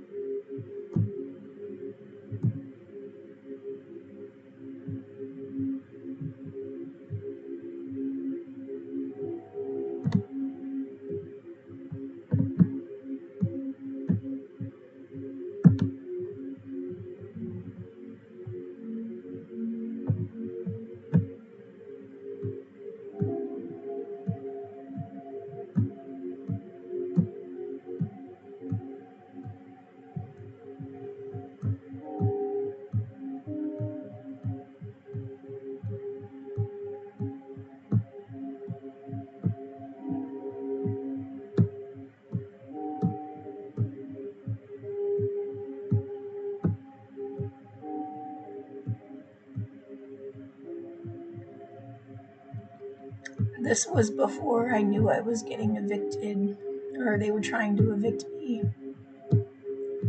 in 2024. I didn't know until October 16th.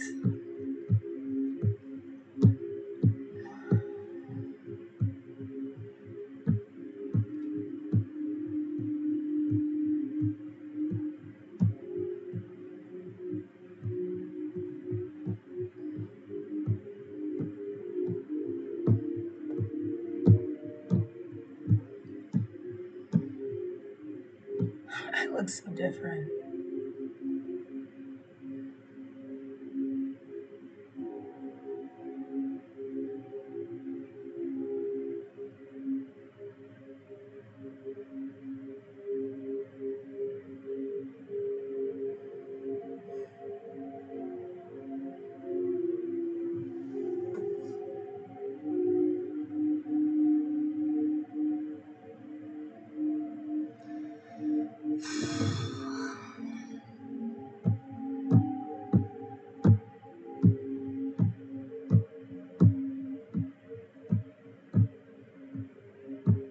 As if your face would tell someone something.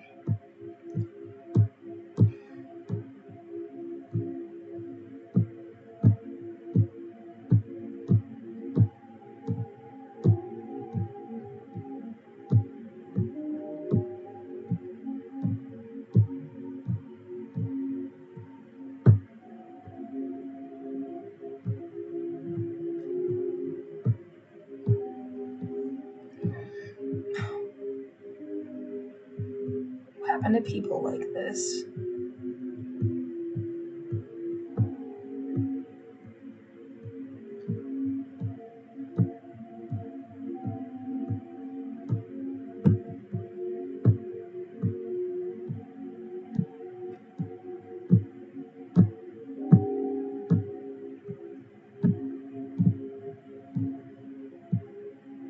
Right, that couldn't have been more damning.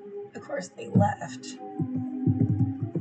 But this is what was like, hey,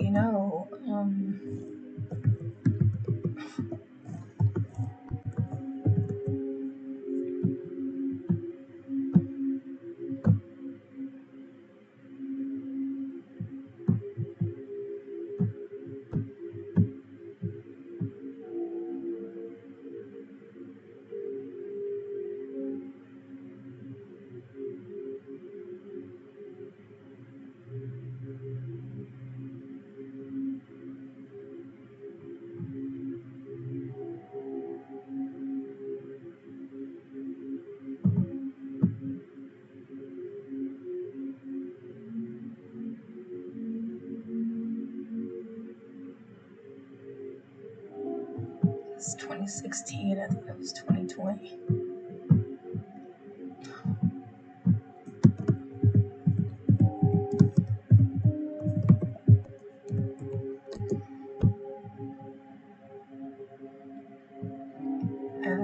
The AI kind of screwed up.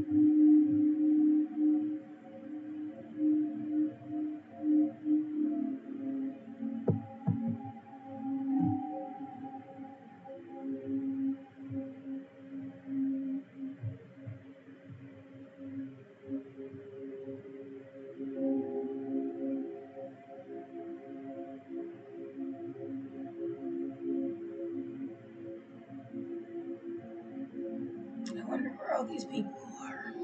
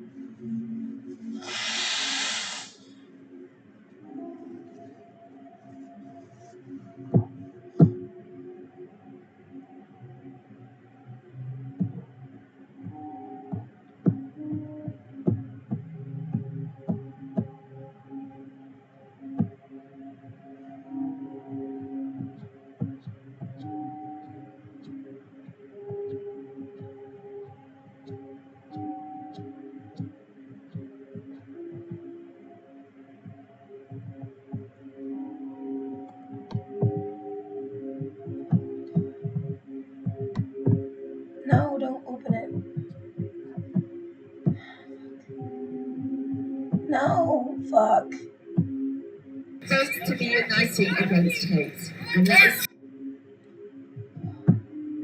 It sent me back to the fucking...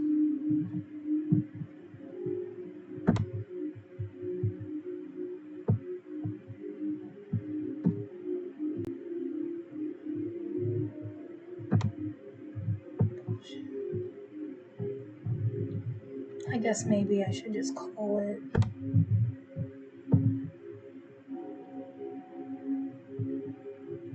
Well, I mean, I got through like 2024. This is gonna take forever.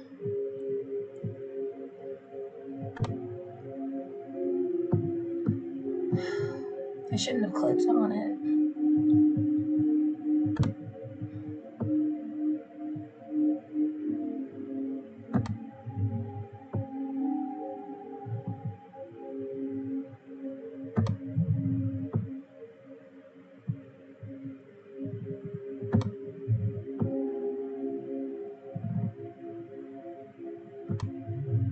Oh my god, I need to find some place to live. I don't know how to do that. Just pretend that you...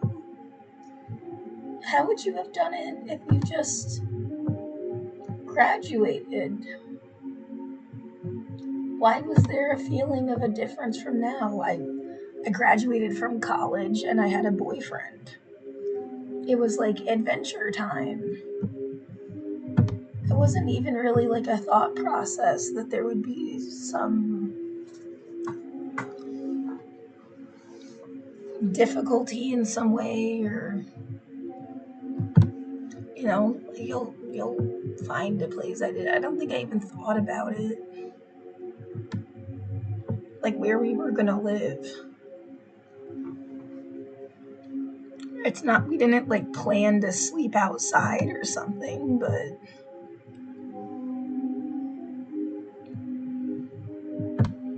I don't remember even thinking about it.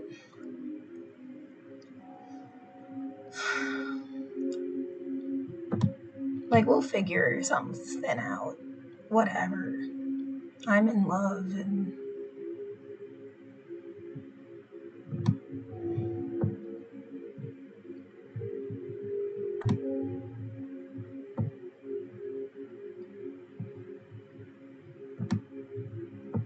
yeah, some idea of like having to get on a wait list, or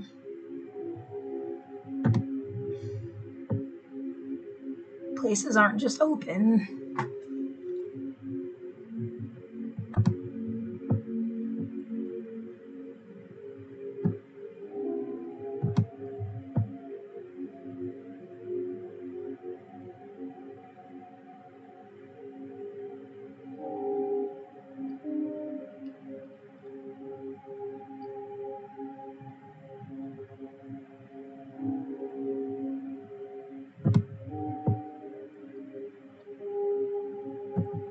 And yeah, I remember their friend had to pay.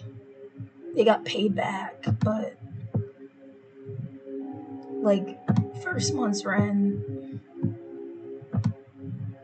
the deposit, something.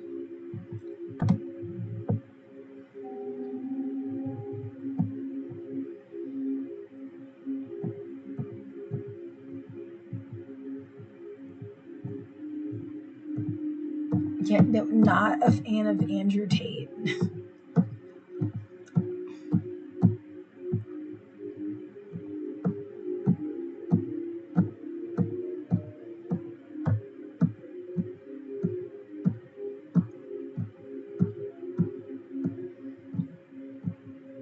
I guess I got back quick enough. Oh, but I'm so tired.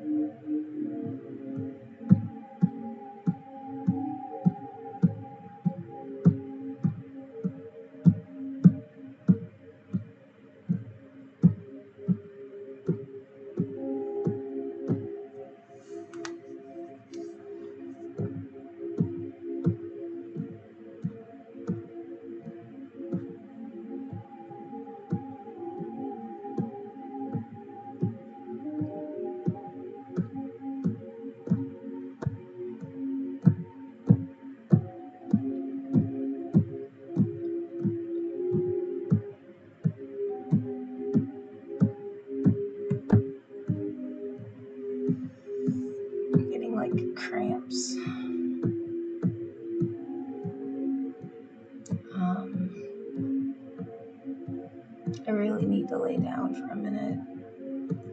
I really hate that, when you're in the shelter and it's about you wake up, they push you outside, there's nowhere to sit, you sit at the bus stop. It has a thing to keep you out of the rain. You don't want to sit on the ground or anything because if you get dirty, you're stuck like that all day. I still don't know where the fuck to do laundry besides like the sink. And I need a place to hang it up to dry.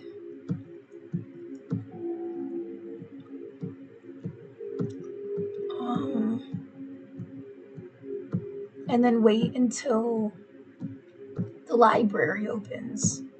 Like I did some errands, I got my hot pass, I got a bank card.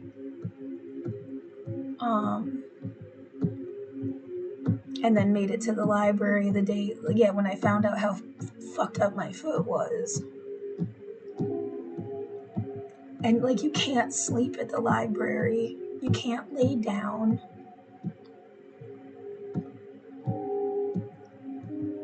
The idea of like, well, you have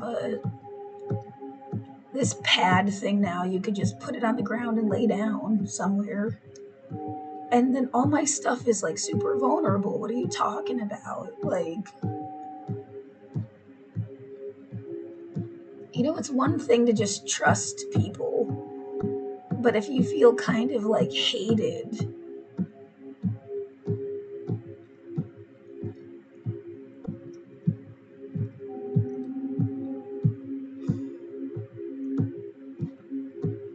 I can lock it all together, so it's at least a really big pain in the ass to. But I mean, if I'm trying to fall asleep, like you can't fall asleep.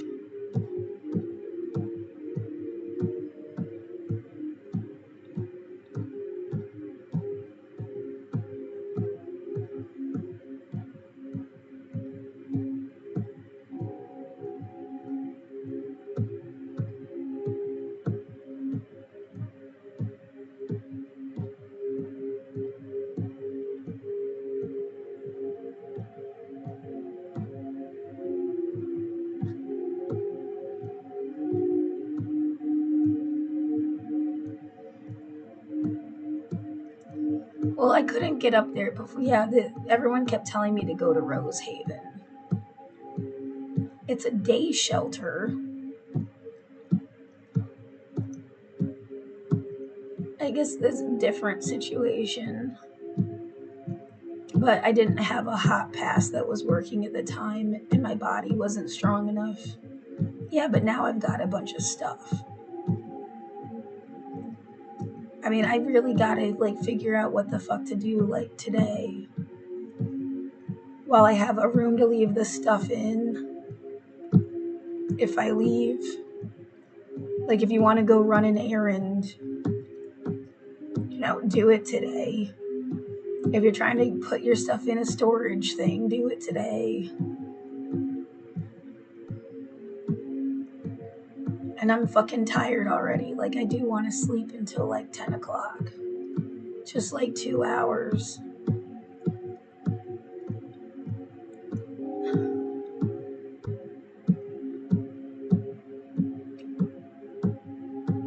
I think all of this is important to save to document it.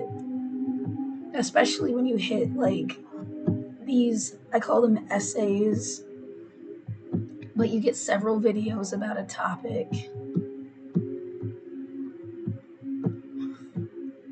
And I was trying to draw parallels from Palestine to Portland. And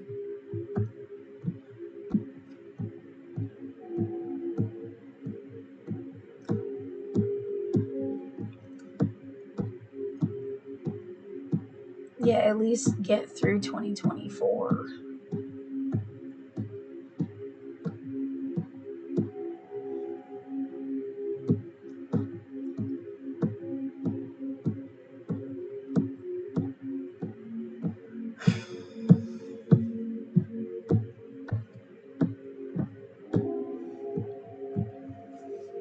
It would be nice if you could like pause the recording, because that's what I'm gonna save is the recording.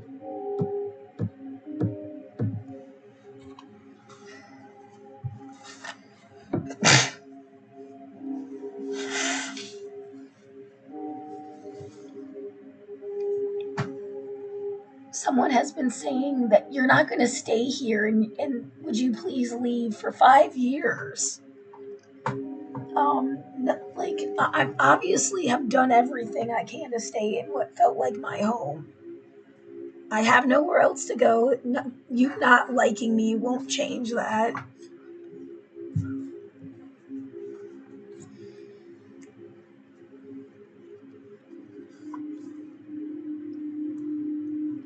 Fucking deranged.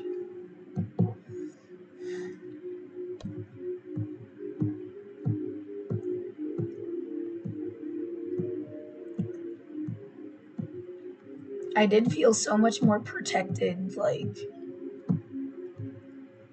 Portland was a certain kind of place. I mean, I remember us back in like 2014, 2014 talking about, falling asleep in the park and it was fine. Like,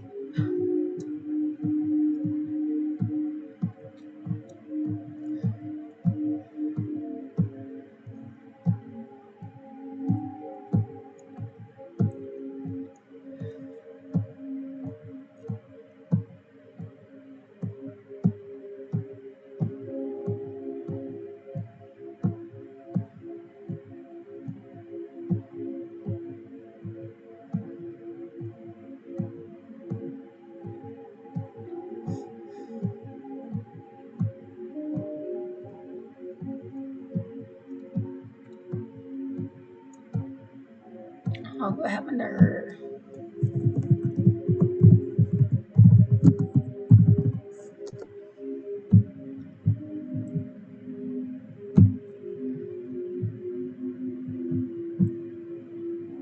Shayna.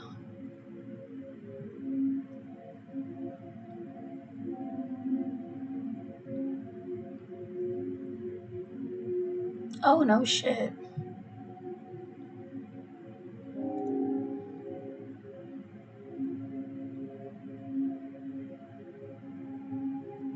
Now I really want to see that movie. Yeah.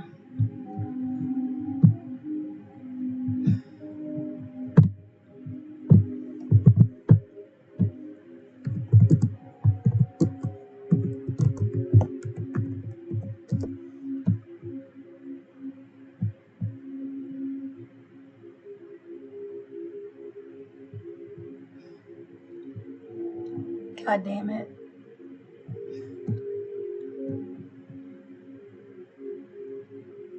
It's on Canopy. That means I can watch it. Because I has a library card.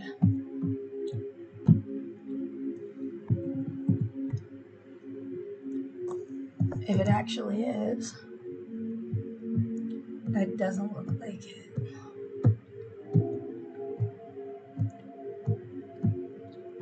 I would be surprised. It's like a new movie. I mean, if it's still in the theater, I don't think they're gonna.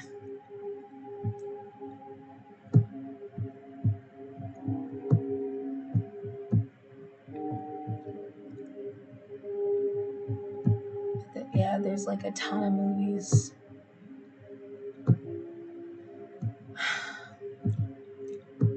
I has library card. The library's the best place on earth.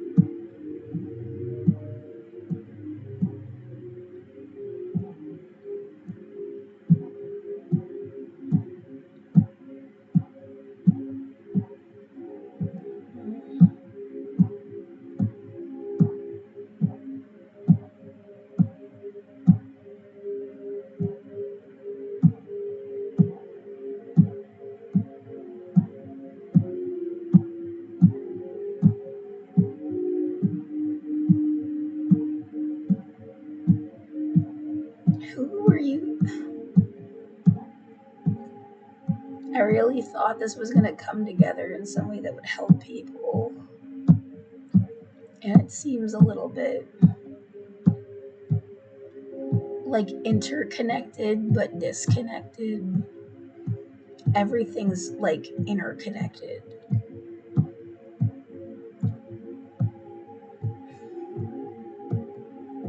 But it's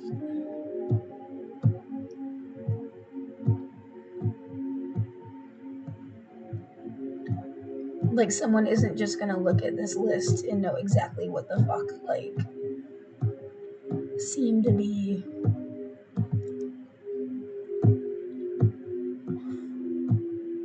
it doesn't explain itself. It just looks like a lot of random songs.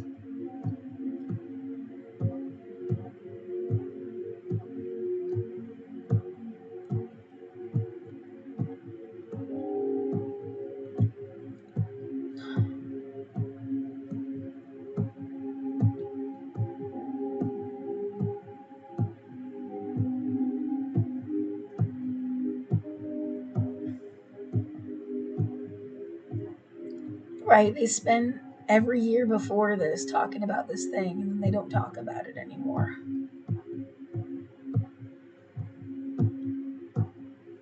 I haven't heard somebody say it the entire year.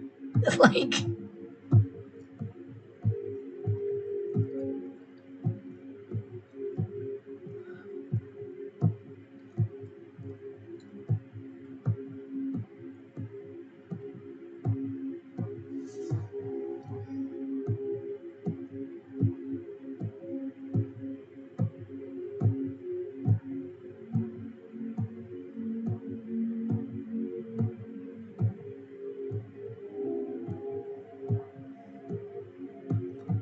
I haven't.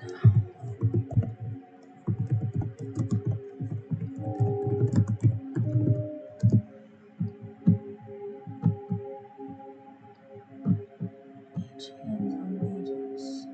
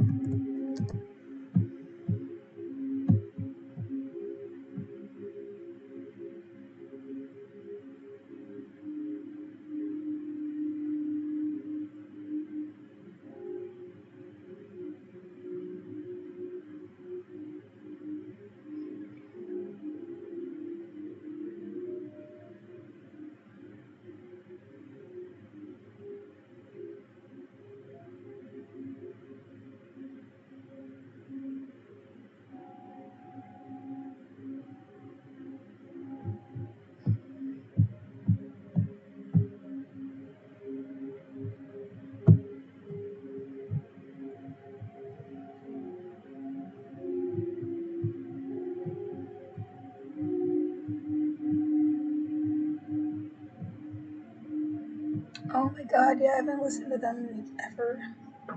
Ever.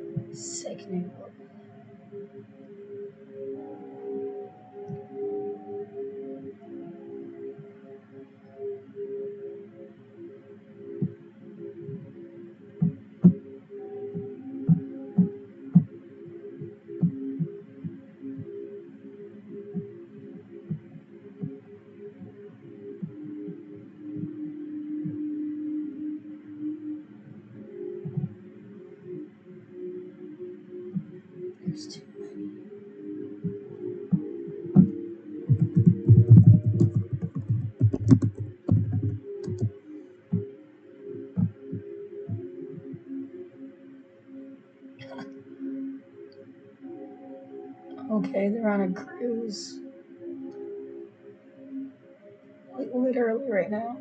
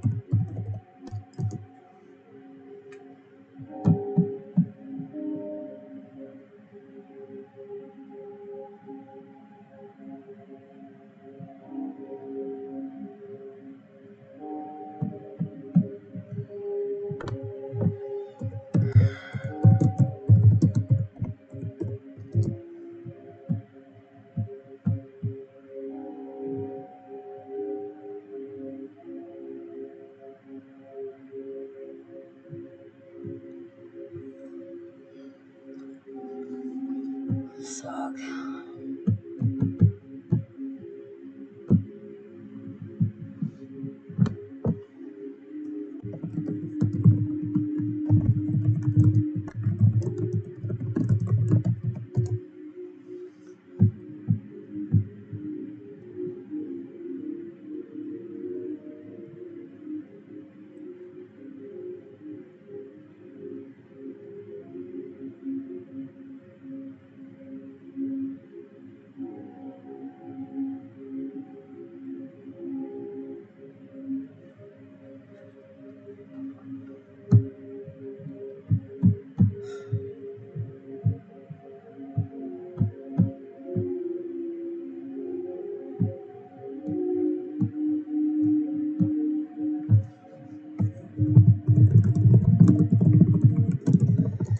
Oh, I said I wanted to lay down, and I'm like,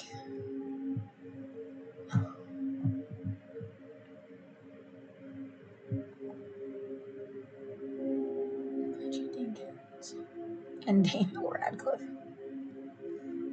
Okay. What?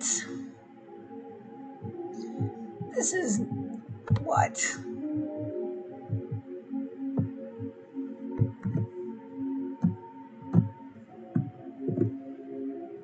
What? I'm sorry, what?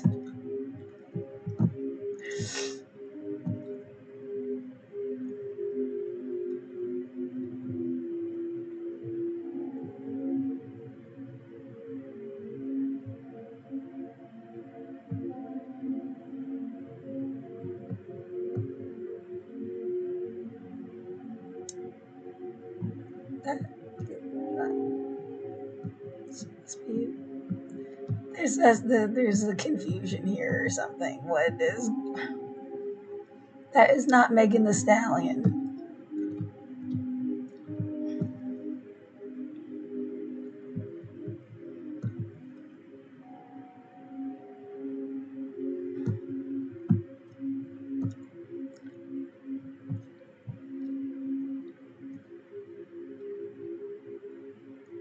Some new precious way. How are you gonna confuse?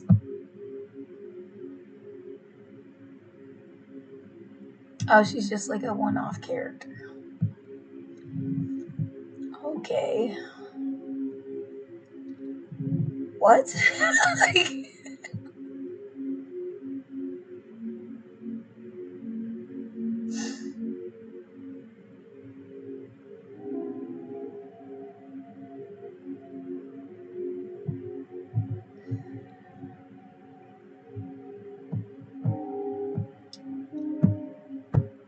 I I don't know. I don't know how I feel about that.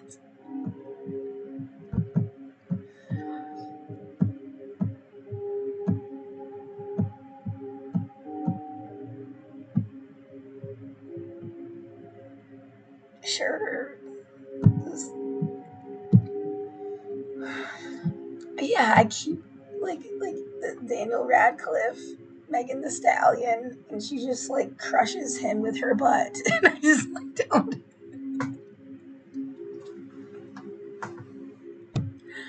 I mean, like in real life, you could have any combination of people fall in love, but like, just sure, like,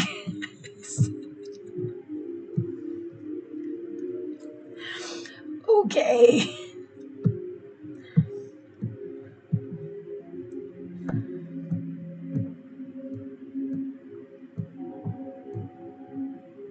You can have whatever you like.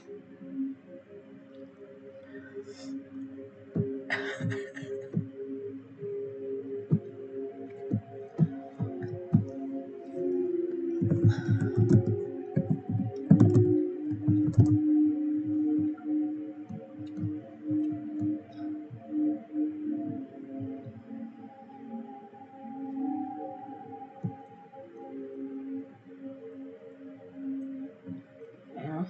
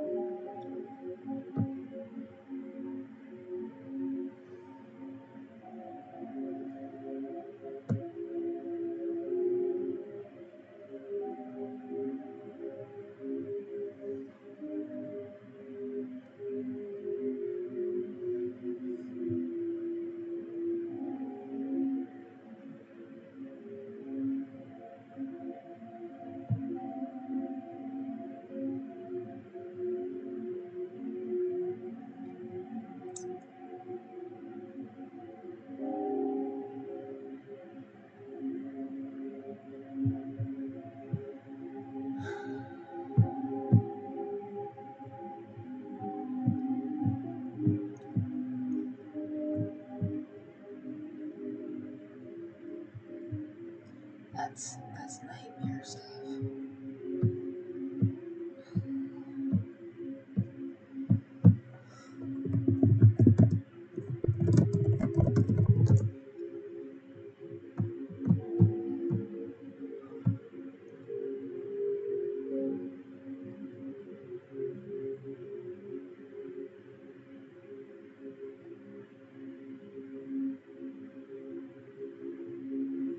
They came out with a new album and never got it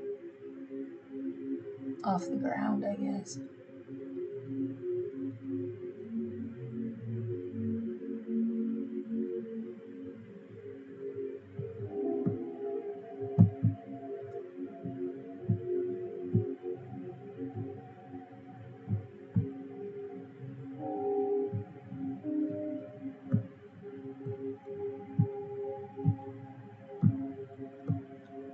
Right.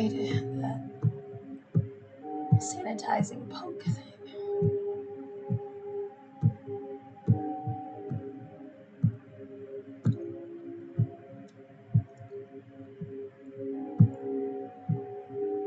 It's like they only let you do stuff if it fits a dual purpose.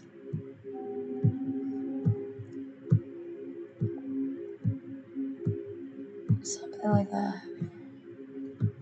No one's ever gonna hear it. Let them.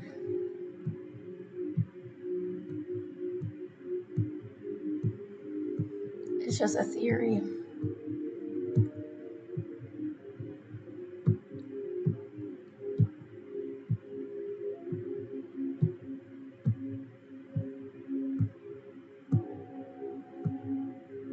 Cults again. I really, really gotta lay down. Because I can't even think. I've kind of just been scrolling.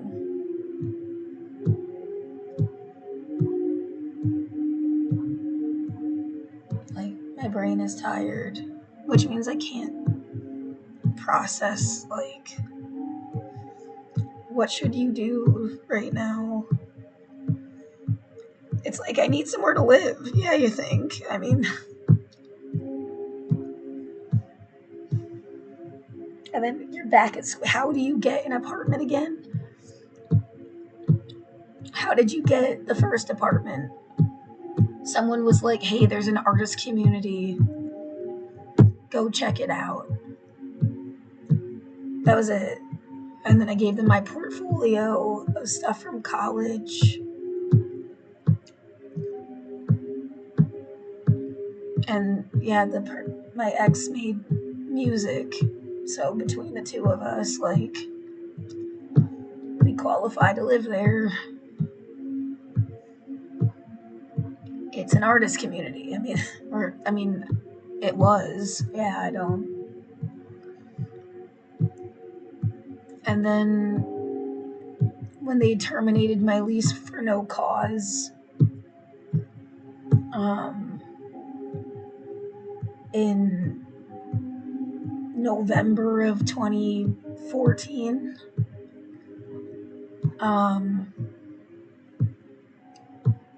I lived in somebody's attic for 3 months. And then one day I got on the bus and I went downtown and I got off on the first stop and I just walked until I saw a sign that said leasing. And I called the number. They said go across the street. And then I lived there since 2015 and just got evicted. That's literally. So what, I should just walk around till I see a fucking sign that says leasing on it?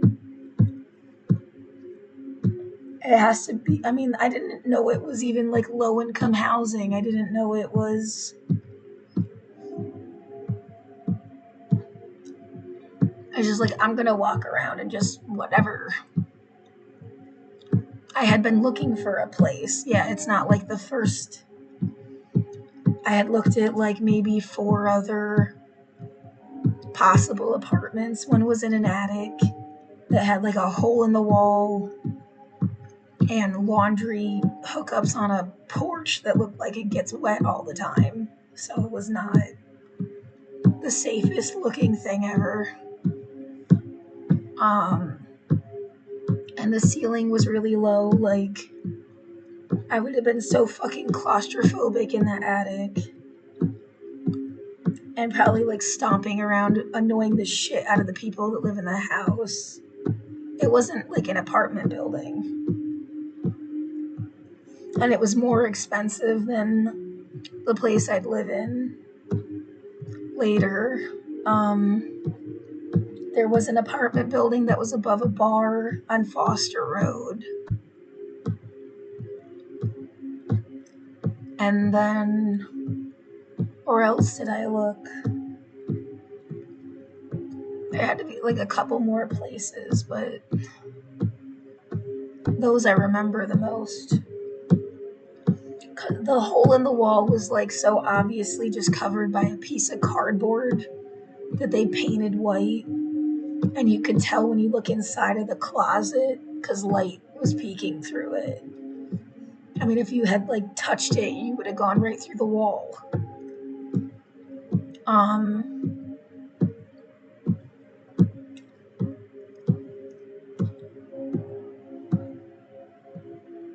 So yeah, and the other place, I even got like insurance and had it made out for that apartment that was above a bar. But I liked the unit better that was downtown and switched it.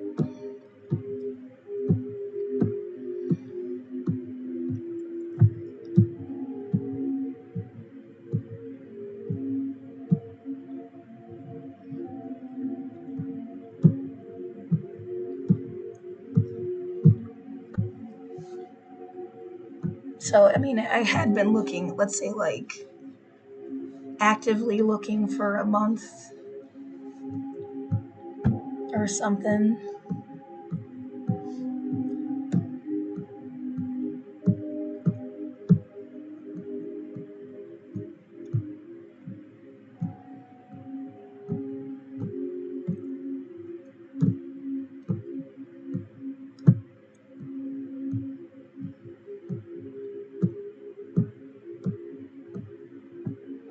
I guess, yeah, why are you?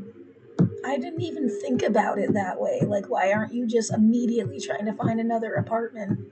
Because I feel really fucking pissed off.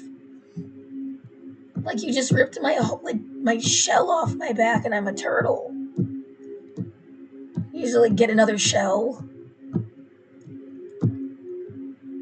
I guess I just didn't even think, like, no one, yeah, and I've also been told I should leave Portland. I guess it just didn't cross my mind, like, bitch, just try to find another apartment.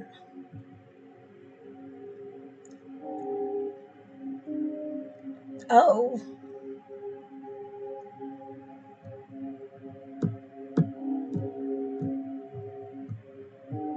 yeah, I guess.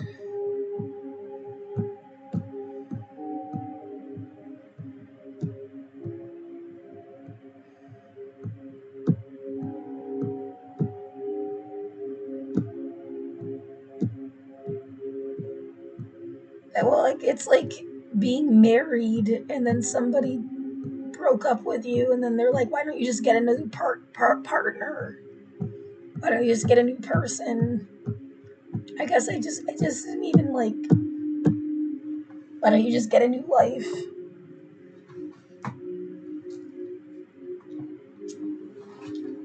I did really think I was just gonna get my apartment back too.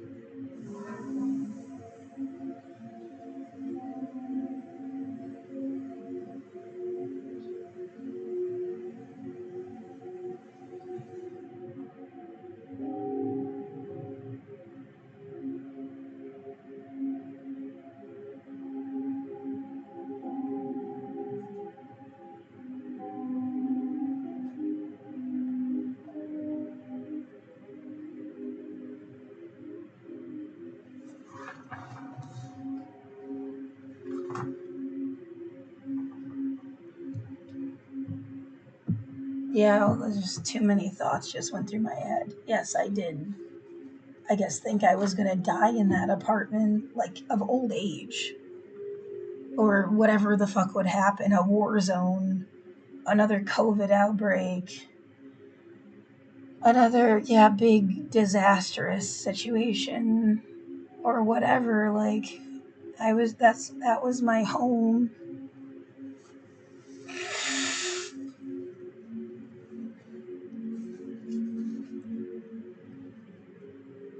There was no thought of moving.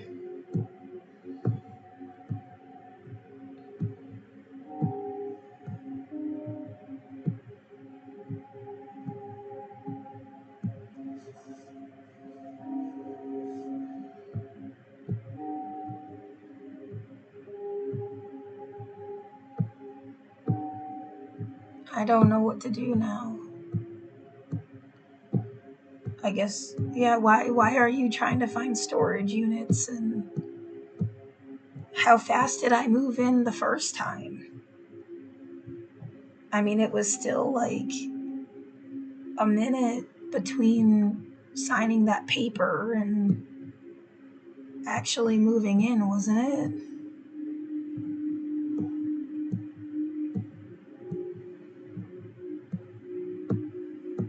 I don't know, a week, 2 weeks? I don't remember.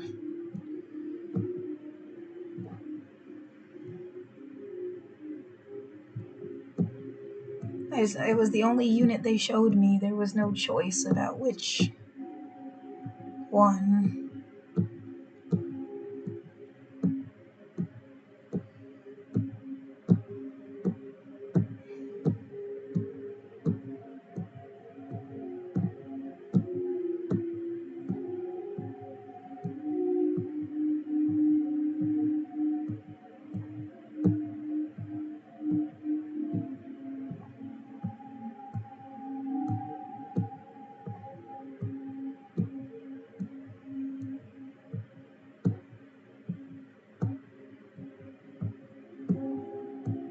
I hit 2023 somehow. It's like it skipped.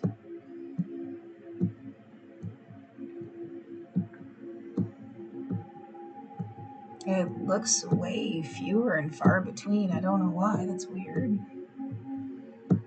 I watch the news every day.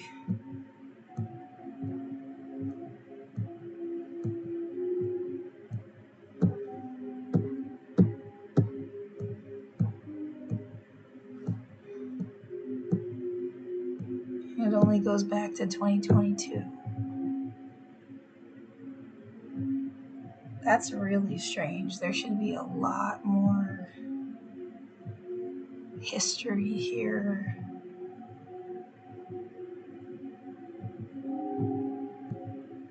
This is my main account. Yeah.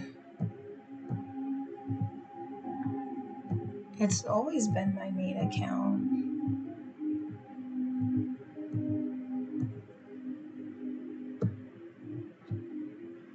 It doesn't register my usual day until October of 2023.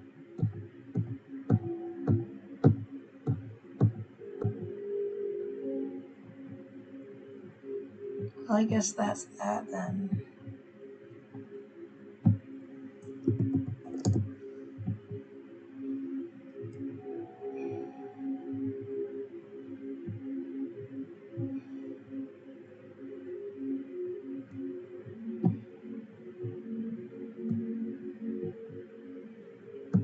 Fuck. I guess. Yeah, I guess. You need to find another apartment. What, and move in fast as possible? And how are you paying your first month's rent, Laura?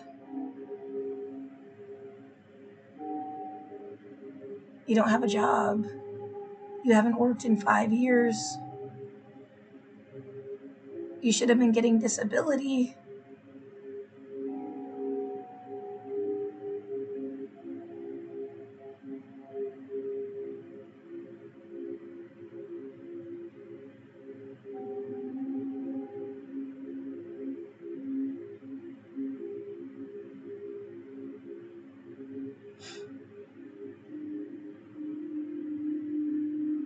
I can't just simply just get a job either. Like, I should have been getting disability.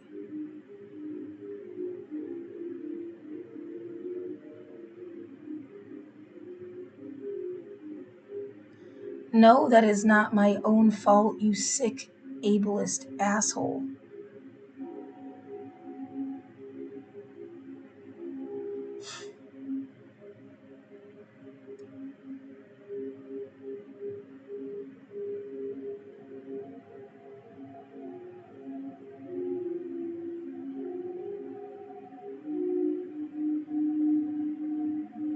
I don't yeah, it said Disability Rights Oregon is supposed to. I'm gonna email them again.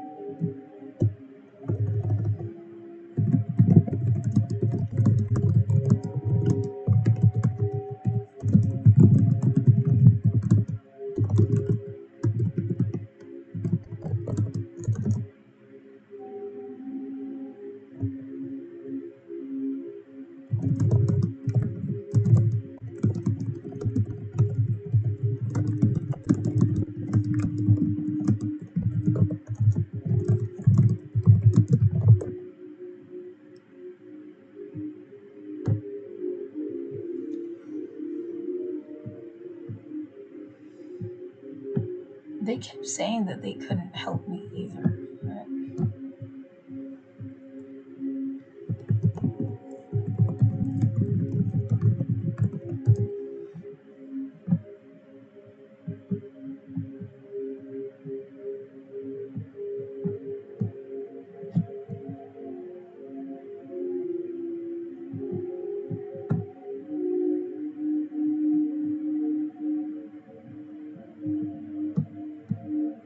I thought I did.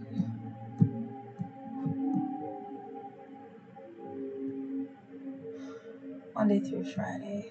Oh, I'm almost relieved it's Saturday because I don't feel good and I need to lay down. I have to call them on Monday, I guess, which is too late.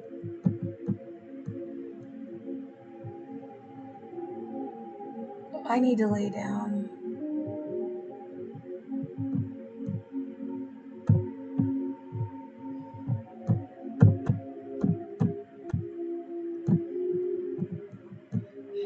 back to the point again.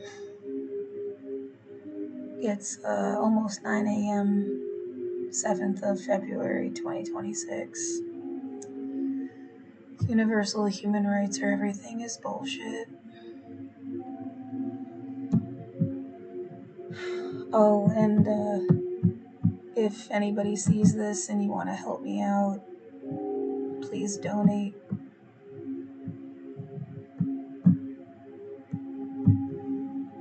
To my PayPal. It's fast and direct and instant, and this helps more than even the GoFundMe, because this takes a while. And I'm gonna save this on YouTube and the archive and hope it matters someday, if not today.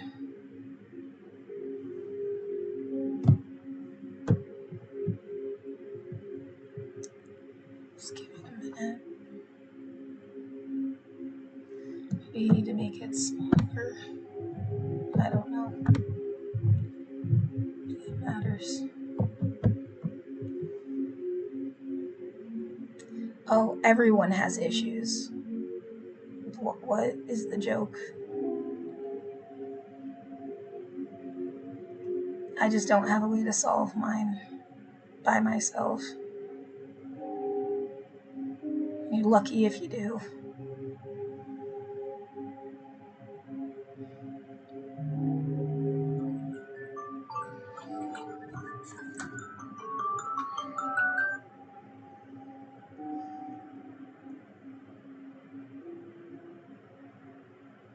Yeah, sure. And if anybody can tip me off on some kind of way to make money online, that would help. I mean, I was already looking at stuff, like what I could possibly do while in my room. I did play tests for Playtest Cloud, but they stopped paying me. And it's only a gift card that you can't, like, I can't use it to pay for the hotel. I can use it to buy, like, soap. But Playtest Cloud is a thing out there. And that was the only thing I ever found that, like, gave me money. And then they stopped. Yeah, so gave me anything. Going analog.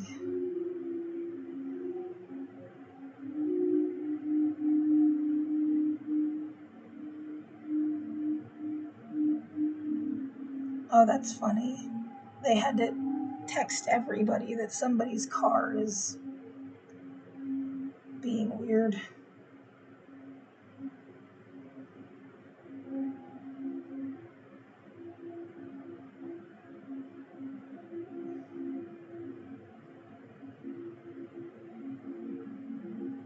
Wow, you're the last person I wanted.